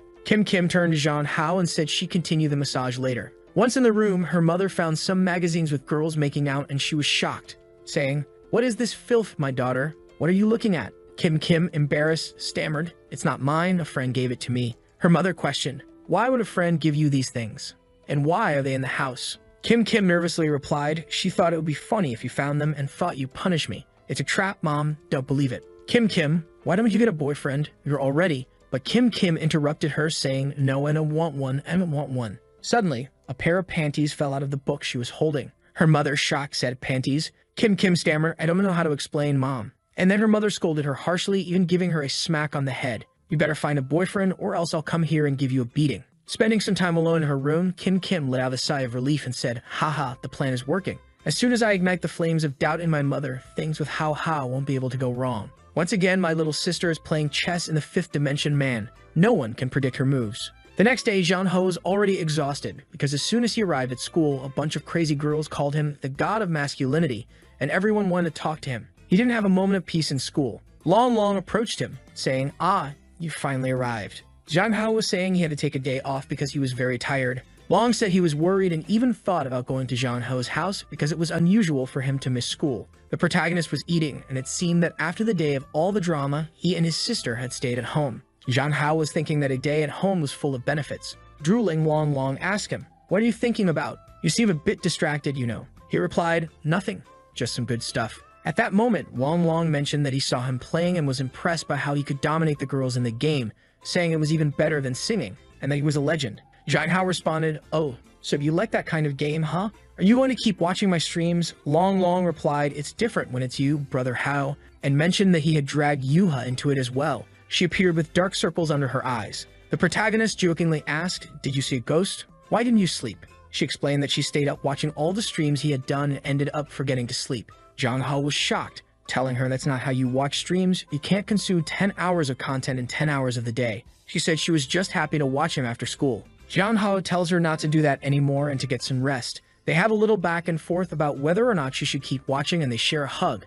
The day goes by, and as they're leaving, Long mentions that there's a swimming class on Friday, so they need to buy some swimsuits. And then the ridiculousness of it all hits. Whoever designed those swimsuits deserves a punch in the face. Jang Ho's expression says it all. The scene cuts to Jang Ho's sister on a date. She's glued to her phone, clearly uninterested. The guy is rambling on about how he'd make a perfect husband, staying home to take care of the kids. But she seems completely indifferent, only focusing on her phone and thinking how lousy this is, while glancing at the last messages she exchanged with Hao. The guy notices and asks, "Are you even listening? Don't you want to know anything about me?" She gives him a deadpan look and asks, "What's the advantage of being with you?" He smirks and says, "My looks are the advantage," striking a pose. She laughs a little and the guy is left wondering, "Why are you laughing?" She's clearly zoning out, obviously thinking about how good-looking the protagonist is. The scene cuts back home and there's Jang Ho sitting on her lap as she asks why he's so desperate to make money. He responds, "Even a guy needs to know how to earn his own money. The future of his family can't depend on just one person." This is another thing those guys doesn't compare to, because even though he has a little job, he's eager to quit and stay at home, whereas Hao wants to work and help pay the bills. So there's no comparison. Hao is a solid 10 out of 10, she thinks. She's also wondering why her mom sets her up on blind dates with these weirdos if they're so alike. Apparently, the guy had mentioned some figures for car, house, and wedding expenses, and she commented that paying those amounts is quite easy. He grinned and said, "So, but she cut him off, asking if he really deserved it. The scene shifts to a shopping trip, where they're trying on clothes and Jang Ho is just watching. But what a disaster, right? The classmate mentions that Long's choices are very conservative, and that he should show a little more skin. Jang Ho is taken aback, thinking, "No, don't say that." While Yuha is watching, she looks disgusted by it all. Long feels embarrassed and tells her to stop looking at him with that obscene expression. Then she turns to Jang Ho and says she knows he's looking for a swimsuit, and she has 2 perfect choices for him. However, the boy is already anticipating something crazy, decides he'll pick his own. The girl, visibly eager, mentions that the choices she has are really incredible. However, Jang Ho and Long leave while she stays behind, feeling disappointed and thinking that she at least wanted to have seen him in a smaller swimsuit. "Oh well," she sighs. Yuha then looks at her and asks, "Can you help me choose one? I don't really know much about this." She responds, "Sure, I'll help you. Let's go." She then comments, "It's good that you're opening up more and more." Yuha responds, "I love the skills you're teaching me. Having a friend is very useful." They share a hug and Yuha, her friend, asks Yuha, "Are you getting better at understanding your own thoughts?" Yuha pauses, then suddenly blurts out, "I like Jang Ho." Yuha is startled and says, "I understand, but I like him too." Both girls blush and look at each other a bit awkwardly. And Jang Ho realizes that he left his friend in a room with these girls to buy swimsuits. It might cause trouble. He should probably go back. But it's too late. His friend comes out all ready for swimming, really prepared. Thankfully, the artist put a large white bubble to protect my wallet. Jang Ho is stunned, thinking, "Is this for real? Can she wear this in class?" She responds, "Everyone dresses like this. There's no problem at all." Then she asks, "Didn't you pick out Yui's outfit?" She says, "Yes, I did." He anxiously asks, "Oh my god, where is she?" The friend points. "She's over there, trying it on." Jang Ho turns to look, and Yuha emerges saying, "I'm fine, Zhang Hao. I just find this a bit weird. Does it make sense to wear stockings for swimming?" The friend argues it makes sense. The stockings are designed to protect women from the cold. Recent studies show that men love to see women like this. Jang Ho and Long are left unsure of what to expect next. Then the friend announces, "Here comes the latest trend, Yuha. Show off the beauty of the new era." She steps out, and the scene is covered with sensor bubbles. What did they do here? Jang Ho wonders, noticing that they made some adjustments. Yuha comments, "I feel kind of strange in this." Jang Ho is speechless, frozen. The friend chirps, "There's another piece here." Yuha, feeling uncomfortable, asks, "Doesn't this reveal too much?" Jong-ho grabs her hand and insists, "Stop listening to this crazy person, please." She tells him that there's no problem with showing a little skin. The scene shifts and we get a little flashback of their friend, the blonde girl, talking to Yuha. She says she's going to confess her feelings to Jong-ho. She knows he probably doesn't like her, but she's going for it anyway, telling Yuha that she wants to finish school without any regrets and that she'll regret it if she doesn't at least try. This plan of hers shook Yuha a bit. In the next chapter, it starts with her confessing. She says she knows she's not pretty enough, but begs him to give her a chance because she's been in love with him forever. Jong-ho thinks, "Oh damn, so she just called me here to confess." Then she continues, "Sorry, it's impossible for us. I don't like you. Damn, that was harsh. No consideration at all." Then she goes, "Wow, you didn't hesitate at all. You didn't say anything, not even a pause." Jong-ho responds, "Sorry, it's just that I don't like you." He thinks it's easier to just give the decisive blow and cut her off cleanly, no turning back. She then asks if they can still be friends. The scene changes and the protagonist is back at school, thinking he's becoming a criminal with all the hearts he's breaking. He's getting a bit full of himself. Long Long shows up, saying he's been looking for Jong-ho for a while. Jong-ho asks why, and Long Long says he was called to the tree today. Jong-ho thinks he's going to get beaten up, but it turns out it was a girl who's been sending him letters for years. Long Long asks the protagonist, "Do you think I should go?" Jong-ho is puzzled, thinking everyone's confessing lately. Long Long continues, "I don't know if I should go. She's so beautiful, but I don't want to fall in love too soon. But she's so sincere. She wrote me love letters. What do you think? Should I go or not?" Jong-ho, frustrated, thinks, "Go if you want, don't go, whatever, who cares?" Long Long decides to go, and they head to the tree. There's a girl waiting there, and Jong-ho tells Yuha to help him if the girl tries to hit him. The brave guy goes over, hinting that he's going to reject her. Yuha asks Jong-ho what he thinks it feels like to like someone. He says, "I don't know. It's different for everyone." He then reveals that for him, if you try to forget someone and can't, you're probably into them. She agrees, saying it's the same for her. At that moment, the girl reveals herself to Long Long and kisses him. But Long Long responds with a slap, even wiping his mouth in disgust. Was that necessary? They rush over to Long Long, asking if he's okay and what happened. Long Long, clinging to Jong-ho's arm, cries, "Hall, it was my first kiss." Jong-ho looks at the girl, thinking she's not even ugly, and scolds Long Long for hitting her. The girl apologizes, falling to her knees, begging for forgiveness. It made me feel bad for her. The scene cuts to Jong-ho and Long Long drinking some beers, with Jong-ho telling him not to drink more because he's already acting crazy. Long Long insists he's not drunk, then starts ranting about how he's traumatized because he lost his first kiss.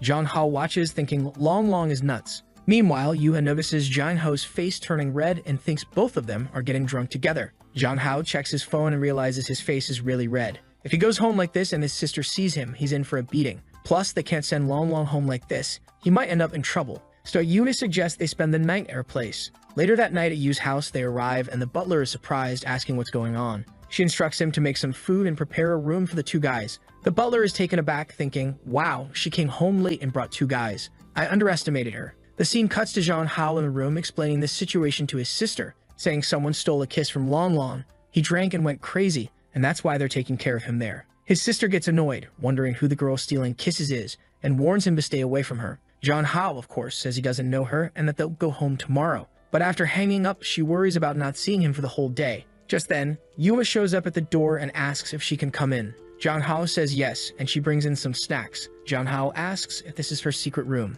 She asks him why he left her in his secret room. She replies that everything here is hers, including him. In other words, she basically claimed him as her own. She continues, saying she wants to hide him from everyone because only she can talk to him every day, and she wants to be with him. Then she drops the big question, "Do you want to be my boyfriend?" Jong-ho is taken aback. He says that, to be honest, he does like her as the opposite sex, but right now, he can't control his heart because he still likes another girl. He calls himself trash, saying he's heartless. She looks at him and says, "No, you're not trash." He explains that she should know that indifferent men are bad and that, unfortunately, he knows it's not right, but he likes people he shouldn't. Despite this, it's hard to ignore his relationship with Yuha. She clings to him, saying she doesn't understand, but she's very sad. She wonders why he can't just like her. He silently apologizes to Yuha, feeling guilty. The scene then shifts to the next morning, where the protagonist wakes up next to her. They were coupled up, which is adorable, but he's startled to find his clothes have changed. He immediately asks her if she changed his clothes while he was sleeping. She reassures him that they just slept together, and it was actually the butler who changed his clothes.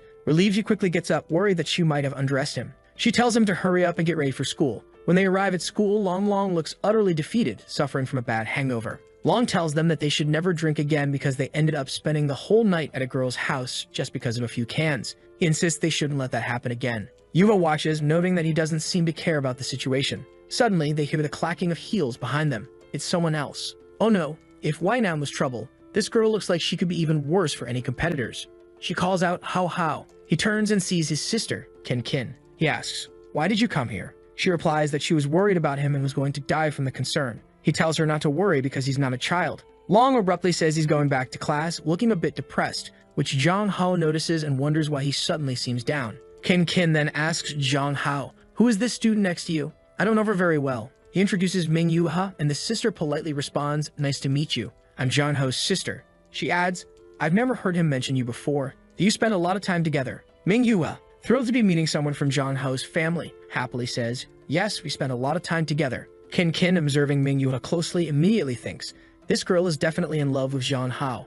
Then she steps forward, puts her hand on the protagonist's neck, pulls him close and says, tonight, we're going to your room. Whoa, that's intense. Meanwhile, she's glaring at Yuha, who looks devastated, not understanding what's happening. She whispers in the protagonist's ear, sweetie, let's have a nice little chat. The protagonist seems to perk up, smiling slightly, clearly getting a bit excited. But he whispers back to Yuha, asking why she's saying that so quietly. But his sister tells him, this is something only the two of us should know. Now go to your class. The protagonist and Yuha head to class, while his sister stands there, thinking that she can't wait any longer. She knows she'll have to take action soon. In the classroom, both the protagonist and Yuha look exhausted. The protagonist says, you both seemed fine when we arrived. What happened? Out of nowhere, Long Long mentions that seeing the protagonist's sister made him think about how he was forced into a kiss yesterday. The protagonist wonders, is Long Long talking to my sister? Does he like her? What's going on? Turning to Yuha, he asks, and you, why do you look so down? She responds that she's dying of jealousy. He goes, oh. She explains that she knows it's his sister,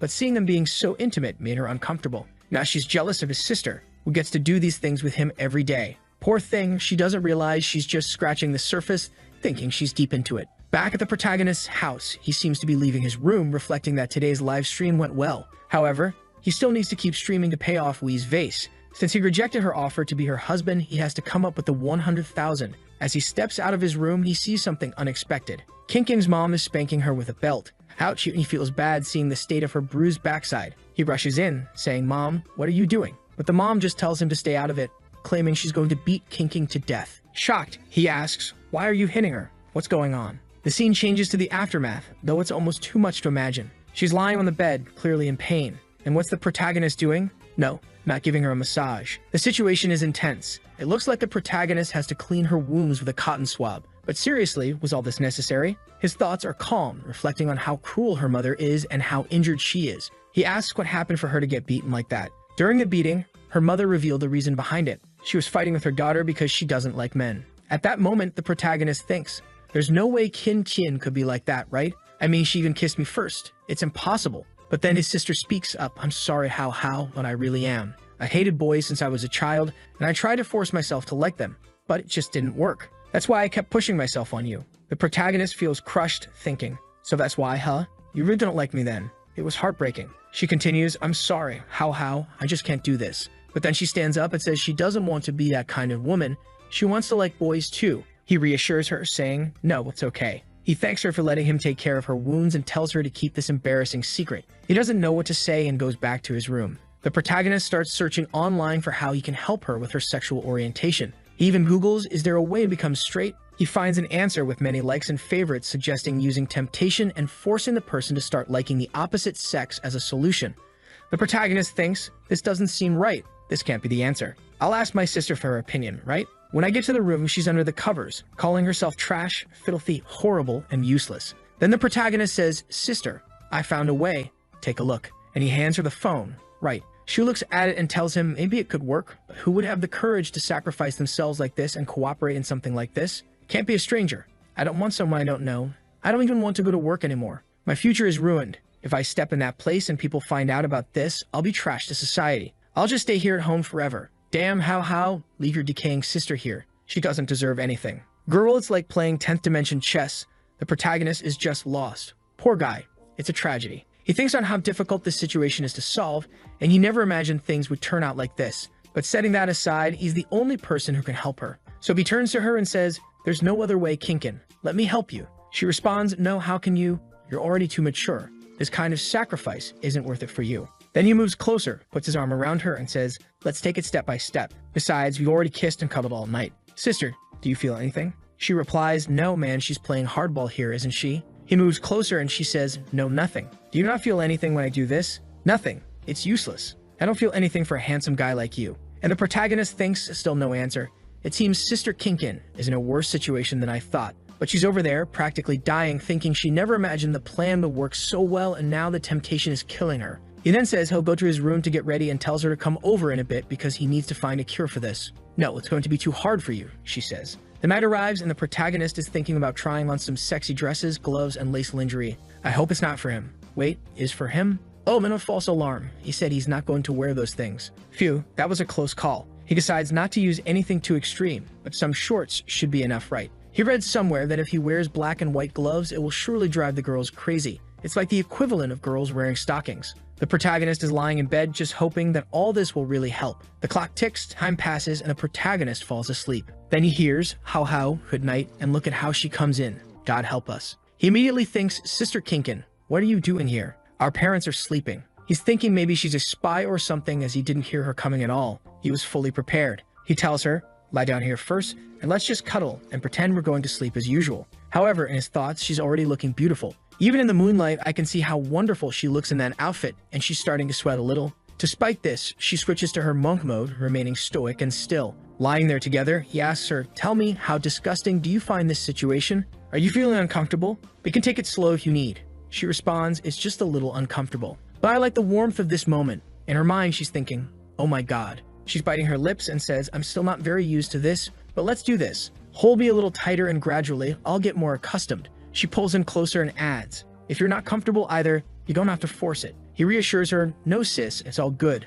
Thinking to himself, "What am I reading?" He says, "We have plenty of time, so it's okay," while internally noting how strong his sister is, even in a situation she doesn't want to be in, and she's still considering his feelings. She's so kind. They touch noses, and for a moment, it seems like a kiss might happen. But it was just a fleeting thought, and she thinks to herself that she didn't expect everything to go so smoothly and for him to be so cooperative. The protagonist is already thinking that the scent is too good, and he won't be able to hold out much longer. However, he doesn't want a small mistake to ruin the family. However, out of nowhere, he stops caring about the family and can't hold back any longer. He suggests, "Hey Kinkin, do you want to touch my arm with this glove? I heard girls like this." She starts to drool a bit, clearly liking it. He quickly says, "No, it's fine. If you don't like it, sorry." But she replies, "No, it's good. I'll try to get used to these things," while staring intently, thinking this is a once-in-a-lifetime opportunity she can't miss. She begins to touch his arm. She continues to run her hands over his arm, thinking that her entire life is now worth it.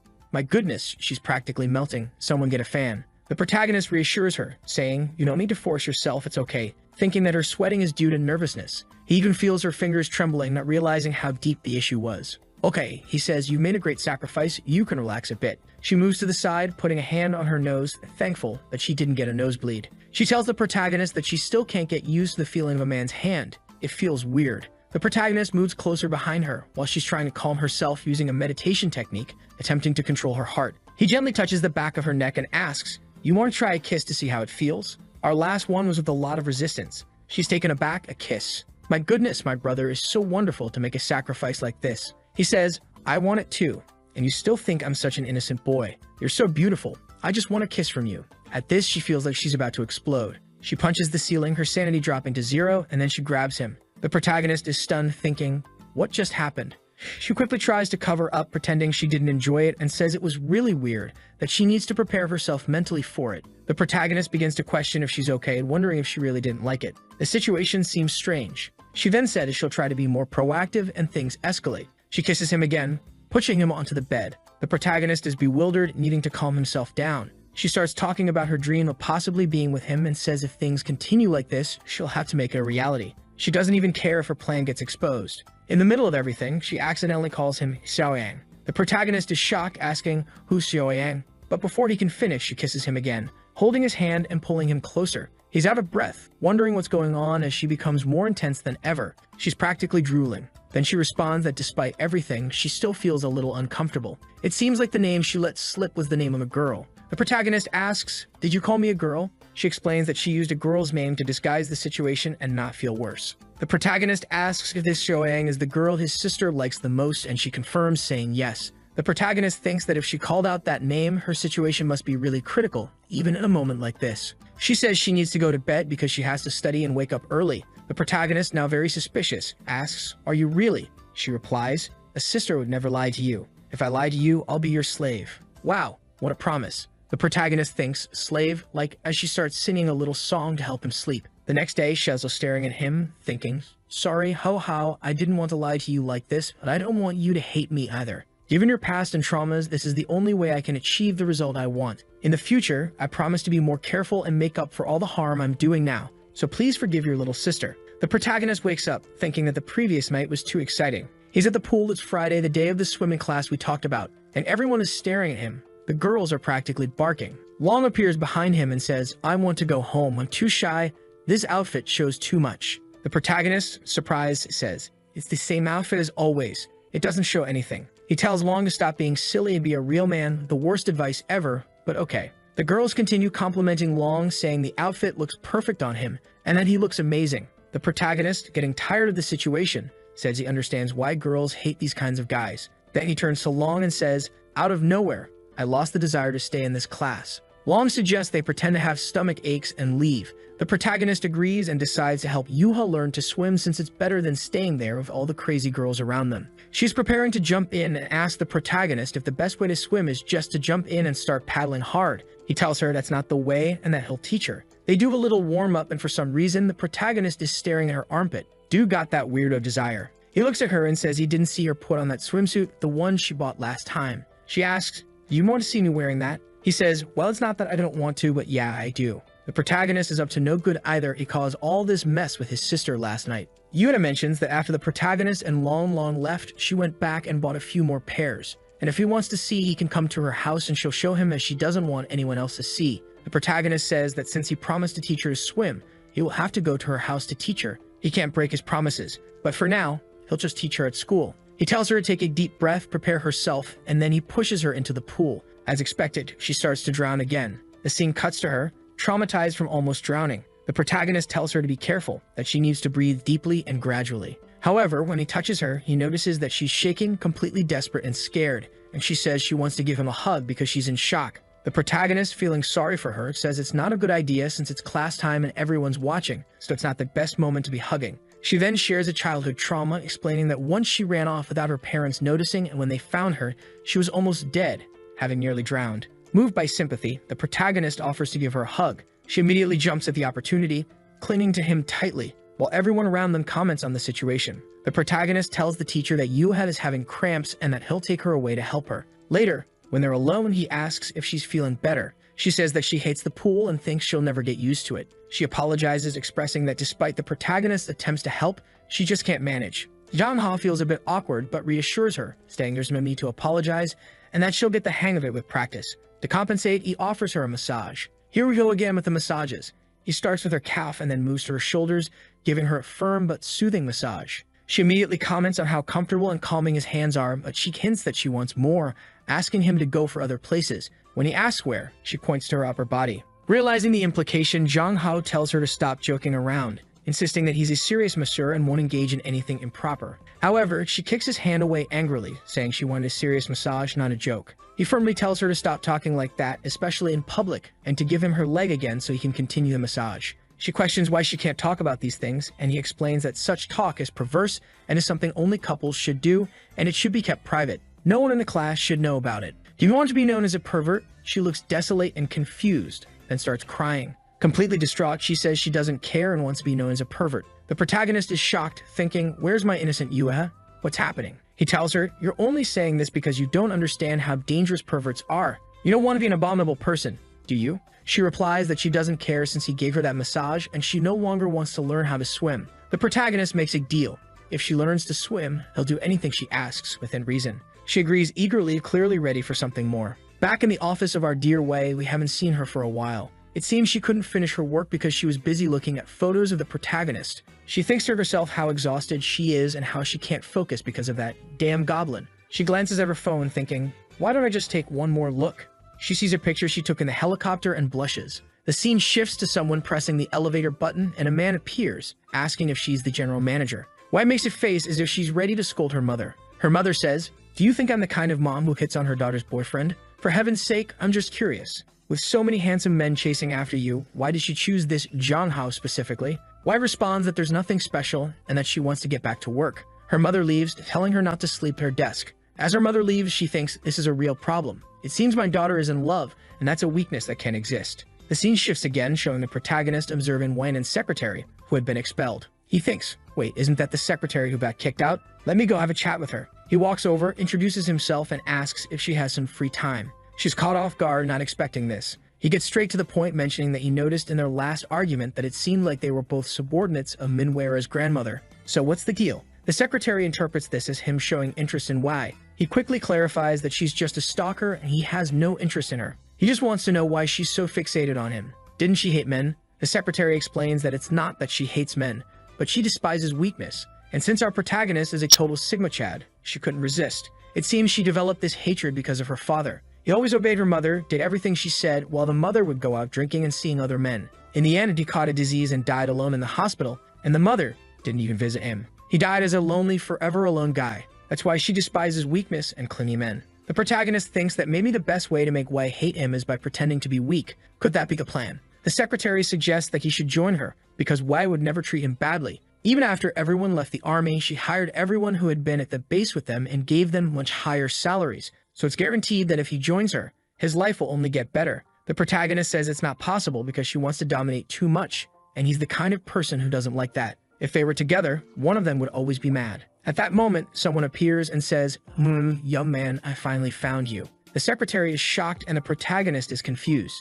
It seems she's already closed the cafe and only the security guard is left, having sent everyone away. She's staring at the protagonist, saying, you look good, but how long have you two been dating? The protagonist tries to explain, saying she's overreacting and they're not even dating. She retorts, not dating? For heaven's sake, is it possible that my daughter still hasn't managed to win you over? This is a disgrace for the family. The protagonist asks why she's looking for him. She says it's inconvenient to talk here, suggesting they go inside. She's taking the protagonist to a private room. The secretary senses something bad might happen. She tries to rescue the protagonist, saying that we just call it Zhang Hao, and she's just there to fetch him, so let's leave. But the woman beckons her closer with a finger, and when she hesitates, she gets a sharp elbow to the chin. The protagonist is utterly confused by the turn of events. The woman apologizes, saying it's been a while since she had to land a blow like that, so maybe it came out too strong. The protagonist stands there, stunned, wondering what's going on. Am I caught up in some mess again? The woman remarks, oh young man, you're quite calm. Any average student would be intimidated by now. The protagonist says that ever since he got involved with Wei, these situations have become common, so he's somewhat used to them. Now that he knows she's the mother, he's thinking, she's the gang leader, so I better not mess up. The mother then comments, it's obvious my daughter doesn't like delicate men. What I don't understand is why it seems like you don't like her. Don't you want to be my son-in-law? Don't you want to join the Wei family? The protagonist tries to deflect, saying he's just an ordinary citizen and doesn't deserve her daughter, claiming there's nothing special about him. He also says he needs to leave because his family is probably looking for him. She says, since you're in a hurry, I want to make a deal with you. The protagonist is surprised, asking, a deal with me? I'm just a high school student, I can't help you. She insists that only he can do it because, according to her observations, her daughter is obsessed with him. If he asks her for something, she probably won't refuse. The protagonist, still confused, listens as she tells him to invite Wei on a trip to a specific location. Once there, he is to set up a situation where her people can arrive and capture her daughter. Then she promises to give the protagonist a lot of money, enough for him to move to another country and live an easy life. And then he says, wait, you want me to help you take down Wei? Isn't she your daughter? How am I supposed to take her down? She responds, it's simple. I want my title as the head of the family back. There hasn't been a mother-daughter relationship between us for a long time. The scene shows a panel indicating that Wei had beaten her mother, taking control of the family. The protagonist, feeling awkward, says, with all due respect, isn't Wei already a head of the family? Since she took over, the family's status has become more significant and relevant in the entire city. So why do you want to fight her? It seems like she's doing a good job. The mother explains that the only thing she has left is money, and she wants to use it to do whatever she wants. I have no family, no one left, she says. So why not stir things up? She asks, what do you think? You don't even like her, do you? Let's take advantage of this situation. The protagonist is shocked, unsure of what to do. The scene shifts to the secretary, who is semi-conscious, looking around and thinking about how her training helped her withstand the blow. Otherwise, she might have been done for. She realizes she needs to alert Wei as soon as possible. She subtly taps her wristband, sending a silent signal. The scene cuts to Wei's phone, where she receives a message indicating that Madam had contacted Zhang Hao in a private room. Wei is startled and orders the car to be prepared immediately. The scene shifts back to the protagonist and the mother. The protagonist says that even if she manages to defeat Wei, managing the family won't be easy, as many people support her. He suggests that despite the issues between them, they should try to talk things out. The mother dismisses this, saying, Wei is a cold-hearted person. It's better to have a dog than her. She's been against me ever since her father died. There's no way to talk to her. If I had known what kind of woman she would become, I wouldn't have given birth to her. The protagonist, knowing the truth about the father's death, thinks the mother is lying because he knows the father died because she neglected him and he was left alone in the hospital. Trying to deflect, he says, "That's a lot to deal with. I understand why Y resents you because of her father, but all you need to do is show a little more care for the family, and everything will get back on track." The mother retorts, "Oh, are you trying to convince me to give up on this? I came here because I sensed you didn't like her, but it seems like you're trying to protect her." She points out that the punch she gave to the secretary was a declaration of war. She insists, "All you have to do is take Wei to the location I specify and I'll give you the money. You won't have to worry about anything else." The protagonist asks, "And if I don't agree to help you?" The mother rises, "You don't want to help me or take the money? Fine, then your family and you will become my hostages. Simple as that." The protagonist, with a serious expression, responds, "It's one thing to threaten me, but to bring my family into this? I can't let that happen. I'm sorry. You made a mistake by not bringing any bodyguards with you." She looks at him intrigued and says, "Do you think you can defeat me physically?" He challenges her, "Come and see." As the scene shifts, a car pulls up and Wei orders the driver to move aside. The secretary spots Wei and tells her, "Finally, you're here. John Ho was taken by your mother a while ago. I'm afraid something might have happened." Wei asks which room they're in and sends her guards to untie the secretary, intending to confront them. As she approaches, she hears the conversation. The mother is saying, "It's common for everyone who gets close to my daughter to have some kind of agenda, but it seems she likes you, and I wanted to know what you're like." The protagonist asks, "Is that why you went to so much trouble? Does Wei know you came to see me?" The mother replies, "I don't know, she might be furious if she finds out. That child has always insisted that I stay out of her relationships. But this is the first time I've seen her like someone, so I was curious about you." She continues, "Now that I've seen you, I understand why she isn't wrong. Besides wanting to see you, there's something else I want to ask of you." The protagonist asks what it is, and she explains that Wei's birthday is coming up and she wants to give her a present. However, she knows Wei won't accept it if she gives it directly, so she wants the protagonist to deliver it. Meanwhile, Wei is listening to everything, feeling perplexed. The protagonist and the mother continue, with the mother explaining that the Wei family is large and prosperous, requiring multiple heirs. The problem arose when her father couldn't have children, leading the mother to push many men toward her, hoping to produce an heir. The mother didn't want to, but she had to. Over time, she distanced herself too much from Wei, and by the time she noticed, Wei was already grown. Now she hopes the protagonist can help her resolve this mess. The protagonist responds that he can't help with that. If she wants Wei's forgiveness and understanding, she needs to earn it herself. Moreover, she needs to understand that no matter what she does, she can't make up for lost time. The scene changes to the protagonist leaving the room where he sees Wei Nan. He asks, "What are you doing here?" She switches topics, asking, "Did you hear everything we talked about?" Wei apologizes, saying she told her mother not to do this, but she came on her own. The protagonist asks if she plans to reconnect with her mother. Wei replies that she'll keep things as they are and nothing will change. She then asks the protagonist what he would do if his mother, who had abandoned him for years, suddenly reappeared wanting to talk. The protagonist reflects on his family with his sister and parents and says he'd prefer if his mother didn't return because his family is fine as it is. Wei asks, "So you're good with your family? How's your relationship with your half-sister?" He responds, "It's fine, really good. Why are you asking?" She reveals she's considering moving his family so she can protect them more easily. The protagonist refuses, asking why she keeps insisting on this. "Since when am I your man?" he asks. She confidently states, "Sooner or later." The protagonist insists it's not going to happen. Suddenly, she stops the car and he asks what she's planning. She explains that her father gave up and surrendered, just like her mother did, pressured by her grandmother. But she won't give up on him and won't let him be with anyone else. She'll keep pursuing him until he accepts her completely. The protagonist warns that this is too extreme, but the scene ends with a close-up of her lips, and he can't help but be charmed. Covering her mouth, he was being all cute. But our boy gave her a little tap on the hand and said, "Stop pushing things, girl. We're on the road here." She looked at him and said, "Wanna go to my place? Let's go." He told her to just take him home. But just then, his sister called. He picked up and she immediately scolded him. "It's super late. Where are you? Why aren't you home yet?" Our boy tried to cover it up, saying he was at Long Long's place and lost track of time. But Wei was watching him lie the whole time. He turned to Wei and said, "You heard that? I gotta go home now." She called him Fox Boy again and asked, "So you know how to lie, huh?"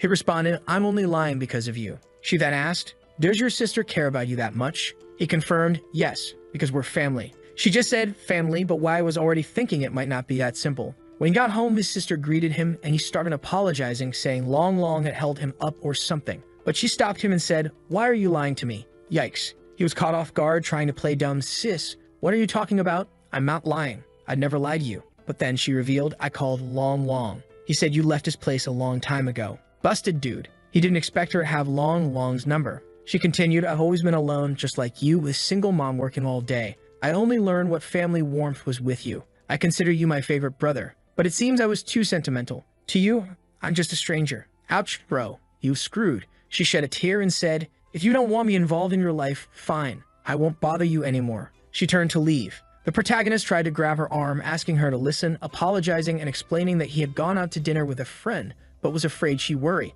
He reassured her it was just a friend and nothing more. Desperately, he continued apologizing, but she shook off his hand and said, you just need to understand that I care about you. And then she walked away, leaving him defeated. Our boy collapsed, lamenting that he was a terrible person, feeling awful for disappointing her despite all her kindness. Back in her room, obviously in shock, she thought, oh my god, I can't believe I had the courage to slap his hand. What if he's really mad? But then she told herself she needed to be confident. She couldn't just let him walk all over her. Maybe slapping his hand was too much though. Should she apologize on her knees? She fell to the floor, lost, unsure of what to do. But then she regained her composure, thinking, wait a minute. He said he went out to dinner with a girl. Who is this girl he felt the need to lie to me about? She's ready to investigate. Is there going to be an honest showdown between the two? Cut to the night and she's sniffing his clothes in the laundry, trying to detect a perfume. She remembered it was the same perfume she had smelled before. Could it be the perfume of that girl, Yuya?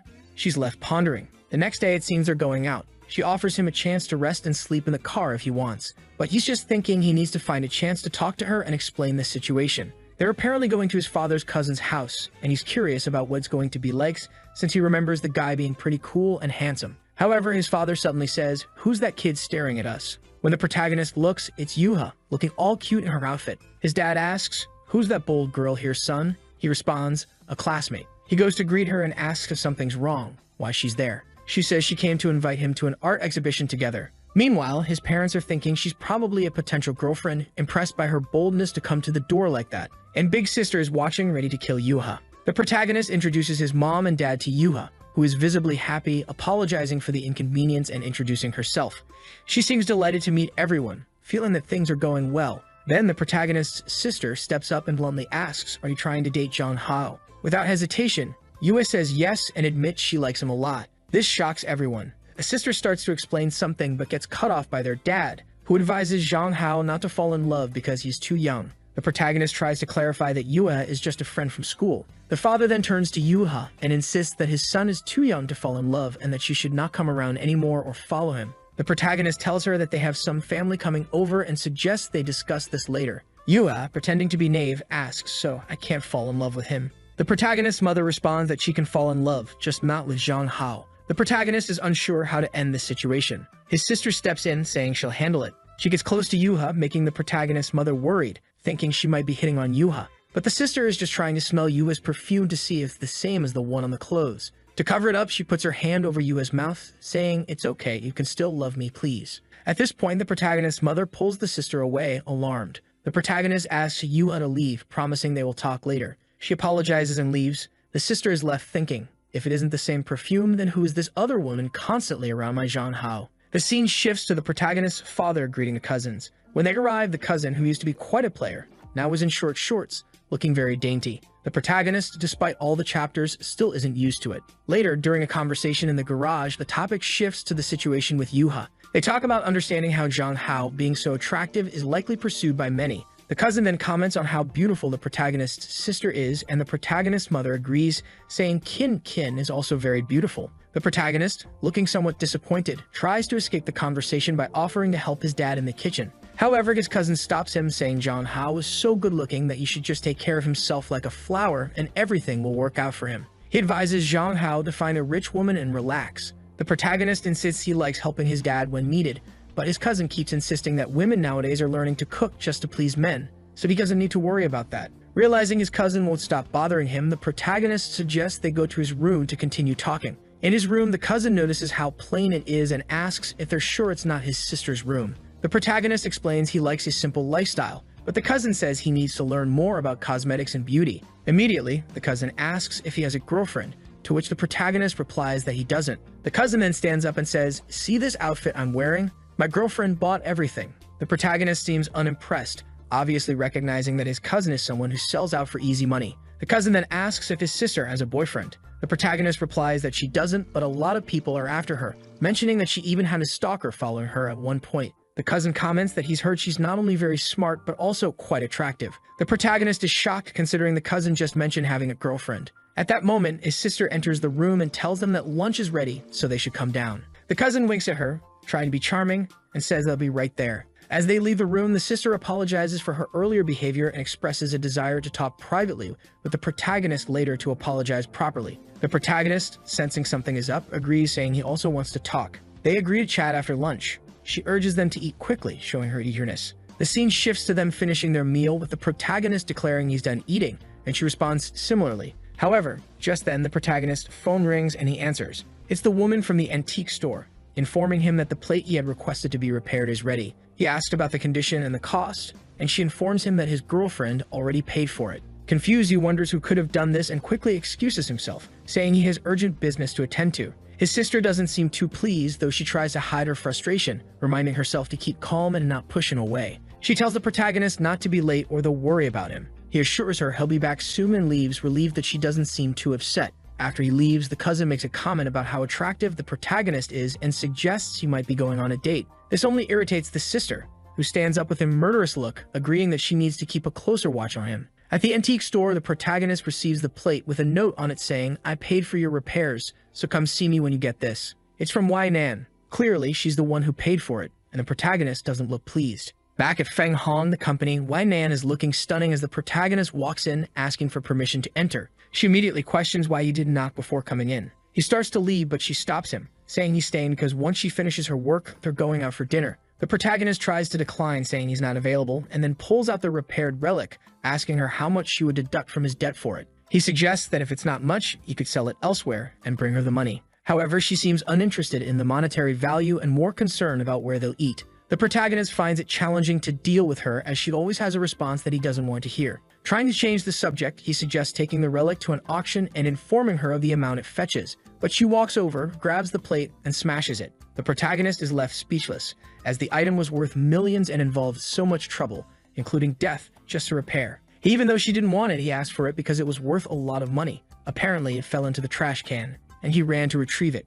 She told him to stay away from it because it was dirty and broken antiques weren't worth much. At that moment, she grabbed his wrist to lift him up and ended up breaking it. His wrist literally snapped. The protagonist and Wai are both confused by the situation. The next scene shows him wondering why he has such a fragile body. Wai examines him and says there's no major damage. It was just a tendon strain and he'll be fine soon. However, she advises him to see a doctor. Out of nowhere, the protagonist asks her, "You retired from the military and you're still so strong. Did you really see combat?" She confirms she did and almost died. She offers to tell him the whole story if he stays the night. The protagonist declines, saying he wasn't that interested, he was just curious. He starts to leave, but she insists he stay for dinner. He retorts that she's too persistent. She mentions that she read all the novels he wrote and they seemed too real. She wants to talk about them over dinner. The protagonist wonders about her connection to the girl from the moon and flops onto the couch, surprised that his novels had such an impact. He considers staying since he hadn't eaten much earlier with his sister and was still hungry. Wei quickly orders dinner for two and teasingly asks what made him decide to stay the night.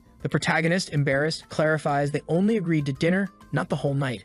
She then teases him about looking at her legs and accuses him of being dishonest with his eyes. He awkwardly explains that he was just admiring her expensive-looking clothes since he's from a poor background. But she quickly moves in and pins him to the couch. The protagonist, shocked, asks if she can't control herself. She insists she doesn't need to, as he's destined to be hers. He tries to laugh it off, saying she's reading too many novels and playfully squats her behind. She gets annoyed, accusing him of teasing her without following through. She questions if he's afraid. The protagonist, offended, retorts that he's not afraid of anyone and threatens to teach her a lesson. However, when he tries to push her off, she doesn't budge. He then notices the significant size difference between them. She relents, telling him not to get angry as he might hurt his hand again. As she stands up, the protagonist grabs her by the shoulder, throws her onto the couch, and tells her to stop annoying him, saying they don't match. She suddenly changes the subject, saying she's studying the reason behind the red moon and will explain it to him. The next chapter shifts to the protagonist's house, where his cousin wonders why the protagonist's sister doesn't like him. At that moment, Yuba shows up at the protagonist's house, and his cousin is contemplating making a move on her. She greets him, but he steps aside, giving her space to pass. The protagonist's parents appear and see her, expressing surprise. However, she immediately hands them apology gifts, saying the first is for Zhang Hao, the second for the father, the third for the mother, and the fourth for the sister. The father continues, insisting that she should stop hanging around Zhang Hao as he won't fall in love anytime soon. The mother chimes in, telling her to leave. Meanwhile, the cousin is shocked to find out that she might be a suitor for Zhang Hao. Yuva clarifies that she doesn't want to fall in love with Zhang Hao. She just wants to spend the rest of her life with him as great friends. The parents look at her skeptically, clearly thinking she's not being truthful. Yuna pleads, asking them to let her be friends with Jean Hao and hands over a briefcase. The mother, feeling the need to set boundaries, decides to play the role of the strict parent and tells Yuha that she doesn't want to see her around Jean Hao anymore and that she should stay away from him. The cousin, overhearing this, thinks he'll have a chance to comfort her after she leaves, but Yuna firmly states that Jean Hao is special to her and she'll remain friends with him regardless of what they think. Meanwhile, back with the protagonist and Wei, she's recounting a story about being on a mission and receiving a fatal injury. Just as she was about to die, she saw the red moon and somehow survived. The protagonist is puzzled, noting that her experience seems entirely different from his. He asks if she might have been hallucinating due to her severe injuries, but she insists that wasn't the case. She explains that her wounds were beyond modern medicine's ability to heal, and that's why she's been studying the phenomenon of the red moon ever since. She mentions that during the second appearance of the red moon, she noticed the protagonist whose behavior didn't match anything she'd seen before. She found his novel similar to some dreams she had, leading her to believe that he might have some connection to the red moon. The protagonist, surprised by her experiences, watches as she begins to unbutton her clothes, stunned and asking why she's undressing. She points to her abdomen, explaining that it was there she received the fatal wound which destroyed all her internal organs. However, as you can see, she has no scars. She wonders why so many died that day, yet she survived, and asks him if the world in his novel truly exists. Realizing the only way to handle her is to cooperate, the protagonist agrees but sets conditions. He must be free to contact his family whenever he wants, and she can't isolate him for her studies. She gets upset at the suggestion she might imprison him, but he retorts that capitalists have a cold heart. With a sigh, he resigns himself to the fact that he'll have to deal with her for now and reveals, "I'm not from this world. When I saw the red moon, I woke up in this body."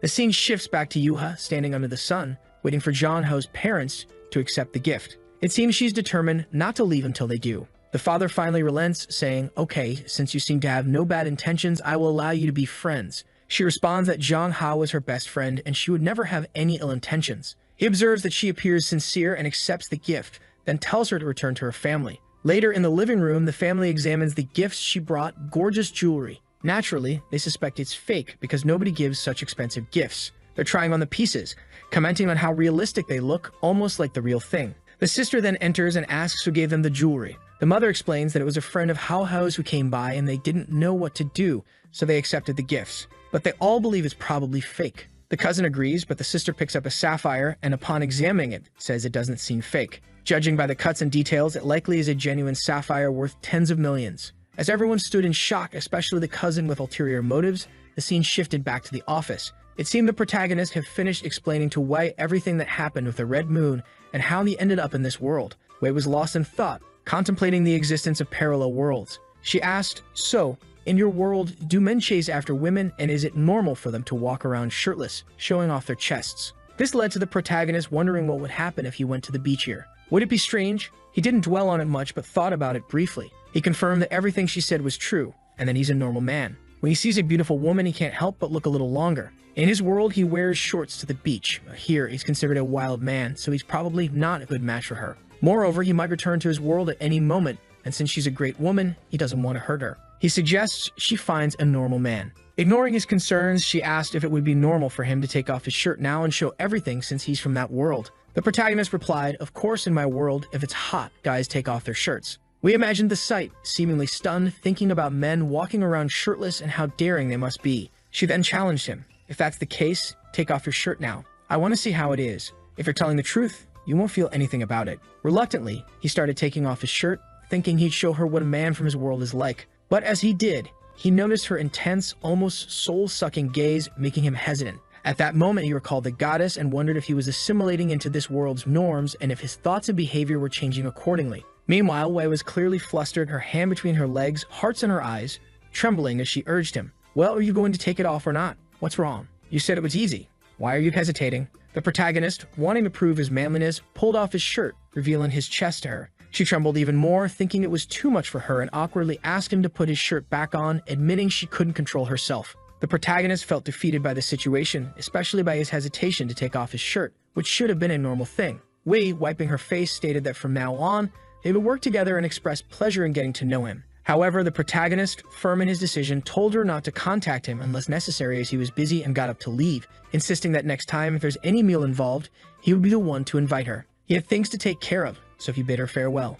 Wei, still flustered, asked if he really couldn't stay, offering anything he wanted as long as he stayed. The protagonist firmly refused, saying not to even think about it, as he wouldn't agree to anything. Upon returning home, his sister was staring at the sapphire, thinking about how sapphires symbolize loyalty and perseverance. She pondered whether Wei had the financial means to give such a valuable gift to her brother. In that moment, she eyed the protagonist's cousin and thought, if that's the case, I'll have to use this guy. Sometime later, Jang Ho was back home. His father, all worried, asked why the hell he took so long. That's when he mentioned all the jewelry Yua had left for our boy. Ken Kin commented that besides being very wealthy, the girl seemed to come from a rich family. The father made a serious face and told the protagonist that he couldn't like the girl just because she was a millionaire. Meanwhile, the cousin was fuming because he wanted to have received that necklace himself. Thinking about Yua, he swore to himself that he would win her over. After all, she was his ticket to wealth. However, he was already imagining the wrath of someone and thought that at least he had her waiting for him. The boy was daydreaming, thinking he had options to choose from, even though he believed that Zhang Hao, despite being handsome, wasn't very seductive. Sometime later, someone said they were arriving. Zhang Hao apologized, saying they couldn't accept the gift because it was too expensive. Suddenly, his cousin appeared, saying they had met again. Zhang Hao remarked that it was quite a coincidence that they had already seen each other. In the cousin's mind, all he had to do now was create a little physical contact and stumble like an idiot. Yuva seemed scared as he approached and promptly kicked him in the chest. She apologized, saying she acted instinctively while the boy was coughing. She asked if he was okay as his legs seemed wobbly. Zhang Hao suggested they should be more concerned about others for now, while the cousin realized his plan had completely backfired. Zhang Hao once again stated that he didn't need those gifts, and Yuha asked if he didn't like them. The father intervened, saying that such gifts were too expensive and somewhat intimidating. Zhang Hao replied that he didn't need such things to improve their relationship, returning the gifts and stating he would accept a kindness, but she could keep those things. She asked if he hated her because of this. The parents, embarrassed, reassured her that she didn't need to worry about it and that their relationship hadn't changed. The sister stepped in, saying they were just friends, so there was no reason for him to hate her, and suggested she return the gift if she wanted to remain friends with him.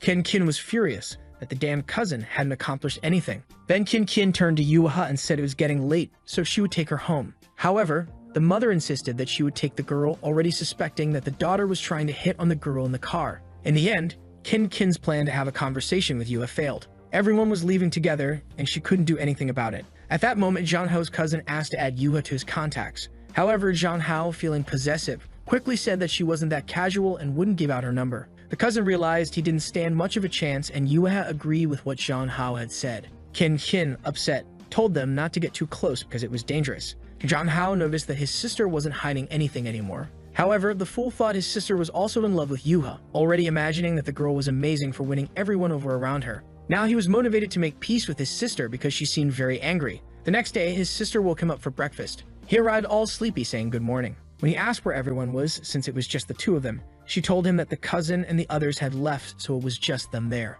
Our boy already knew that life at home wouldn't be easy. Embarrassed, she asks what he's doing, and he apologizes for lying lately. Meanwhile, the sister thinks her plan was to make peace, but she didn't expect it to be so easy. Now, feeling completely better, she says it's even better when he takes the initiative. She acknowledges that something sad happened, but emphasizes that the future is more important. She asks Zhang Hao never to hide anything again. He hesitates for a second, knowing he's hiding a lot of things, but simply says okay because he's not about to reveal any of it. He thinks to himself that after everything is resolved, he will confess the secrets. With that, the poor girl feels completely relieved, thinking he's so kind. At this moment, Zhang Hao says she no longer needs to hide that she's in love with Yuha. The poor sister is utterly confused. She starts laughing, thinking he's acting this way because he's jealous. She takes advantage of his foolishness to ask him not to bring Yuha around anymore. Otherwise, she won't be able to control herself at home. Strangely, he says it's been a while since they did a special training and asks for help.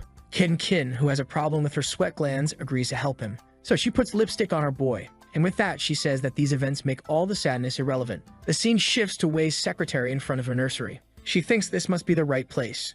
Inside, a woman is on the phone and tells her to come in. As soon as she appears, she introduces herself and says she has some questions. The woman welcomes her and tells her to sit down. The secretary hands over a sheet of paper and says she wants to know everything that happened with these two people during their time there. She's trying to find out if the girl abducted the boy, and more importantly, what she did to make everyone in that place cover up the events. The woman starts trembling when she sees the photos of Zhang Hao and Kin Kin. Hesitantly, she asks the secretary how she found out about this. The secretary responds that she doesn't have to explain anything and demands to know everything that happened. The woman, frightened, seems to hesitate but explains that she will never forget this person in her life. She recalls once asking Kin Kin where she had taken Zhang Hao and, more importantly, what she had done with him. Kin Kin replied that they were just playing together and questioned if that was a problem. The teacher said it was indeed a problem because she couldn't just take other students out of there as she pleased. She warned that she would have to speak with Kin's family to take action. But Kin asked if that was really the best option. The teacher was a bit confused, but the girl advised her that it might not be wise to escalate the situation.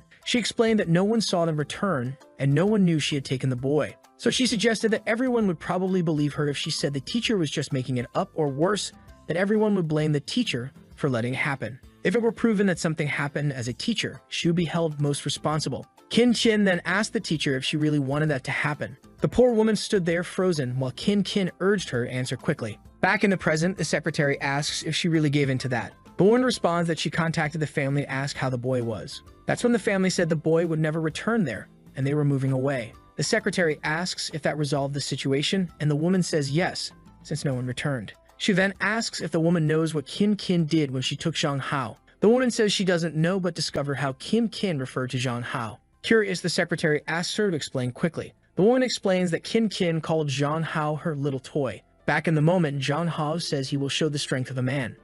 She is there, very sad and clearly not saying much. She then says she wants to tell him something and grabs his face. She tells him he is amazing, thanks him, and says she is ready. He asks if she really wants to continue with the strength training. Suddenly, she is caught off guard and confused. He says that if they keep practicing, she'll soon like men again, while the boy, like a bull, declares that now that he's here, he'll go forward. She's a bit scared, not expecting him to be so forward, especially since he has such an innocent appearance. Our boy starts sweating cold, realizing things are getting serious. He gave her a simple foot massage. Time passed, and the boy had put in a lot of effort. He then asked her to check if his heart was racing. That's when she thought that the training they did when they were younger hadn't been in vain. Now she knows she just needs to complete the next step to fully win over Zhang Hao. Our boy says they will continue. She sees that he's standing there preparing for something and asks if he's talking about this. He tells her not to be nervous and to relax. But now she's the one who's scared because there's unlikely to be anyone else intervening. She's panicking, not knowing how to react, while Zhang Hao thinks she's cute when she acts like this. He then smiles, saying that he's finally going to do it, but obviously, he feels something strange.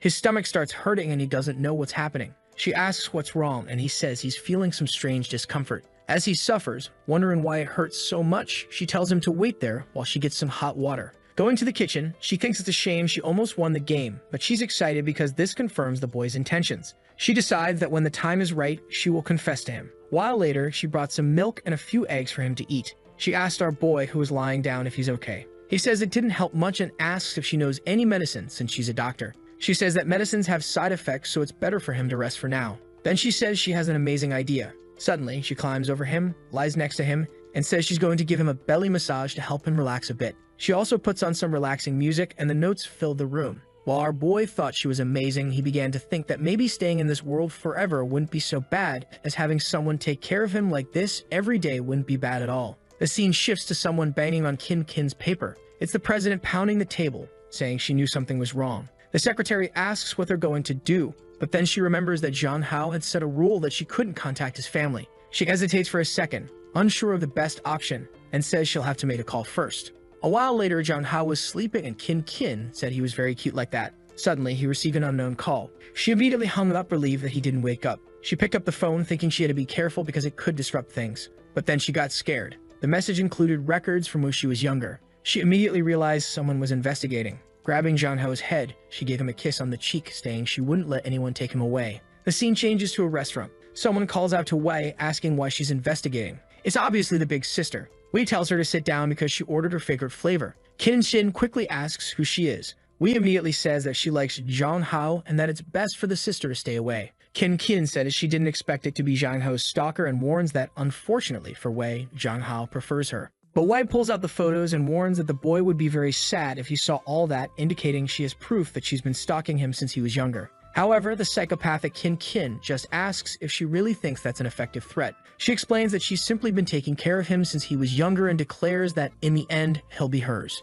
Wei laughs in her face and warns that Zhang Hao will find out that she made her mother marry his father just so she could become his sister. She threatens, saying that Zhang Hao was a different person and not her toy. Now Kin fell silent and sighed, saying that if she discovered all this, she must be rich and powerful. However, she says she understands that Wei probably tried to win over Zhang Hao with money, but it didn't work. She adds that it's a shame, but Zhang Hao will never truly like her. The two stand in silence, staring at each other. Wei claps her hands, saying it's expected from the girl who threatened teachers when she was 7 years old. She then decides to introduce herself, saying her name is Wei Man from the Feng Hong Company. Qin Xin immediately recognizes the name of the company. Wei informs her that she called her there because she had promised Zhang Hao that she wouldn't hurt his family, but if she crossed the line again, the family matter would be set aside. Qin realized she had just received a death threat. As Wei walks past her, she asks if she really knows the Zhang Hao she likes, leaving the girl in silence. Qin punches the table in a fit of rage. The scene shifts back home. Zhang Hao is slowly opening his eyes. He gets up and sees his sister beside him working on the computer. He asks what's going on, and she just wants to know if he's still feeling uncomfortable, mentioning that she brought a hot water bottle for him. She then says that while he was sleeping, she read the entire novel he wrote. She found the world he described to be quite interesting and realistic. Embarrassed, he says he only wrote those things to stand out among others and make more money. His sister remarks that it felt too real, and that the protagonist really seemed like a real girl. She warns him not to confuse fiction with reality because real life is different, handing him the hot water bottle and saying it will make him feel better. She then hugs him, telling him that if he has any problems, he can always tell her because she's worried about him. The scene changes to the next day at school. Standing next to Yuha, he's thinking about how strange his sister was the day before. During the day, she seemed normal, but when she came back at night, something had changed. Yuha hands him something and he thanks her, saying he'll keep it instead of the jewelry. She immediately says she has another gift and offers him some lunch. Embarrassed, he tells her she doesn't need to be so considerate. However, she says she just wants to be nicer to him. He tells her it's okay as long as she doesn't keep giving him expensive jewelry. She then asks if his family hates her now because of it. He reassures her that's not the case and she doesn't need to worry. But she expresses that she often feels like she makes people's lives worse when she interacts with them. She questions whether she's just a friend who brings problems, but he tells her not to worry because he values their friendship. She then says that even if his family doesn't like her, it won't affect their friendship. Zhang Hao explains that his family likes her, they just don't want them getting romantically involved. Yubat explains that she feels like his sister, on the other hand, doesn't like her at all and seems to want to keep them apart. Zhang Hao has no idea what happened, so he just thinks she's being insecure. He stands up, telling her she doesn't need to change or try to please anyone. She will still be his friend, and she doesn't need to rush to prove anything. This cheers her up a bit, and she explains that recently she at least learned to swim. He says if that's the case, they can have fun over the weekend. The scene changes to a sunny day. Our boy was walking around the city when someone called out to him. It was Yuva, all dressed up. Our boy felt better, wondering why she had dressed up so much. He tells her they can start their outing. With that, she pulls out a giant notebook full of things she wants to do with him. Our boy wonders why she seems so prepared, and she starts listing a bunch of things they need to do today, mentioning she even bought tickets for a movie called Season of Love. He says he's confused because he expected her to want to watch a war drama. However, she says no, she chose this because she's sure it's his favorite. With that, he takes her hand, saying it's okay, and that he'll be happy no matter what she chooses, thanking her for being so thoughtful. She just holds his hand in agreement. With that, they head to the cinema. Yuva stands there, a bit lost. Zhang Hao asks what's wrong and tells her to snap out of it. She brings the popcorn, looking a bit awkward, saying she didn't expect there to be so many people there. The scene then cuts to the two of them watching the movie. Our boy hands her a juice. Zhang Hao comments that she seems happy, and she explains that despite the crowd, there's plenty of space. As she enjoys the juice, he receives a call. That's something, huh? Our boy makes a face, clearly not pleased, and without a doubt, he declines the call. Yua asks what's going on, and he says it's nothing important, thinking that since she's so happy, he'll make the most of his time with her. Our boy is just watching, thinking the movie is awful because it's clearly upside down. Then a little hand grabs his. He asks if she wants popcorn. She says no, so he hands her the juice, saying that must be it. But the girl is nearly exploding with embarrassment. She says she saw in a guide that this is the step before a kiss and asks if he agrees. Zhang Hao plays it cool, asking if she learned this strategy from Yuan Yuan. She says no, it's just that they haven't done this in a while. And now our boy is about to explode. She says she likes him a lot and that they could be a couple. Our boy tries to explain that he likes her too, but not in a romantic way, and she can't be so dependent. She explains that she's just following the guide she read, which said girls needed to take more initiative. With that, she pulled his face, while he was worried because it was a public place. She says she would save money and leaned in to whisper something to him, who was about to explode, unsure of what to do. Then he held her hand and suggested they focus on watching the movie. Time passed, and I'm not sure what happened, but she looked exhausted, talking about the guide. He said he had to see this guide and her strategies, then grabbed her hand to read it. She was a bit confused. He glanced at her plans, then lightly hit her head, asking why she didn't just ask instead of acting like this. Embarrassed, she said she just wanted to be there with him, and he could do whatever he wanted. Zhang Hao thought she was always extremely careful, but then confiscated her little book, saying it was time for some real fun. The scene changes to a sports internet cafe. The poor girl stood in front of the computer, unsure of what to do. He asked if she'd never been to an internet cafe before, and she said her family doesn't allow it. He then asked her not to tell anyone or he'd get in trouble. With that, the boy started playing, already scoring a pentakill. She said she was trying to understand, but it was too difficult. He explained that he just wanted her to have fun, saying that since she already had good grades and a good family, the only thing he could do was help her be happy. He then opened another game, apparently a shooting game, and explained the controls for moving the character and aiming for a headshot. He congratulated her, thinking her family must be very good for someone who just started playing. He also thought that given her interest in weapons, this type of game was obviously a good fit for her. After a while, he said their time was up. She asked why he didn't put more money in so she could play more, but the boy warned her not to get addicted or she'd spend her whole life on it. As they walked down the street, they were chatting until he mentioned that her phone was ringing. She answered and seemed to agree with something. It seemed like she was talking about leaving, but in reality, she wanted to keep playing with our boy. He thought to himself that he would help her have even more fun today. With that, they played the drum game, the dance game, and the shooting game. Later, as they were heading back, she said it was one of the happiest days she ever had. Jong Hao told her not to take it too seriously because it's something they could do anytime, and she was all smiles, saying she understood. As they were walking, a car suddenly passed in front of them. As soon as the door opened, he knew trouble was coming. He thought it might be Anao, but it was actually Yuya's butler, who turned to our boy and said her parents wanted to meet him. Her mother, it seems, was looking into information about Jong Hao, smiling, though it wasn't clear if it was out of joy or anger, knowing that her daughter had been ignoring messages while having fun. Meanwhile, Jong Hao had no idea they had planned a party for her at the mansion, but she preferred to stay with him. At the door, the butler told him not to worry, as the master was not someone who regretted visits. As soon as Jong Hao entered, he saw the mother standing there, or perhaps the father, as it wasn't clear who was who, and was asked to sit down. Our boy thanked them and realized it was the father, as he thought the man looked very young. At the table, the father asked if Yua had fun, and she said yes. He then told her to go take a bath because her clothes were dirty, and he turned to Jong Hao, saying they could have lunch together. He mentioned he'd heard that our boy had been making her very happy and wanted to thank Jong Hao as her father. Our protagonist, very polite, said it was just a matter of friendship, but he noticed the thank you seemed somewhat insincere. It seems Jong Hao wasn't very well liked there. The father then asked how much money he wanted to stay away from Yuha. The boy wondered why the plot always seemed to take this turn. He told Jong Hao that she had missed a family gathering because of him, and our boy was confused by the sudden change in attitude. He apologized, saying he had no idea she had a family event that day. The father said he was misunderstanding, and in fact, he wanted to thank him for that. He offered a card, but Jong Hao refused, saying he didn't want money in exchange for friendship. The father asked if things weren't obvious enough, saying it would be rude to spell it out further.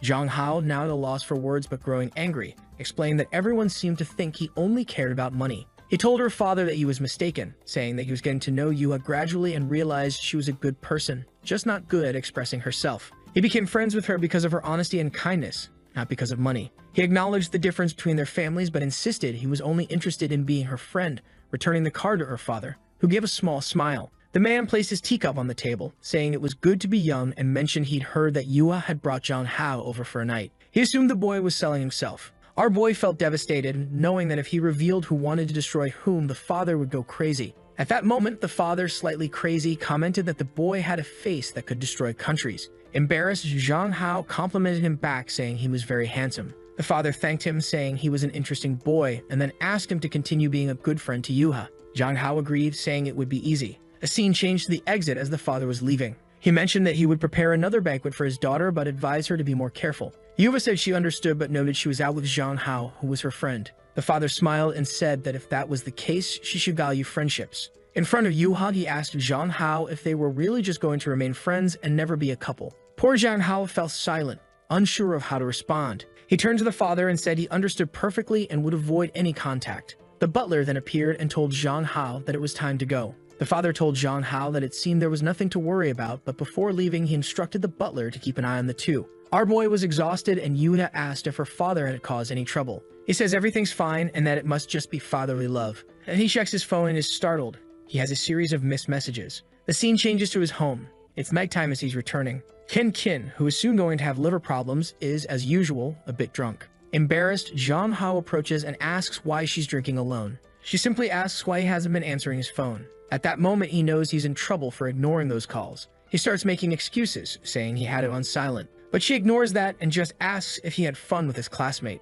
Embarrassed, he says he did but shouldn't have ignored the calls. Kin says it's fine, but he'll have to make up for today by spending time with her tomorrow. She tells him that he has to talk to the platform people tomorrow. She says it's perfect because they can go to the mall together and can sort out that issue. She tells him to take a shower and just agrees, while Kin thinks that with these two competitors, she'll have to be more aggressive. The scene shifts to the next day. Someone says they're embarrassed to have asked to meet him on the weekend. Our boy responds to Song saying it's no problem. She says that his fan base isn't small anymore and that he needs to appeal to his new fans. She hands him a tablet with a streaming auction for him. As soon as he sees that it's for him to act like a fool in a kimono, he says he's not that type of streamer. She then shares a second photo of a night cosplay, saying he won't have to show much skin. He agrees, saying the second option is more acceptable, but he's shocked when she says that in that case they're doing it now. Before he can react, she's already got the camera in hand, telling him to take a look. With no other option, he's soon dressed as a knight, posing for the photo. What he didn't expect was a crowd watching, and apparently, this video was already recorded and shown to someone.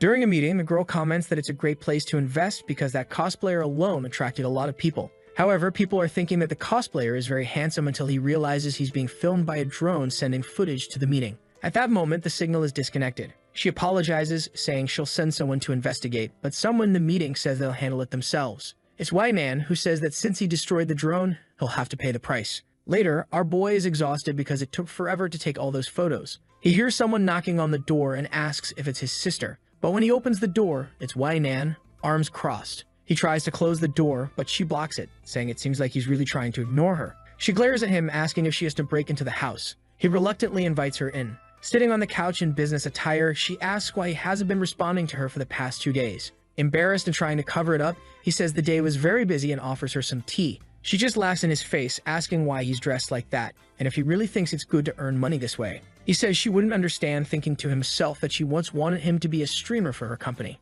She asks why he wants to continue streaming if she already told him she'd pay much more. But our boy, tearing up, says a man has to earn his own money. She just laughs, saying she agrees with that, and pulling him by the collar, says they need to resolve the drone issue. He's flustered, asking if that was her company's drone. As he's about to talk about money, she says she knows a better way to compensate. Before he can respond, she kisses him.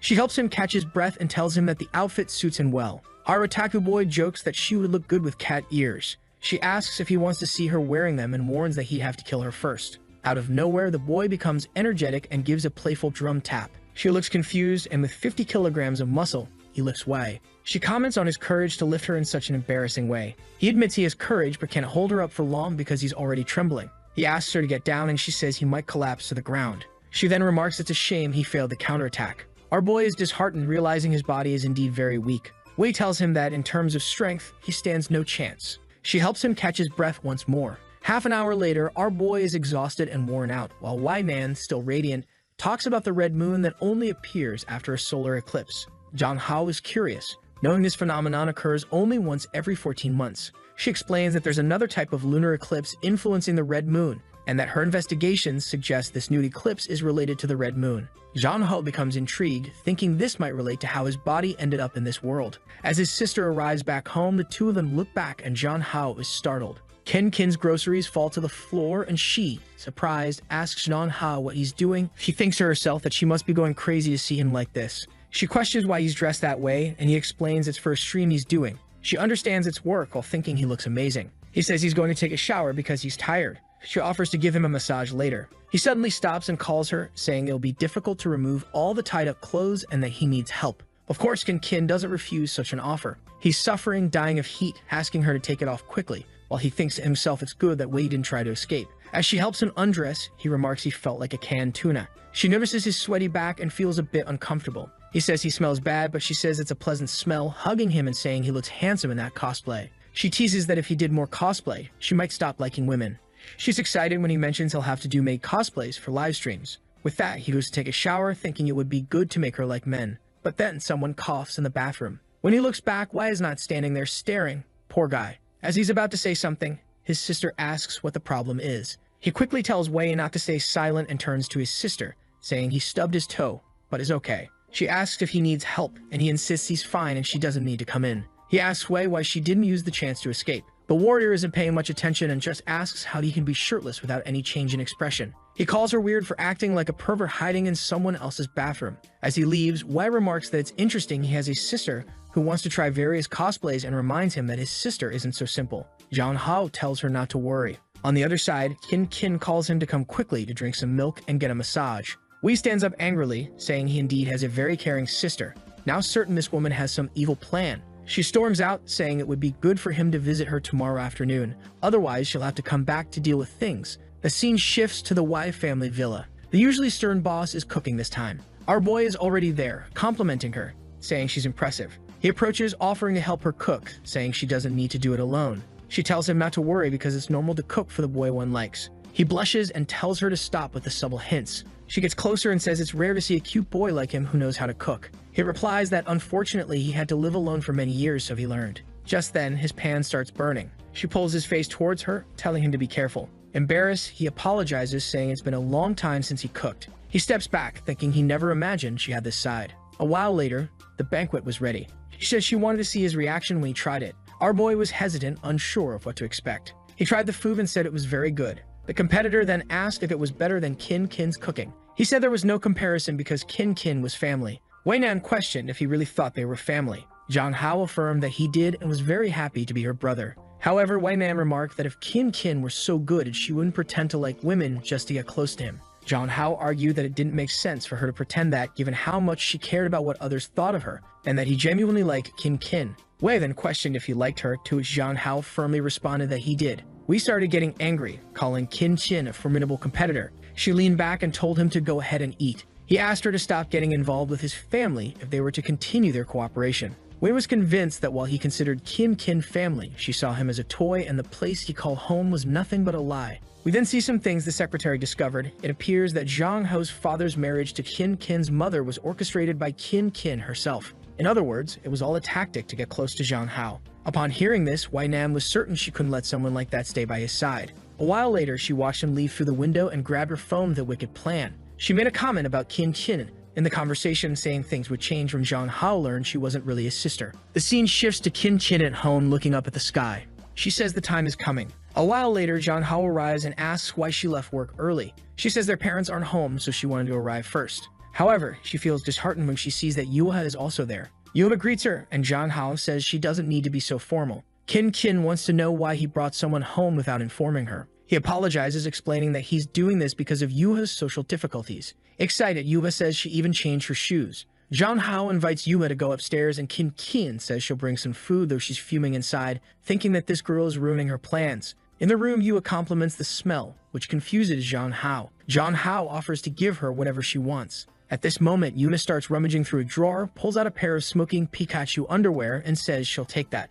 Just then, Kin Kin enters the room with some juice. She sees the underwear and looks disheartened. Poor Zhang Hao tries to explain, saying she shouldn't misunderstand. Seated with both of them, Kin Kin says she understood perfectly what was happening. Zhang Hao tries to explain that Yuha is just socially awkward and not a pervert. Kin Kin decides the best plan from now on is to reduce the amount of time the two spend alone together. She invites Yuha to her room, saying she wants to show her something cool. Yuha thanks her, saying she's very kind. But when Kin Kin suggests watching a movie that girls love, Zhang Hao gets a bit confused. He pulls Yuha aside, saying it's not a good idea to teach her those things. Kin Kin reassures him, saying she will only talk about girl stuff, then tries to pull Yuha along, saying she will teach her what a girl needs to do. Zhang Hao, confused, asks if Kin Kin is interested in Yuha. Suddenly, Kin Kin falls silent and insists that she definitely isn't. Zhang Hao was a bit confused, and suddenly, Kin Kin threw herself onto him, putting her hand on the back of his neck. She noticed he was out of breath and gave him some air, while Yuha was almost crushed.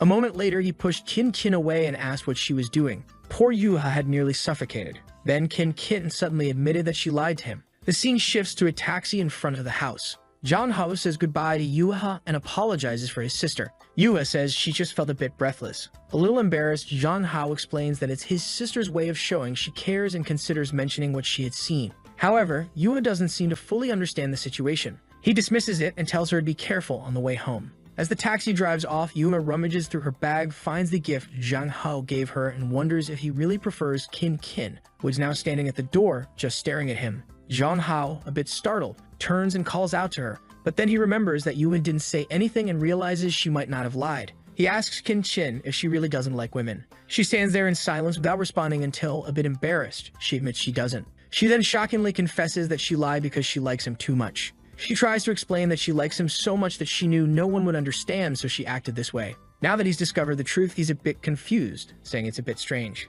She steps out into the rain, saying she understands it's weird but just wanted to be close to him, and reveals that she doesn't want to lose him again. Zhang Hao tells her to calm down or she'll catch a cold and asks if she's referring to their childhood. She says yes, but knows he doesn't remember much, while thinking to herself that she'll do anything to stay with him. She then reveals to him that she has secretly always been close to him, from elementary school to now, and has never left his side. She admits she likes him so much that she has been doing foolish things. Just then, Wei Nan appears, saying she arrived at the right time. She calls Qin Qin and informs Zhang Hao that, as he can see, Qin Qin was never really his family. Zhang Hao is shocked to learn that Wei Nan knew about this and had this conversation with him. He feels downcast as Wei Nan says Qin Qin has been lying from the beginning and urges him to come with her, warning that he might forget who he was in the past. Qin Qin yells at Wei Nan to get away from their house, but Zhang Hao calls out to his sister. Qin Qin turns and tells him not to worry, assuring him she'll handle it. However, Zhang Hao hands her the umbrella, looking disheartened, and tells her to go inside first. He says he'll leave for now and give her an answer later. Qin Qin stands there, confused and unsure of what just happened. The scene changes to Wei Nan's apartment, where she tells Zhang Hao not to catch a cold. She hands him a towel, but he's just standing there in silence. The two stand quietly for a while before he asks if she really needs to reveal his true identity to his sister. She dries his hair and asks if he truly believes his sister is innocent. Wei Nan goes to a book and says if he really wants to know the truth, he should take a look at it. Zhang Hao looks at all the records they gathered on Qin Qin and starts to get scared by what he finds. When they were younger, she would hit any girl who talked to him. This behavior continued as they got older. Even though she was accepted into a much better university, she chose to stay in the city to stay close to him. It turns out that her mother's marriage to his father was orchestrated by Qin Qin to get closer to him. Sun Hao asks how this is possible. Wei Nan, a bit unhinged, comments that she admires how far Qin Qin's love has gone. The poor boy sweats coldly, not understanding what this crazy woman is saying either. Wei Nan approaches and says that normally those being pursued never really understand. She takes out a cigarette and says she'll try to explain clearly, noting that in his world, it's usually men who pursue women. In this case, all she did was try her best, going to great lengths to follow and interfere in his life, affecting his social status and even his family. Wei Nan asks if what she's done is perverse or not. Sun Hao stands there, poor thing, unable to say anything. Wei Nan extends her hand, saying that if he comes with her, he can forget these problems and study the red moon. Sun Hao, scared, says he can't think straight and needs to go home first. She offers to take him, but he insists that it's okay and he can manage on his own. With that, he leaves without saying anything more. On his way home, he keeps thinking about how strange and frightening his sister is, having done all those things. What he finds odd is that fragments of his memory suggest she's not that kind of person. He has no idea which version of himself she likes, and this kind of thing can only be discussed face to face. The boy returns home to find her standing in the rain. She is desolate, still unable to recover from the shock. Even when he approaches, she can't understand anything until he offers her an umbrella. Confused, she looks up, and the boy, all cute, says he's back. Her expression changes, and she welcomes him back warmly. Once inside, she says she'll warm up some tea for him. She starts talking about a lot of things she wants to do, but he tells her she doesn't need to try so hard and says there's something he wants to ask. She trembles, asking if there's a problem and if Wei Nan said something about her. He mentions that it seems like in her childhood, what she did was more than just staying close to him. Qin Qin realizes her past has been revealed and turns away, startled, saying it seems he knows everything. Zhang Hao explains that even though Wei Nan might not be unscrupulous, all the evidence seemed too real. Qin Qin starts trembling, unable to speak, and collapses to the floor, not knowing what to do. She calls his name and says she needs to tell a story. She talks about a girl who was happy until one day her parents divorced and all the joy disappeared. The father soon found another family, and she lived with her mother for a while. But life in that new family wasn't enjoyable, and her former family couldn't complain about anything. The girl had to live on the streets for 2 weeks before her mother came to pick her up again. Since then, she began isolating herself from everyone until a boy invited her to play. She ignored him, but he kept following her, suggesting they have lunch together. She remembers the other boys telling him not to talk to her, but whenever he saw her alone, he approached and invited her to play, always cheerful and smiling. That's how the boy entered her heart. But then an accident happened, and the girl made a mistake that caused the boy to lose his memory and be sent to another school. The light in her life disappeared again. However, instead of giving up, she decided to secretly protect his life. Eventually, she realized that the distance wasn't enough, and that's when she began the plan of using her mother to become his sister. Crying, she admits she knows it was wrong and that the plan was a disaster. Zhang Hao wonders if this is how she feels about the real owner of this body. She apologizes, calling herself possessive, and reveals that she is, of course, the girl in the story. She says she expects him to hate her for this, but all she ever wanted was to have him to herself and not share him with anyone else. The boy starts to think that even though they aren't related by blood, she really takes good care of him, and he also likes Qin Qin. She says if he really thinks she's disgusting, she'll stay away and never bother him again. But then the boy says she doesn't need to apologize. He understands how valuable she is, and that's enough for him. He tells her they can be together because he likes her too. What a thing for him to say. Now she's going to go crazy. She hugs him, saying that no matter what happens, she still loves him. And our boy, awkwardly, tells her she's getting snot all over his shirt. With that, she gives him a UFC-style hug. She threw the boy to the ground and, as always, helped him catch his breath. As he lay there, he thought to himself that this felt like a first love. The time they spent together was sweet. Being around her always made him happy. She always wanted the best for him. She mentioned that her life felt like a dream, and she was incredibly happy. Meanwhile, he felt increasingly guilty, knowing that her connection was with the past Jang Hao, not with him. She then said she would go downstairs to prepare dinner and call him when it was ready. He was left deep in thought, realizing that he was taking advantage of her feelings. He wondered how she would react when he told her the truth. He called out to her, and she turned around to ask what it was. He hesitated, especially when she smiled and asked if the baby was having a problem. Feeling foolish, he said it was nothing important and told her she could go make dinner. Obviously, he lacked the courage to tell her the truth. The scene changes to Fenghong Enterprises. Zhang Hao was there again, and Wei Nan comments that their meeting was very good. Zhang Hao doesn't seem very enthusiastic and asks her to get to the point. She crosses her leg and says she wants to ask him something. She asks how the conversation with his sister went. Zhang Hao uncrosses his leg and says they're doing fine. Wei Nan questions what he means by fine and accuses him of deceiving her since she knows the person his sister likes isn't the current Zhang Hao. She suggests that eventually Qin Qin will discover he isn't the person she truly fell in love with, and who knows what she'll do then. Hesitant, Zhang Hao says he can't predict the future. Wei Nan, observing his troubled mental state, thinks that if things continue this way, she'll have to take matters into her own hands. She changes the subject and talks about his career as a streamer, presenting a proposal. She mentions that he's in the top 3 on the platform and should realize there's a limit to being an internet celebrity. She hands him a paper, suggesting that if he really wants to make money, he should have his own products. It's a clothing brand idea. He asks if this is just her idea. She says she doesn't care about other investors, but she has never lost money. She explains that her research on the Red Moon has been costing her, so this is the least he can do to help her recoup some losses. Zhang Hao agrees not to pay with flesh and blood,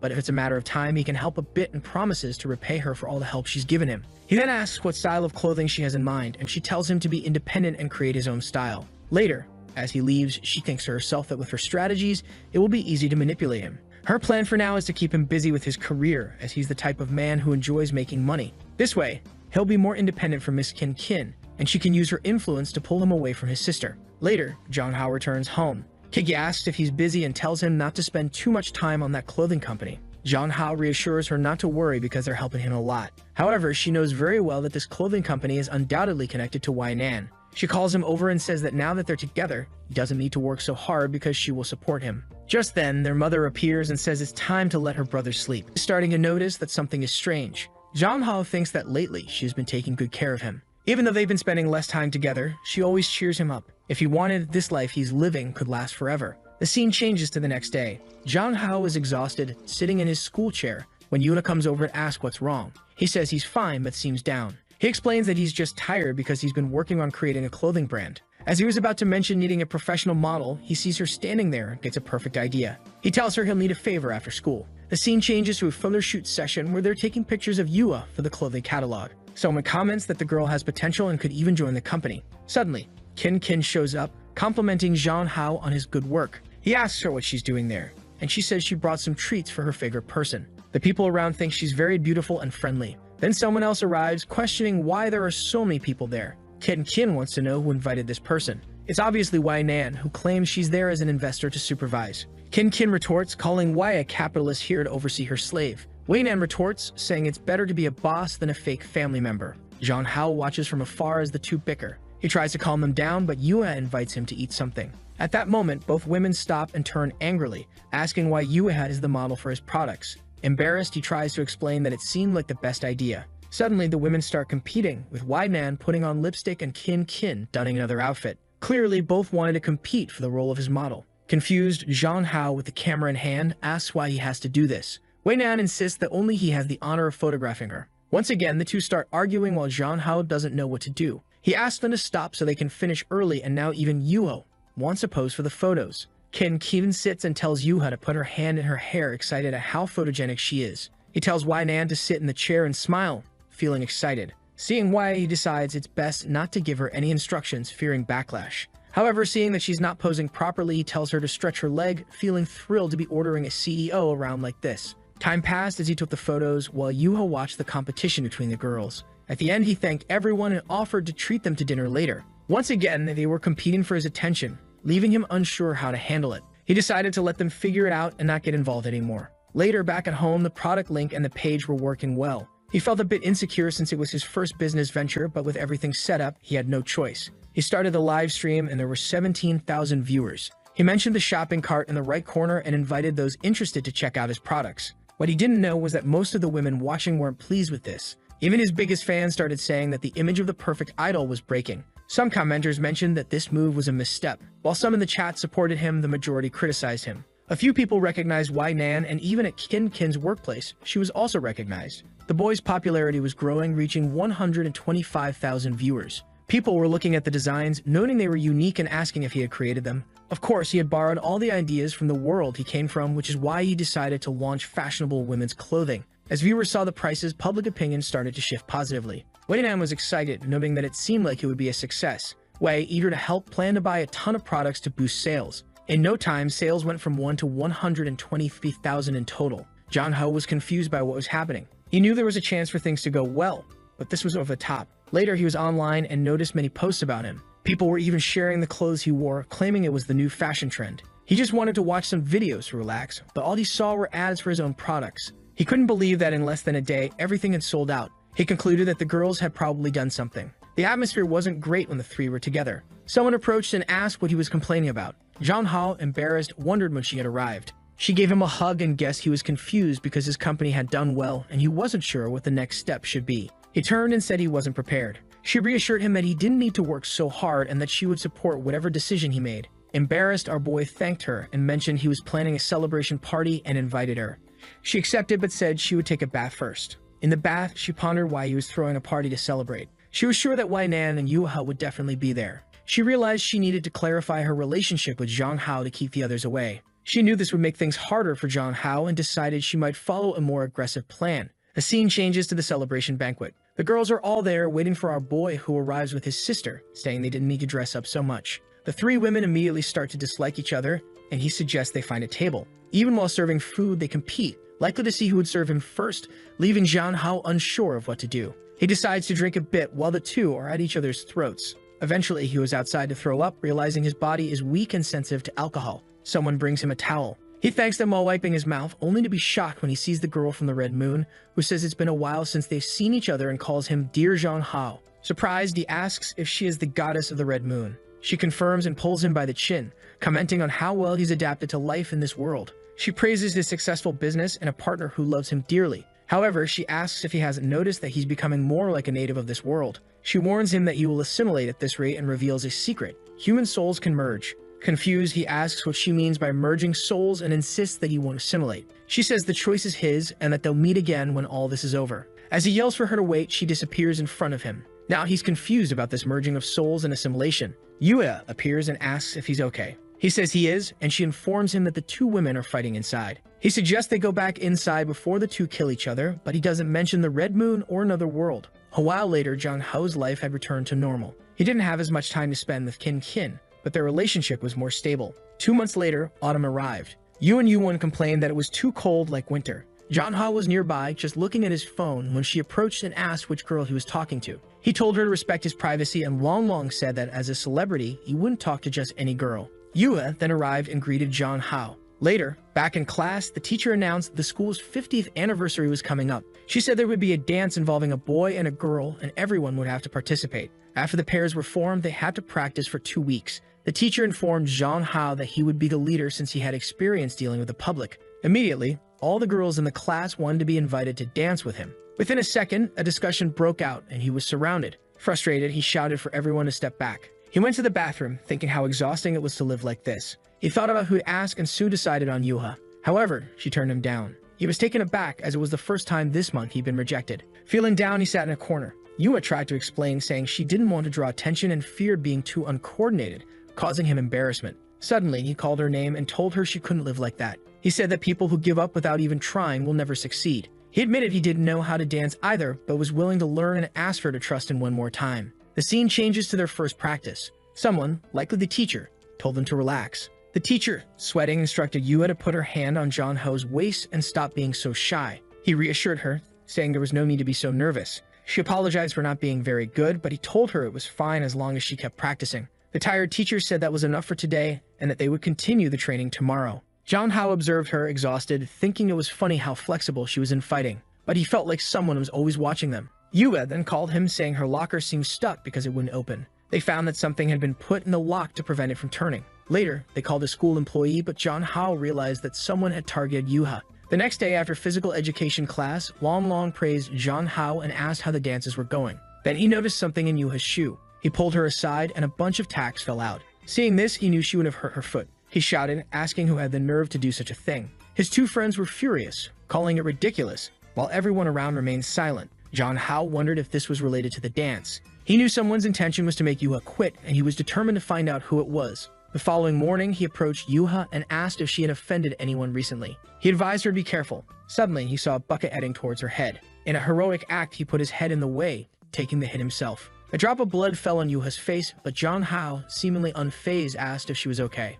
He turned to shout at whoever was above them, but Yuha warned him to be careful. Ignoring her, he ran upstairs, determined to find the culprit. He opened the door to the upper floor and found a girl crying, saying she didn't want to hurt him, she just didn't like Yuha monopolizing him. Jong Hao said nothing as she continued shouting that Yuha didn't deserve to have him all to herself. The girl seemed to go mad, lamenting that she shouldn't have hurt him. Immediately, Jong Hao ran to her, grabbed her arm, and pinned her to the ground, telling her to stop this nonsense. He sternly told her to stop getting involved, saying it was up to him to decide who deserved to be with him. The girl stayed silent, just listening. Then Yuha appeared, crying and running towards him. However, Jong Hao's vision began to blur. He couldn't understand what was happening or why he couldn't see clearly. At that moment, he seemed to recall various situations. It wasn't clear if these were alternate timelines or perhaps memories of the body's previous owner. A while later, he slowly opens his eyes in the hospital, wondering if the scenes he just experienced were hallucinations. Yuha calls out to him, saying that he finally woke up and apologizes for causing him to get hurt. However, she assures him not to worry because she will take revenge for him.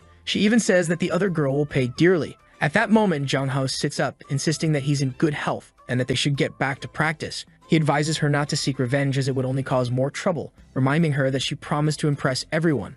For the next 2 weeks, they continued practicing. Jong Hao even hired a professional dance instructor. Yuha gradually became more confident. However, during one of the training sessions, she received a call from her mother. Jong Hao pondered over it, since he had only met her father so far. During the call, her mother revealed that she had already spoken to the teacher to prevent Yuha from participating, urging her to quit to avoid embarrassing the Min family in front of important people. Yuha tried to explain that people depended on her and that she had been practicing for a long time. Her mother insisted it would be better not to disgrace the family. The poor girl was at a loss for words until Jong Hao took the phone from her hand. He first apologized for his behavior and then pleaded for her to let Yuha participate, explaining that she had been working hard and would not embarrass anyone. Suddenly, Yuha grabbed the phone and shouted that she would not give up, saying goodbye to her mother and ending the call. She turned to Jong Hao and apologized, insisting that he had to participate. He thought to himself that she was impressive when she was serious. The scene shifts to the day of the performance. The announcer declares it the school's 20th anniversary. Yuha's mother is present, as is Wai Nan, attending as a renowned entrepreneur from the city.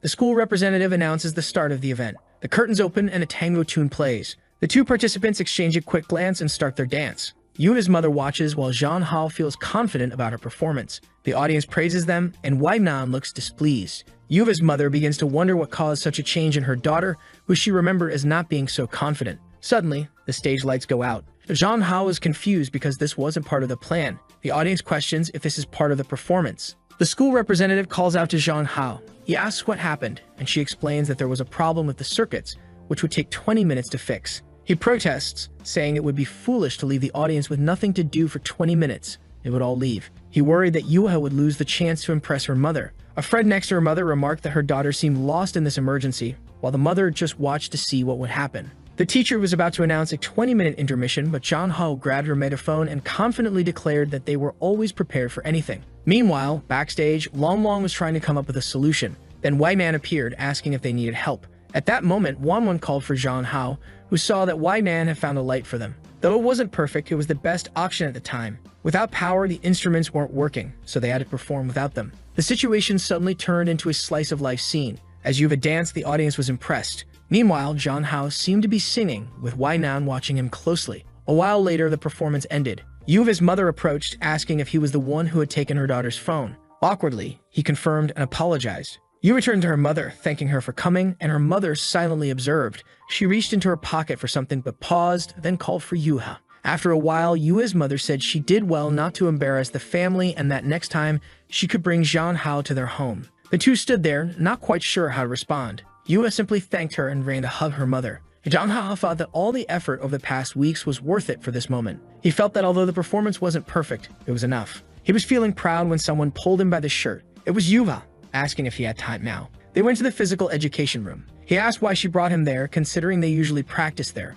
She said she wanted to bring him to that place because she wanted him to listen. She said she had been very happy since she met him. Every day during recess, she wanted to talk to him more, and every weekend, she wanted to go out with him. She even said she learned a lot from him. But because of his appearance, she felt she was losing control. She said that when she saw other girls talking to him, her heart ached and she had nightmares. She began to approach him, saying she thought it was some kind of illness, but then she took his hand and said she was certain about her feelings. She asked if they could be together. Now he was in trouble because everything she said was extremely serious. He considered her a good option because of her personality, but there was someone else on his mind and he couldn't deny his feelings. He thought to himself that this wasn't a very manly way to be decisive and he couldn't act like this. So he called out to Yuva, apologized, and said he couldn't accept her love. She was devastated for a second. He started to say that he already had someone else when she interrupted and hugged him. Confused, he asked what was going on. She said that even if he didn't like her, she would continue to like him, regardless of what he did. This didn't seem very healthy, but she said she would wait for him, and holding his face said she had been waiting, so nothing would change. With that, she helped him catch his breath, apparently for a long time. Near the window, Wei was there, noticing the situation and thinking instead of feeling jealous, wondering what was happening. Later, Zhang Hao told himself that he needed to be more honest with his sister, Kin. He threw his clothes on the floor, complaining that no one was making things easier for him. Suddenly, Wei opened the door forcefully, greeting him. Startled, he asked how she could invade someone's privacy like that. She approached him, asking if Yua had confessed. He replied that she probably heard everything. The president said she was satisfied with his response. Zhang Hao asked what she meant by satisfied. The president explained that she had to take things out of her car to help him with that dance, so now he had to repay her. He told her ask instead of doing these things and promised to help somehow. She said that in this world, good husbands always help their wives dress. Seeing what she was doing, he asked what kind of craziness this was. She informed him that he would have to help her put on her stockings again. He tried to pretend he didn't like it, but he was clearly flustered. He began to help, thinking it was an easy way not to betray his sister's trust and still calm this crazy woman. But the angel on his shoulder said it was clearly a betrayal. The devil, on the other hand, said it was his duty to help people.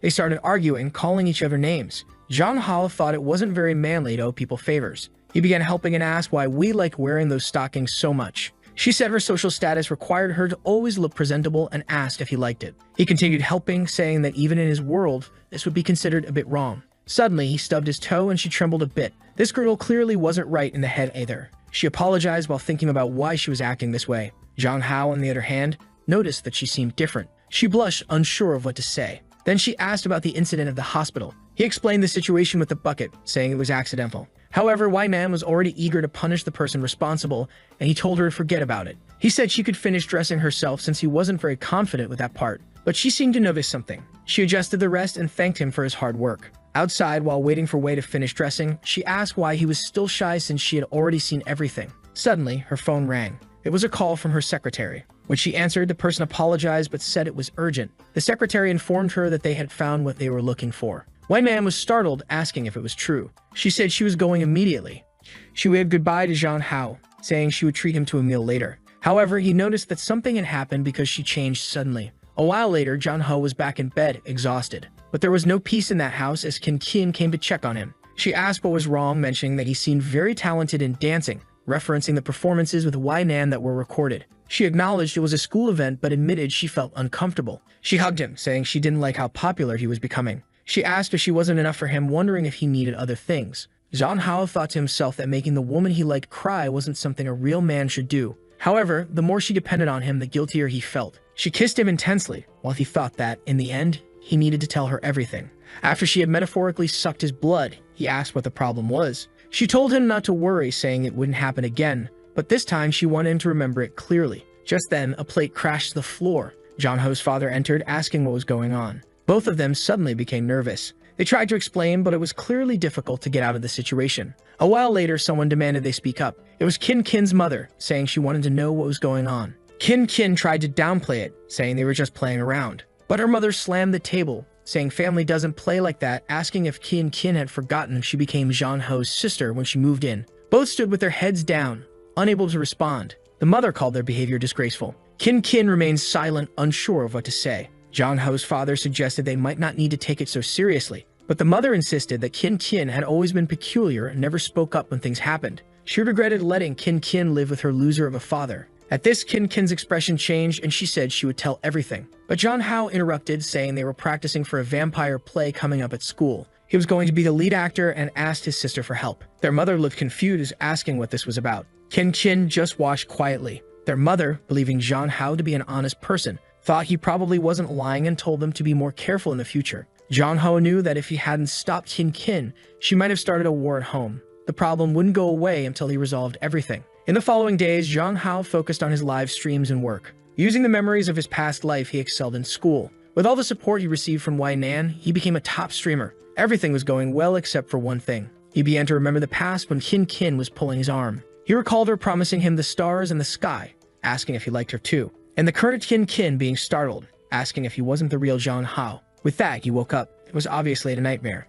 He started to realize that the memories of the previous owner were becoming clearer. All of this started happening after he last saw the goddess of the Red Moon. He even went to a psychologist who ran some tests because he might have had a problem after that accident. However, his mind was found to be perfectly fine. In the middle of it all, he receives a video call from a red-haired girl who says it's something urgent. She is the operator of the platform where he streams and tells him they have a problem due to short videos. Because of this, they are launching an offline campaign and need someone who can attract a lot of fans. She explains that he is the only male god who could turn the situation around. Our guy already knows they're asking him to do something he doesn't want to do again. However, she assures him that he doesn't need to worry because it will be easy, and it's an offer he can't refuse. If he accepts, he would earn an 8-figure salary per year at these events. He gets excited and asks what activities will be involved in this event. The scene shifts to a beach. His friend informs him that it will be a reality show, similar to a Mr. Beast Survive on a Deserted Island for 7 days video. And of course, Kin Kin is there as his assistant, so he won't be alone. Seeing this, our guy says the island doesn't seem so bad. Then someone calls him, it's Yuha, who found out about the event and obviously came to see him. But where there are two, there are three. Naturally, Wai Nan is also there, asking why everyone is watching the show she set up. As they start arguing again, Jong Ho stands there, unsure of what to do. The organizer calls everyone to a meeting to explain the rules. The group gathers around a table, and a blonde guy announces that he will be the host of the show. He explains that Miss Wai Nan will be a special guest. He goes on to say that participants will pair up and compete to see who is the strongest. The first round will have 2 events, volleyball and capture the flag. In the second round, everyone will be taken to survive for 5 days on a deserted island. Those with the best rankings in the first round will be able to select the best survival items. Some papers with the rules are handed out, but Wai Nan tears them in half, saying there's no need to worry about that since it will be easy. The blonde guy tries to explain that it would be better if she read them, but she just asks if he's really going against her word. Not wanting to offend her, he quickly says no. Of course, several streamers from the platform want to pair up with Miss Wei. Jong Ho thinks it's obvious since she's probably one of the organizers. Then someone calls out to him. It's 3 other girls from the platform who say they would make a great pair with him. He feels a bit awkward, unsure of how to respond. Meanwhile, a blue-haired guy comments that Jong Ho has nothing but a pretty face. He approaches Jong Ho, saying he looks like a beauty from 1,000 years ago and points out that as a gamer, he earns much less than Jong Ho, who sells his face and body every day. Our guy decides to ignore him, simply saying that the blue-haired guy has a lot of fans too. But the guy continues, saying he heard Jong Ho ruin the career of one of his friends. Jong Ho wonders if this is another idiot seeking revenge. The guy then proposes a bet to Jong Ho, stating that the loser has to stop streaming for a month and put loser and subordinate of the other as the title of their live stream. The guy was confident, thinking for sure that Wai Nan would partner with him. At that moment, Wai Nan approached and called for her teammate. The fool, blushing, thought she meant him. However, Wai Nan grabbed Jong Ho, saying she would partner with him. Jong Ho asked why she got involved in the competition, to which she replied that she was there to help him. However, he said that he was a man who didn't need anyone's help to win,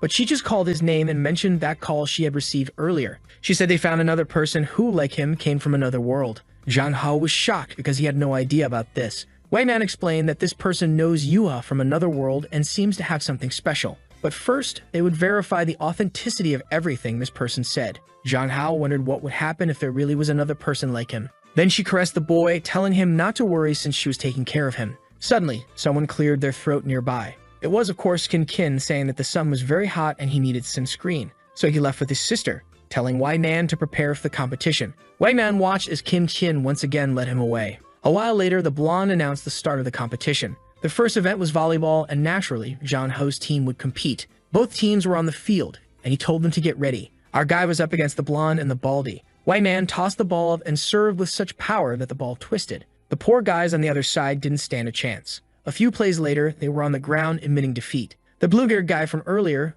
who had also made it to the final, commented that Zhang Hao had been carried by his team. He approached asking if Zhang Hao even knew what volleyball was and warned him that now he would learn the difference between them. With everyone on the field, the match began. The blue-haired guy threw the ball up and jumped about 30 meters to serve. Zhang Hao was shocked, and White Man realized it was almost professional-level skill. The ball came crashing down, and White Man told Zhang Hao not to try anything. However, the ball hit him square in the face. The announcer remarked that it seemed the blue team's strategy was to injure Zhang Hao. White Man asked if he was okay. The guy on the other side was laughing, saying accidents happen. Of course, White Man told him to shut up, but he responded that he would show them what cruelty really was. The game continued with the scores staying close. White Man tossed the ball up, and this was their chance to win. She aimed at the exhausted guy on the other side, who accidentally managed to block it with his arm. Both teams jumped to intercept. Suddenly, Zhang Hao, channeling a scene from Haikyuu, told her to trust him. Instead of spiking, she gave the ball a light tap, and Zhang Hao awkwardly jumped 30 meters. Though clumsy, he managed to hit the ball with his face, at least landing it on the ground, thus winning the round. A while later, everyone was attending to the worn-out Zhang Hao. As usual, they were competing for his attention while he was unsure what to do. While they fussed over him, the blue-haired guy recorded the scene, saying he would embarrass Zhang Hao. Later, while Zhang Hao was walking around, everyone seemed to be talking about him. He sensed something was off and wondered what was going on. A girl beside him suggested he check the search results. The top result mentioned Anchor and Zhang Hao winning 1-3. He wondered how this had happened and saw a photo from the previous day, realizing that someone from that place was sabotaging him. This would obviously damage his online image. The blue-haired guy approached, saying it looked like a paparazzi had caught him and that people like that should be jailed. Then White Man bumped into him. She got a list of everyone who had arrived on the island and warned that whoever it was, she would make them disappear once she found out. The blue-haired guy trembled. Zhang Hao thanked her, but said it was trivial and reminded her that it was a public place, so she couldn't threaten people like that. She blushed, saying he was being too presumptuous. Meanwhile, the others wondered why Wei Nan was acting that way. Then Qin Qin and Wei entered the room. Zhang Hao turned to ask what they wanted. Qin Qin ran to him, asking if he was okay and saying she would handle it. She said she already had a good idea of who it was and would investigate it by tonight. The guy seemed scared, wondering why his sister was there. Then Wei Hao mentioned calling her grandmother to bring in some people from the military. Zhang Hao, alarmed, said it was an exaggeration and unnecessary. He thanked them for the support, but thought he couldn't rely on them like this. He already knew who the troublemaker was and just wanted to let him date his own grave a bit more. And so the second day of the event arrived. Reporters were all eager to interview Zhang Hao, obviously wanting his opinion on the leaked photos. He decided to explain and said it wasn't as complicated as everyone thought. He clarified that two of the people in the photos were Yuha and his sister, who were there as his assistant and camera woman, respectively. The other person in the photo was Wei Nan, who was also participating. He explained that they were discussing the day's game and showed his phone, explaining that their faces were hidden because the intent behind the photos was clear. However, he had no hesitation in clarifying the situation and said he believed the only way to combat these rumors was by being honest.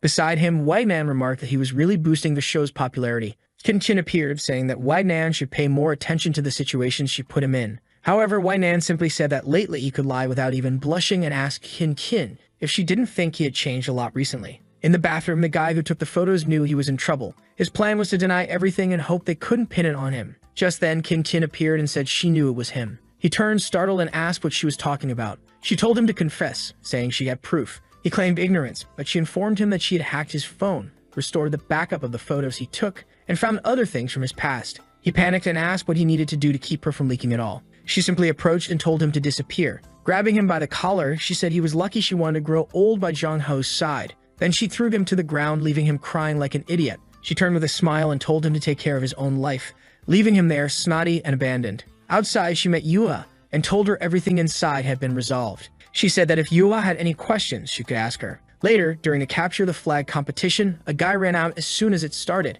Zhang Hao, surprised, told Wei Nan to be careful. But the guy slid on his knees to Zhang Hao, grabbed his foot, and said he was quitting the competition, praising him. Zhang Hao was confused and asked if the guy had some other trick up his sleeve. But the guy just begged Zhang Hao to forget everything that happened. The organizer tried to explain that the event had already started and asked what the guy was doing. The guy then revealed to everyone that he was the one who took and posted the photos of Zhang Hao. Wei Nan simply watched and the guy cried, saying he just wanted to go home. In the end, his team quit and Zhang Hao's group advanced. But Zhang Hao knew the guy must have been threatened somehow to quit like that. When Zhang Hao opened the door to his room, he saw something unexpected. His sister was there, waiting for him as usual. He asked why she was there, and she immediately hugged him, saying she came to this place to take care of him. Embarrassed, he said he understood and asked what she wanted to do. She was silent for a moment, remembering when Wei Nan had said he seemed different. She laughed, thinking that apparently Wei Nan was losing to his sister. Yuha, who was nearby, said that no matter how much he changed, she still wanted him. But Wei Man told her to shut up. Kin thought to herself that even if he changed, she still liked him and that no one was better for him than her. She then said she wanted to confess their relationship to their relatives. John Hao hesitated, wondering why she was bringing this up now. He approached and humped her, saying it was a promise then. It was the last day of the competition, where they had to carry supplies across the island. In that place, finding food, water, and shelter would be the biggest challenge. In the jungle were John Hao and Wei Nan, who seemed ready to take on a wild adventure. John Hao couldn't stop thinking about how strong she was. She looked back and asked if he was scared or what was going on. He said it was nothing, and they could start right away. With that, she entered the forest, telling him to stay close. She grabbed some mint leaves and said they would be essential for surviving mosquitoes. John Hao was impressed, remarking that she really was a soldier before. She handed him some and told him not to worry, as with her around, this challenge would be easy. All they needed to do was reach a nearby lake. When they arrived, she said she would try to catch a fish and told him to gather some berries. However, she reminded him to use the walkie-talkie or signaler if he encountered danger. John Hao assured her that there was no need to worry and everything was fine. She told him to hurry and come back to eat the fish. As John Hao wandered, he thought that after this event they needed to distance themselves. A while later, he returned and called for her. He explained that he didn't know which berries were edible, so he brought them all. She praised him and said she had also found something useful. But then her expression changed and she told him not to move. He was confused, unaware that there was a snake near his hand. Unfortunately, he ended up touching it. The snake turned towards him, ready to strike. Wei Nan immediately jumped in to protect him. Taking the bite herself, she quickly pulled the snake off and threw it away. John Hao asked if she was okay. Her knee was bleeding and she had been bitten on the arm. John Hao thought she was in serious danger and knew she needed treatment. He pushed her down and told her not to move. A production crew member informed the organizer that it was a non-venomous snake, so there was no serious concern. The organizer suggested sending support but not to arrive too quickly, as the bite was on her shoulder. John Hao saw no issue with helping to remove the venom. However, Wei Nan was confused by his actions. It was too late though, because the boy was a professional lifeguard. She wanted to tell him that wasn't the proper treatment for a snake bite, and the event crew even had to cut the live stream temporarily.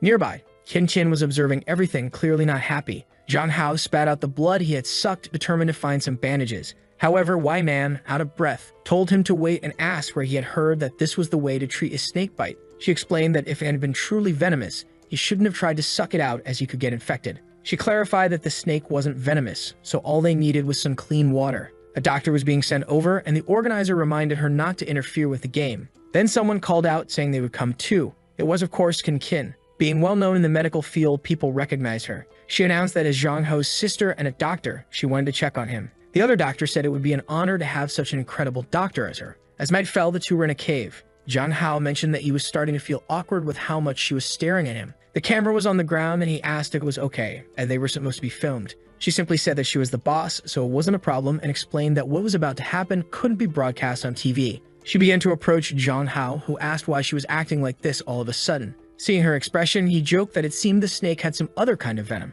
However, she was 10 times stronger than him and threw him to the ground. Unfortunately, there was nothing he could do. She was too strong for him. She then commented that her clothes were a mess because of the wound, but mentioned it might be very convenient. Outside, someone said they should be close. It was a group of doctors, one of whom commented that they had lost the walkie-talkie signal. Kin started to get worried. Then she heard some noises beside her. When she looked, she asked who it was. It was, of course, Yuha. This guy couldn't go a second without having all three around him. When the doctors looked back, Kin had disappeared. Kin then asked Yuha how she was in the jungle. Yuha said she had been following them. Kin told Yuha that even though she liked Zhang Hao, it was impossible for them to be together. Yuha simply said she knew that. However, all she wanted was to stay by Zhang Hao's side and make him happy. And of course, if she found anyone who made him unhappy, she'd explode that person's head. Kin just observed quietly. Meanwhile, somewhere else, someone was telling a certain person to stop. Our boy had been immobilized, and the president warned him that this time he couldn't escape. He said he didn't want anything, but she replied that his body was more honest. Just then, they heard someone shouting his name. He immediately recognized the voices of his sister and Yueha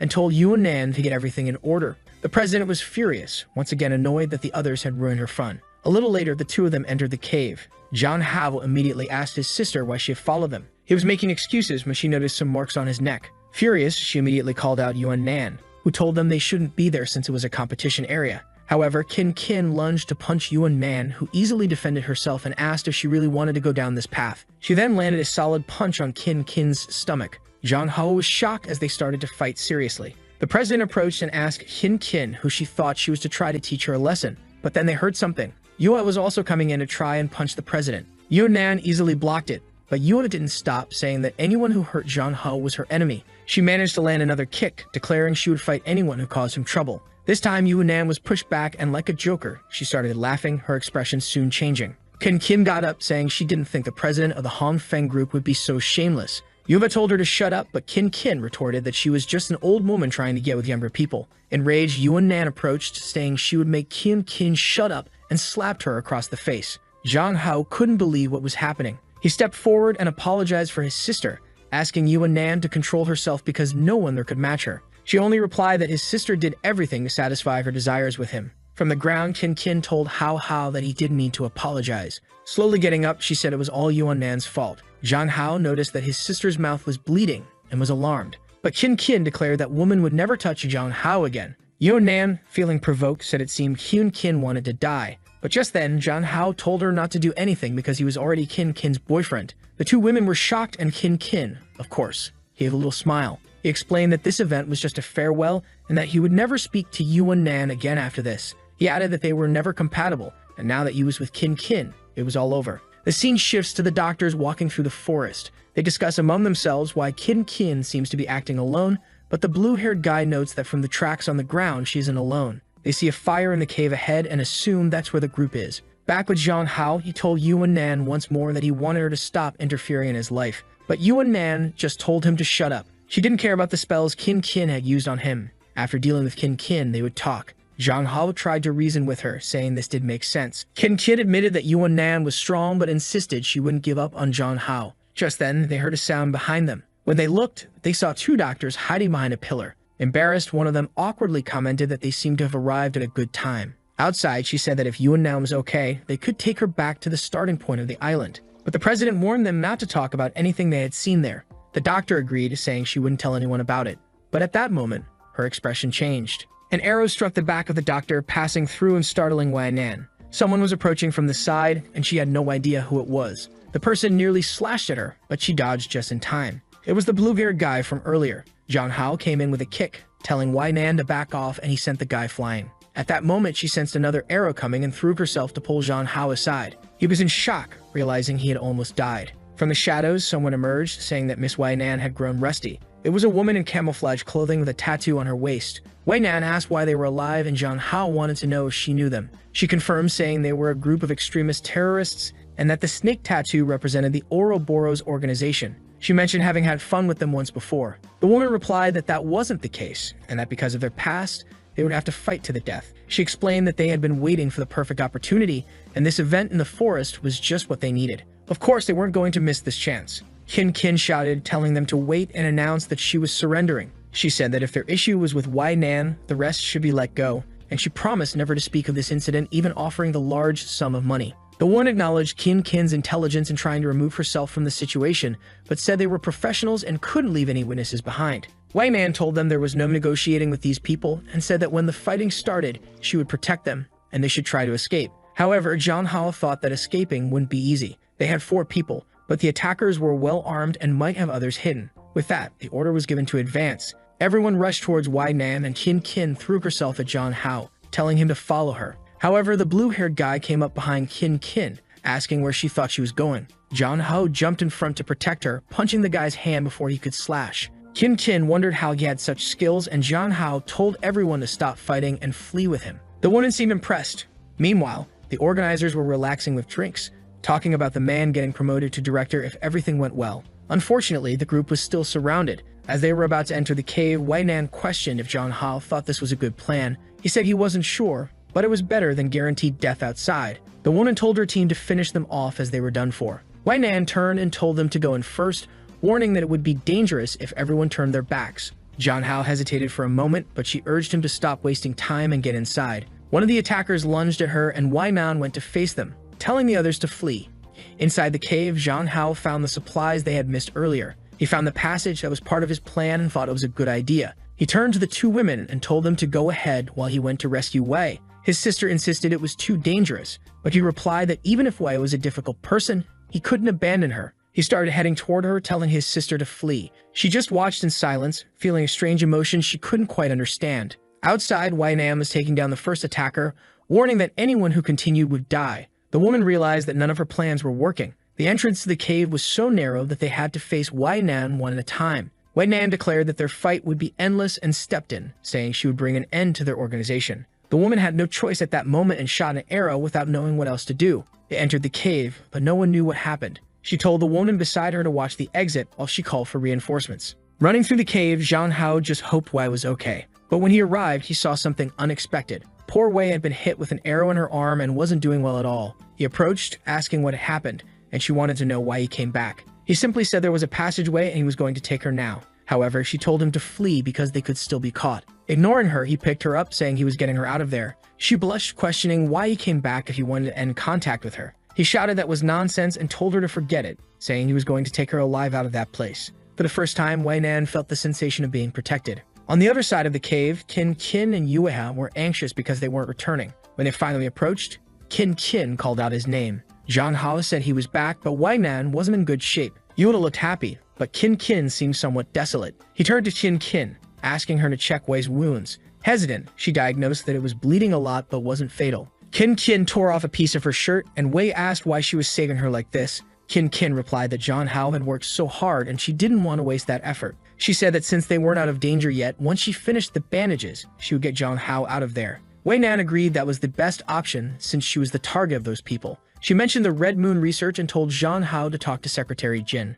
Qin Qin noticed something but said nothing. Zhang Hao insisted it wasn't time to talk about that and that they needed to escape. But Qin Qin shouted his name, asking why he was willing to die for Wei Nan. She told him he should go back home and return to their life together. Zhang Hao simply replied that maybe he wouldn't be able to return. Wei Nan had saved him, and as a real man, he couldn't leave her alone. Thought to herself how amazing he was. He mentioned that he learned this from Brother Long, clearly from his other life. He told Qin Qin to return, saying that Yuo wanted to save Wei Nan. But Qin Qin didn't want to give up, saying he shouldn't leave the two of them alone. Zhang Hao apologized, saying he wasn't the Zhang Hao she knew, and if he had the chance in the future, he would explain everything. He asked his sister to be obedient and leave with Yuha. Qin Qin seemed to insist, saying she wanted to protect him, but Yuha said she wanted to be as masculine as he was, or maybe a masculine woman. She wasn't sure what to say. Zhang Hao thanked them for their kindness, but warned that everyone would die if they didn't escape soon. He told them to stop and flee. Qin Qin said she could go back alone, but life didn't make sense without him, so she didn't want to leave him there.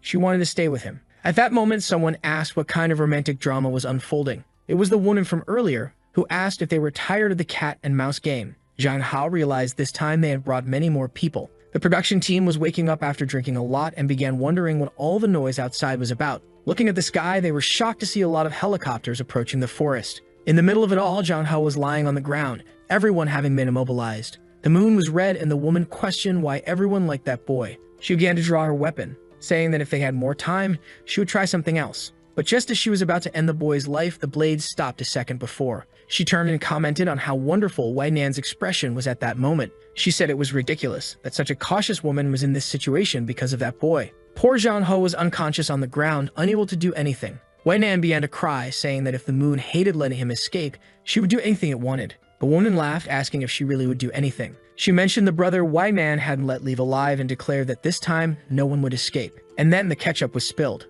At that moment, Zhang Hao fell lifeless to the ground, but something appeared in front of him. He saw red hair and asked why she was there. It was the goddess of the Red Moon just watching him die. She laughed and asked who he was. Suddenly, he woke up in shock. He got up from the bed, wondering if he was dead. But then someone beside him called him husband. The woman asked if he was having nightmares. Sweating, he didn't understand who was being addressed. It was Wei Man wearing an oxygen. The scene shifted to the middle of the city. Zhang Hao had really returned to his own world. It was the place where he used to work, and beside him was Wei Nan, who had always been the CEO of his company. He was sure this was the work of the goddess of the Red Moon. Wei Nan asked what he was thinking about so much and questioned if he had thought about the proposal of bringing his father to live with them. She mentioned that it would be hard for his father to raise a child alone and that their house was very big, especially since when their child was born, they would need help. He quickly noticed her hand on her belly and felt confused. Apparently, he was going to be a father. She then pulled him by the tie and reminded him that when they were alone, he should call her wife. He hesitated, and she asked why he was acting so strangely. Zhang Hao thought to himself that she was still identical to the Wei Nan from the other world, so he called her wife, and she thanked him. They arrived and she said she was going to work but told him to send a message. Jong-ho didn't expect to return to his world in this way. If he ended up there because he died, what happened to Kin and Won? He wondered if, in the end, he hadn't been able to save anyone. But then he asked himself the most important question. What were Kin and Won doing in this world? He knew that in the past life, Kin was a famous doctor. He searched for her name on the internet but found nothing. This made him question if her entire life changed because she didn't meet Jong-ho. He then decided to search for Won. Strangely, instead of a military family, it now seemed like an entrepreneurial group. This made him realize that he no longer had any connection with either of them. And worst of all, he had no idea how they were living. The most inexplicable thing was that he returned to this world and became Won's husband without any explanation. He then wondered how he had managed to seduce the CEO. After that, he left the office and wandered aimlessly. The world seemed familiar, but it was very strange at the same time. He went to where his house was in the past life. He didn't know how his father was living. And then Won appeared and asked why he had returned before the end of the workday. She approached, saying she was planning a surprise, but he had already arrived. She asked if he remembered that today was his birthday, and that she had planned a party with his father. Jong-ho seemed confused and asked if it was really his birthday. Won just stared at him and asked if he was having some problem. He just said he wasn't used to her being so kind. Jong-ho found it strange that he had no relationship with her and now had to live as if they were husband and wife. So he asked how a woman as ambitious as her ended up with a common guy like him. She said he was acting very strangely and didn't seem like the guy she knew. She put her arm around his shoulder and said that if he was anxious about the marriage, she would take care of him. She gave him a kiss and told him not to worry. Then she said they would discuss this more later and asked if they could go to the party. Obviously, Jong-ho was just observing everything. His father was there normally in front of him. He asked his father if Won was really going to spend the day with them at the house. His father said yes, and Jong-ho said he only had 2 beds, so he would have to sleep with his father. But his father just told him to learn to resolve couple issues together with her, saying that he should always speak the truth to his wife. Jong-ho tried to protest, saying that his father didn't understand anything. However, his father just got up and said he was going to rest. He closed the bedroom door and wished him a happy birthday. There was silence, except for Won in the kitchen. With nothing else to do, he approached her, saying he would help. She then mentioned that last night had been great, so why didn't he want to continue today? Embarrassed, he realized she had overheard the conversation with his father. She asked if she was pushing him so hard that his body couldn't keep up. At that moment, he felt dejected, not realizing things had gotten to that level. He just observed her, wondering if he had really experienced all this before. The problem was that he had no memory of these events. Ignoring all that, he decided to ask her a question. He wanted to know how their first date went. She explained that it was during a company event when a guy tried to put drugs in her drink. Being an important person involved with the company, she was hesitant to refuse and potentially ruin business relations. Then Jong-ho stepped in, grabbed the guy's arm, and pretended to be her husband, saying he would drink it instead. She never imagined he would be brave enough to pretend to be her husband and drink it. A second later, he fell to the ground like an idiot, foaming at the mouth, and told her that it was very dangerous. She turned to confront the guy who accidentally admitted it was just supposed to be an aphrodisiac. With that, everyone at the company found out about the guy's plans. He was taken away by the police, and the 2 of them stayed behind. She asked if Jong-ho was okay, and he explained that he had lost all his strength and collapsed. She then asked how he knew something was wrong with the drink. He said he had been watching the guy and saw him put something strange in the glass. Knowing the guy's reputation, he was afraid he might do something to her. She then asked why he went to such extremes for her. Was he in love with her? Jong-ho replied that he wasn't. He just found it amazing that a woman like her had reached such an important position. Since his desk was near hers, he often saw how hard she worked. He was afraid that if this incident happened, people would think she got her position because of her looks. She said he seemed very concerned about her. Embarrassed, he said he just wanted to do the right thing. She said it seemed he was her hero of justice. He felt shy and asked why she was using those expressions. She laughed and asked if there was someone he liked. After that day, they started talking and gradually got closer. Suddenly, Jong-ho hugged her.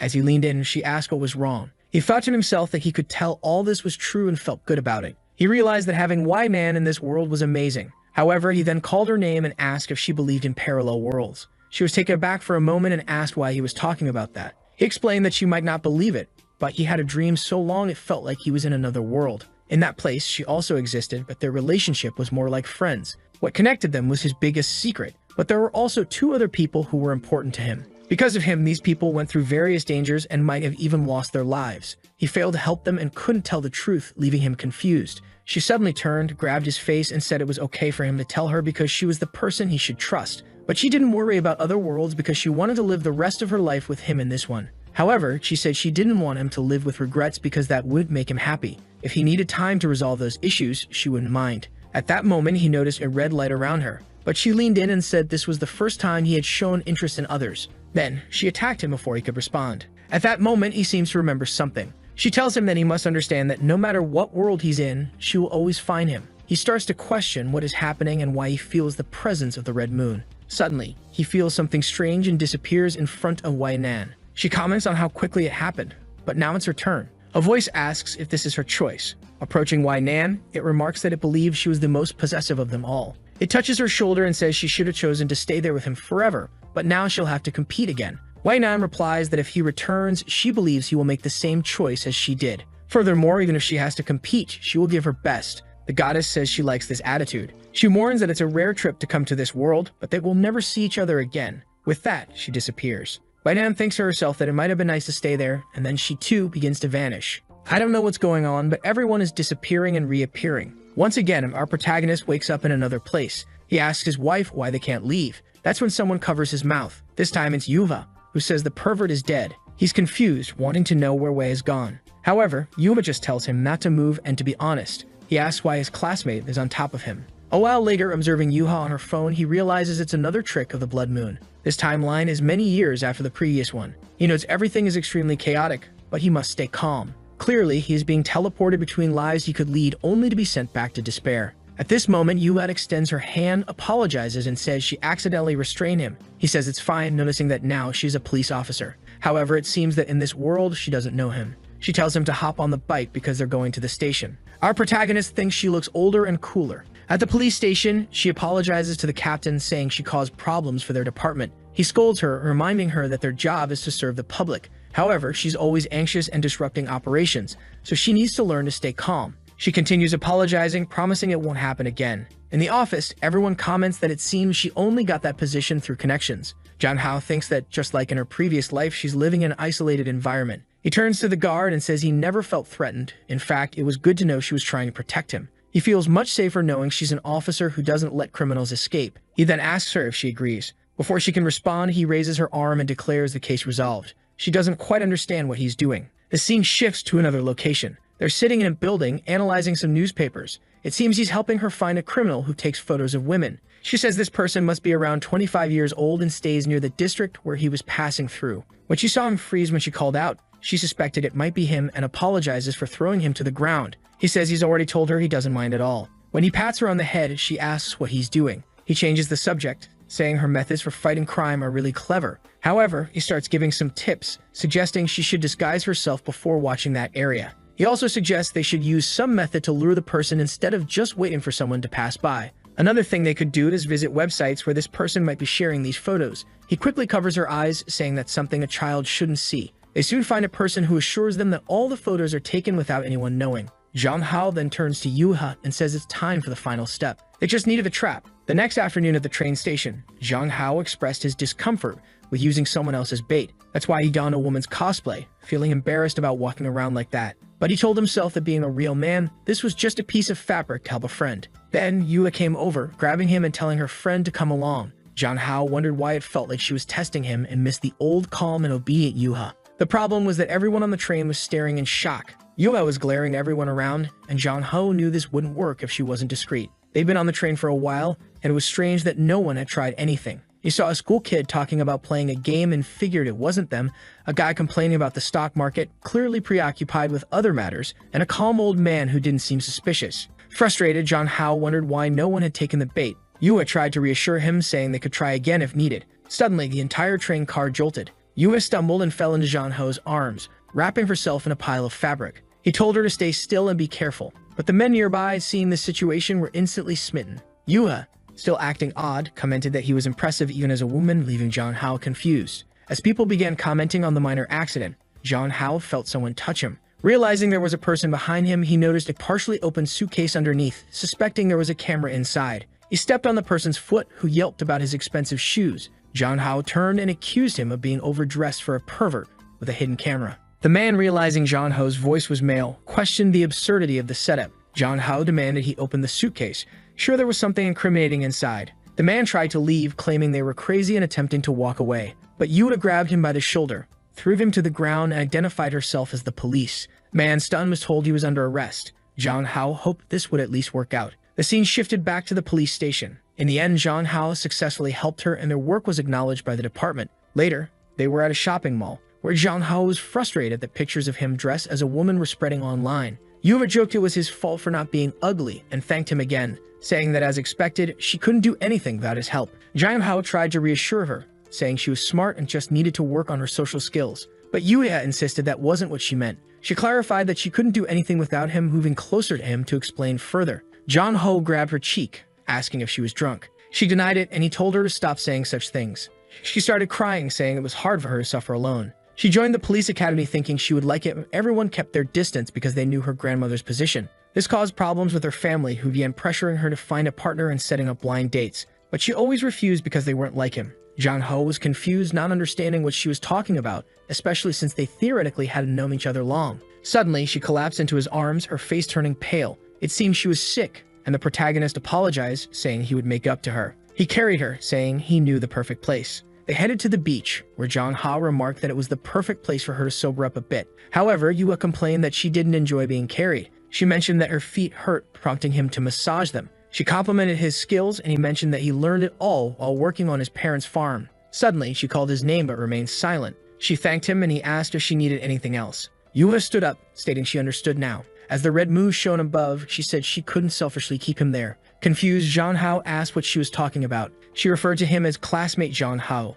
telling him he had somewhere else to be. He was at a loss for words, realizing she knew they were in the same class, something she shouldn't have known. It dawned on him that the red moon was at play again, and then he vanished. Yua reached into her pocket, pulled out the pendant he had given her, and said she would miss him. The goddess appeared, commenting that the girl from the Lin family seemed very fragile and not too smart in her decision. She warned that Yua would have to compete with the other two without any real advantage, especially considering that it wasn't guaranteed Jang Hao would return. Yuya insisted that as long as the goddess kept her promise, they would prevail. Meanwhile, Wei Nan stood beside a body in a hospital. She saw Yuya stand up and congratulated her on her success. She then turned to Qin Qin, saying it was now her turn, but asked her to understand that it was his life they were dealing with. Qin Qin hesitated for a moment, but then affirmed that she knew what she had to do. Jang Hao felt like he was falling into an abyss and wondered what was happening again. He was puzzled as to why he had first gone to Wei Nan's world and then to Yuha's. The strangest part was that both seemed to know something, almost as if they were certain he was leaving. He questioned if they had also traveled through time. Considering the events, it seemed there was an agreement among the three and the goddess. The lingering question was what the purpose of all this was. Suddenly, he was blinded by a flash of light. He looked down at his hands and realized he had time traveled again. But now he didn't seem much older. In fact, he was back in primary school. He worried that changes in the past might affect everything that happened in the future. Lost in thought, he was hit by a ball, falling to the ground with a bloody nose. Later, he woke up to someone peeling an apple beside him. He looked up to see a much younger Qin Qin, who asked if he was awake. Confused, he asked if she was his sister, Qin Qin. She remained silent for a moment, then said she had been waiting for him for a long time and had a question. Jang Hao was startled by her tone, recognizing it as his sister's. She asked if he was the real Jang Hao. The protagonist hesitated for a moment, realizing she seemed to know the truth. He then confessed that he wasn't the old Jang Hao she knew, explaining it was just a coincidence that he ended up in this body. He told her he was an ordinary man from another world, who woke up in this body with some of the old Jang Hao's memories but no idea how he got there. He admitted the only thing he was certain of was that he liked Qin Qin. Crying, she asked if the real Jang Hao would ever return. The protagonist said he had no idea. The apple fell to the ground as she spoke of losing the meaning in her life. Seeing her holding a knife, Jang Hao rushed toward her as she said that since he had disappeared from this life, everything was pointless. He grabbed the blade, telling her not to say such foolish things. He insisted that everything that had happened was his fault, so it was his responsibility to make things right. Since he had taken over Jang Hao's body, it should be him who dies, perhaps allowing the real Jang Hao to return. But Qin Qin said he knew that this wasn't the world where the other Jang Hao existed. However, Jang Hao insists that they can't know for sure unless they try. Maybe if he disappeared, this dream would end. But Qin Qin says she can't do it, even if he isn't the real Jang Hao.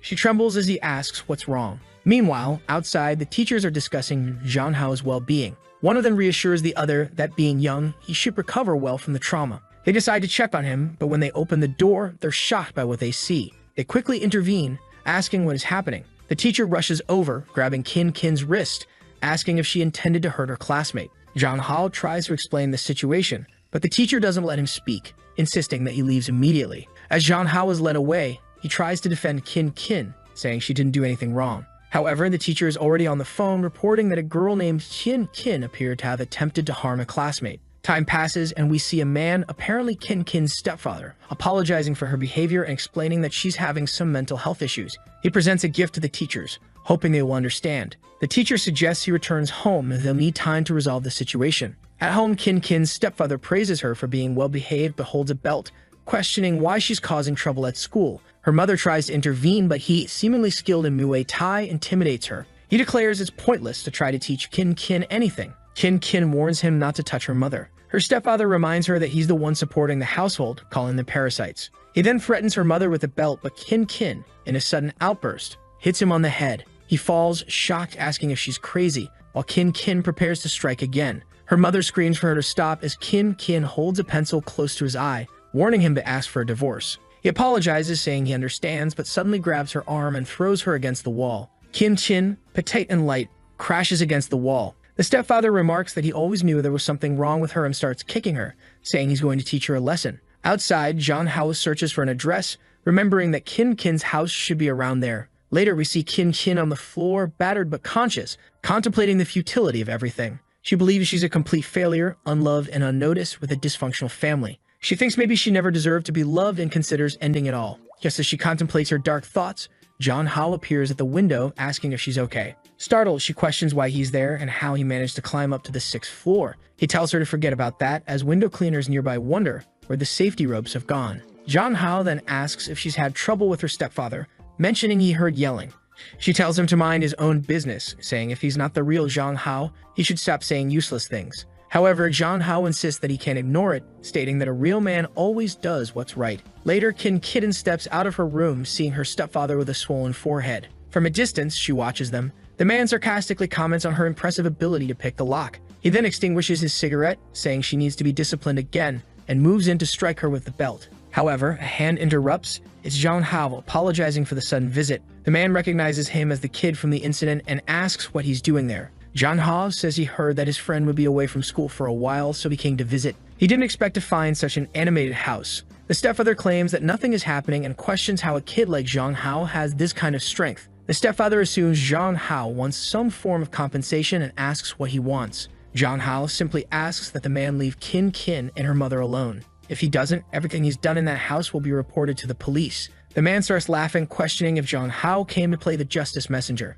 He doubts anyone would believe the words of a child who hasn't seen anything and argues that those with economic status control everything, so there's nothing John Hao can do. Despite Kin's dissatisfaction, her mother enjoys a more comfortable life now. John Hao retorts that the man is pitiful and points to a clock, revealing that everything has been recorded. With Kin's bruises as evidence, everyone will believe him. He then punches the man, incapacitating him. They quickly escape outside. Kin, confused, asks John Hao why he's doing all this for her in this alternate world. He replies that even if the world is false, the suffering is real. Just as she didn't need a reason to be good to the real John Hao, he doesn't need a reason either. She thanks him but says that betraying John Hao would be like betraying herself for over 10 years, apologizing that her life no longer has meaning. John Hao grabs her arm, insisting that she live for herself and that she isn't a burden or responsible for everything. She reflects on all her memories with the real John Hao and wonders if choosing to forget him would mean abandoning him in another world. John Hao tells her not to forget the past as it's part of who she is,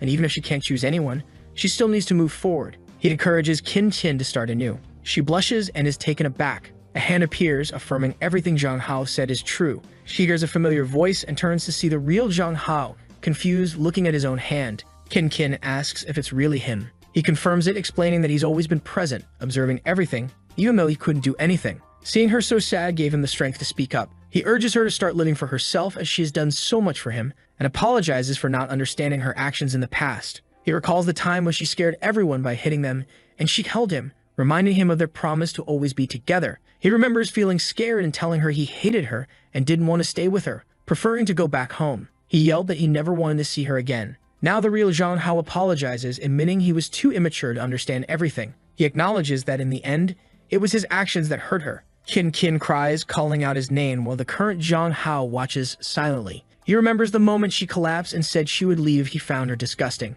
but he had told her not to worry. Now he finds himself face to face with the real John Hao. He pleaded, asking not to reject Kin, warning that this would be their last conversation and that if he turned her down, she would probably end up alone. He emphasized that he was the only one who could save her now. At that moment, the goddess of the Red Moon remarked how boring the situation was, saying no one was interested in watching this family drama. Everyone was startled and John Hao asked what she was doing there. He wanted to know the purpose of all these games and why she was putting in so much effort. Suddenly, she floated in the air, blew in his face, and asked if he was angry. She said she had no obligation to explain but would make an exception for him. She recalled that during the event on the island he had come very close to dying. However, he was her favorite toy, so she didn't want him to die so easily. She tried to wake him up, but unfortunately, he fell into a deep coma. That's when she discovered a very rare phenomenon: two souls in the same body, harmonious yet contradictory. Finding this very interesting, she decided to play a fun game. She allowed the three women who loved him to invade his dreams and try to win his heart without him realizing it, to see if he would choose to stay in that world or return to reality.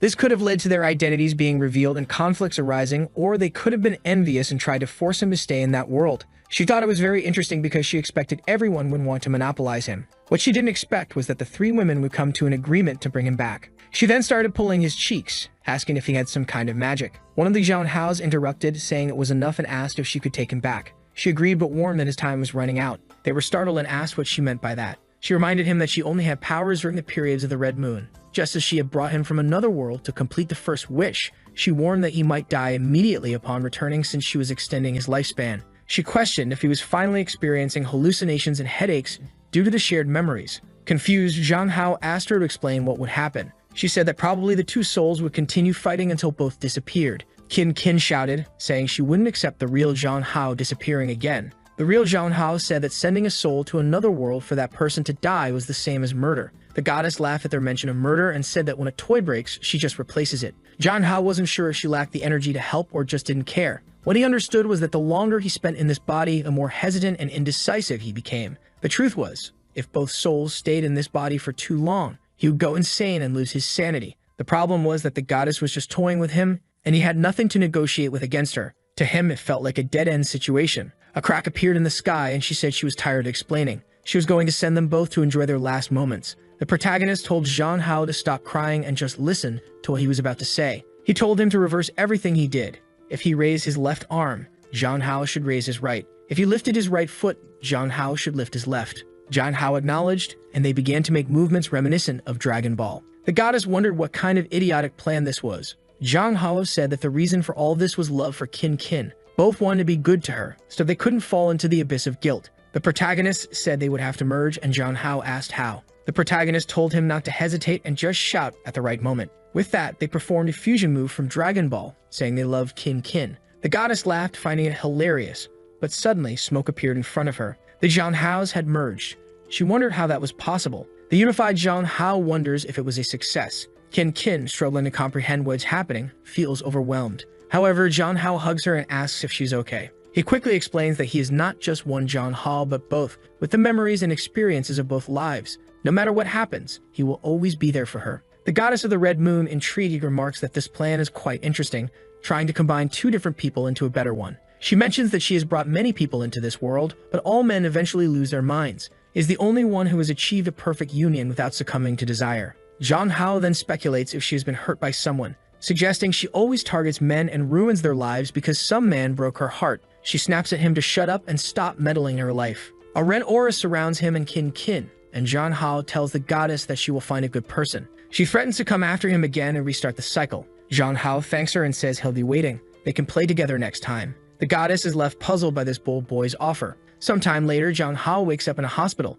Slowly opening his eyes, the women around him ask if he has finally woken up and how he is feeling. Wei Man is excited, wondering if Qin managed to resolve things. They explain that his hair suddenly turned black and his heart stopped for a few seconds. Zhang Hao assures them that the goddess did nothing and that everything is fine now. Wei Man vows to avenge everything the goddess made them go through, and agrees, stating that whether for good or ill, they will take down that woman. Zhang Hao tells them not to worry, the goddess won't appear for a while since she is powerless until the next Red Moon, which will be in 7 years. Wei Nan promises to protect him to the best of her ability. At this moment, Qin apologizes, admitting that everything almost went wrong because of her selfish desires. Zhang Hao reassures her, saying that it's all in the past and that he should be the one thanking them. Qin then declares that from now on, Zhang Hao will have to live with her so she can protect him every day. However, Wei Man immediately asserts that he will clearly be living with her. Wei Nan presses Zhang Hao to choose among the three of them, knowing the competition will be tough. Feeling awkward and unsure of how to respond, Zhang Hao tells them they won't like his answer, but he can't lie.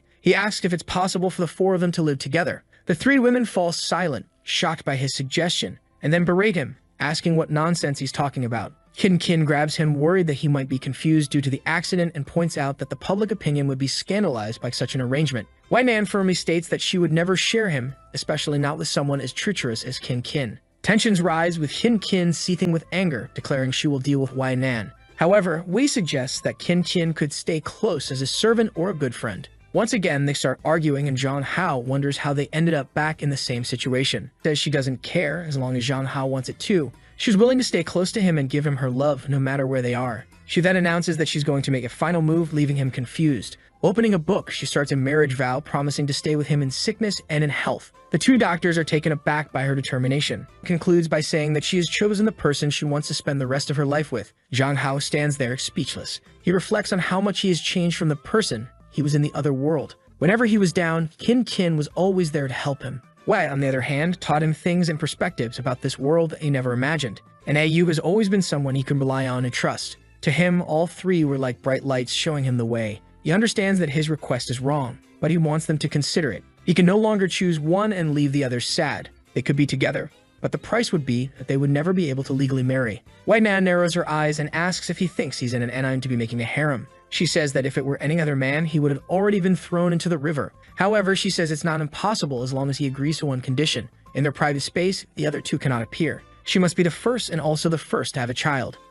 Kin pushes her away, reminding her that the boy is still in school, and assures Zhang Hao that no matter what happens, she will protect him from everything. However, it's clear that this is part of her plan to gradually monopolize him for herself. Meanwhile, Man argues that there must be a hierarchy in a household, and as the most successful, she should be the head. Kin refuses, stating that she has lived with Zhang Hao the longest. While they argue, Yu innocently mentions that they are the only ones the same age. With a sigh, Zhang Hao coughs, and they ask if he is okay. He says he feels awful and would only feel better if they stopped fighting. They all jump onto the bed with him, and he thanks everyone. The scene jumps to 2 years later on a certain island. Someone looks at a paper and tells them they're being watched. It's Zhang Hao, and someone brings him something to eat. Of course, it's Kin, reminding him to replenish his fluids. From a distance, Man calls out to him, saying it's time to start their daily exercises. Zhang Hao asks Kin if she wants to join the exercises. Yu then suggests that after the exercises, they could practice some one-on-one fighting. Zhang Hao reflects on his quest to understand the meaning of being a true man.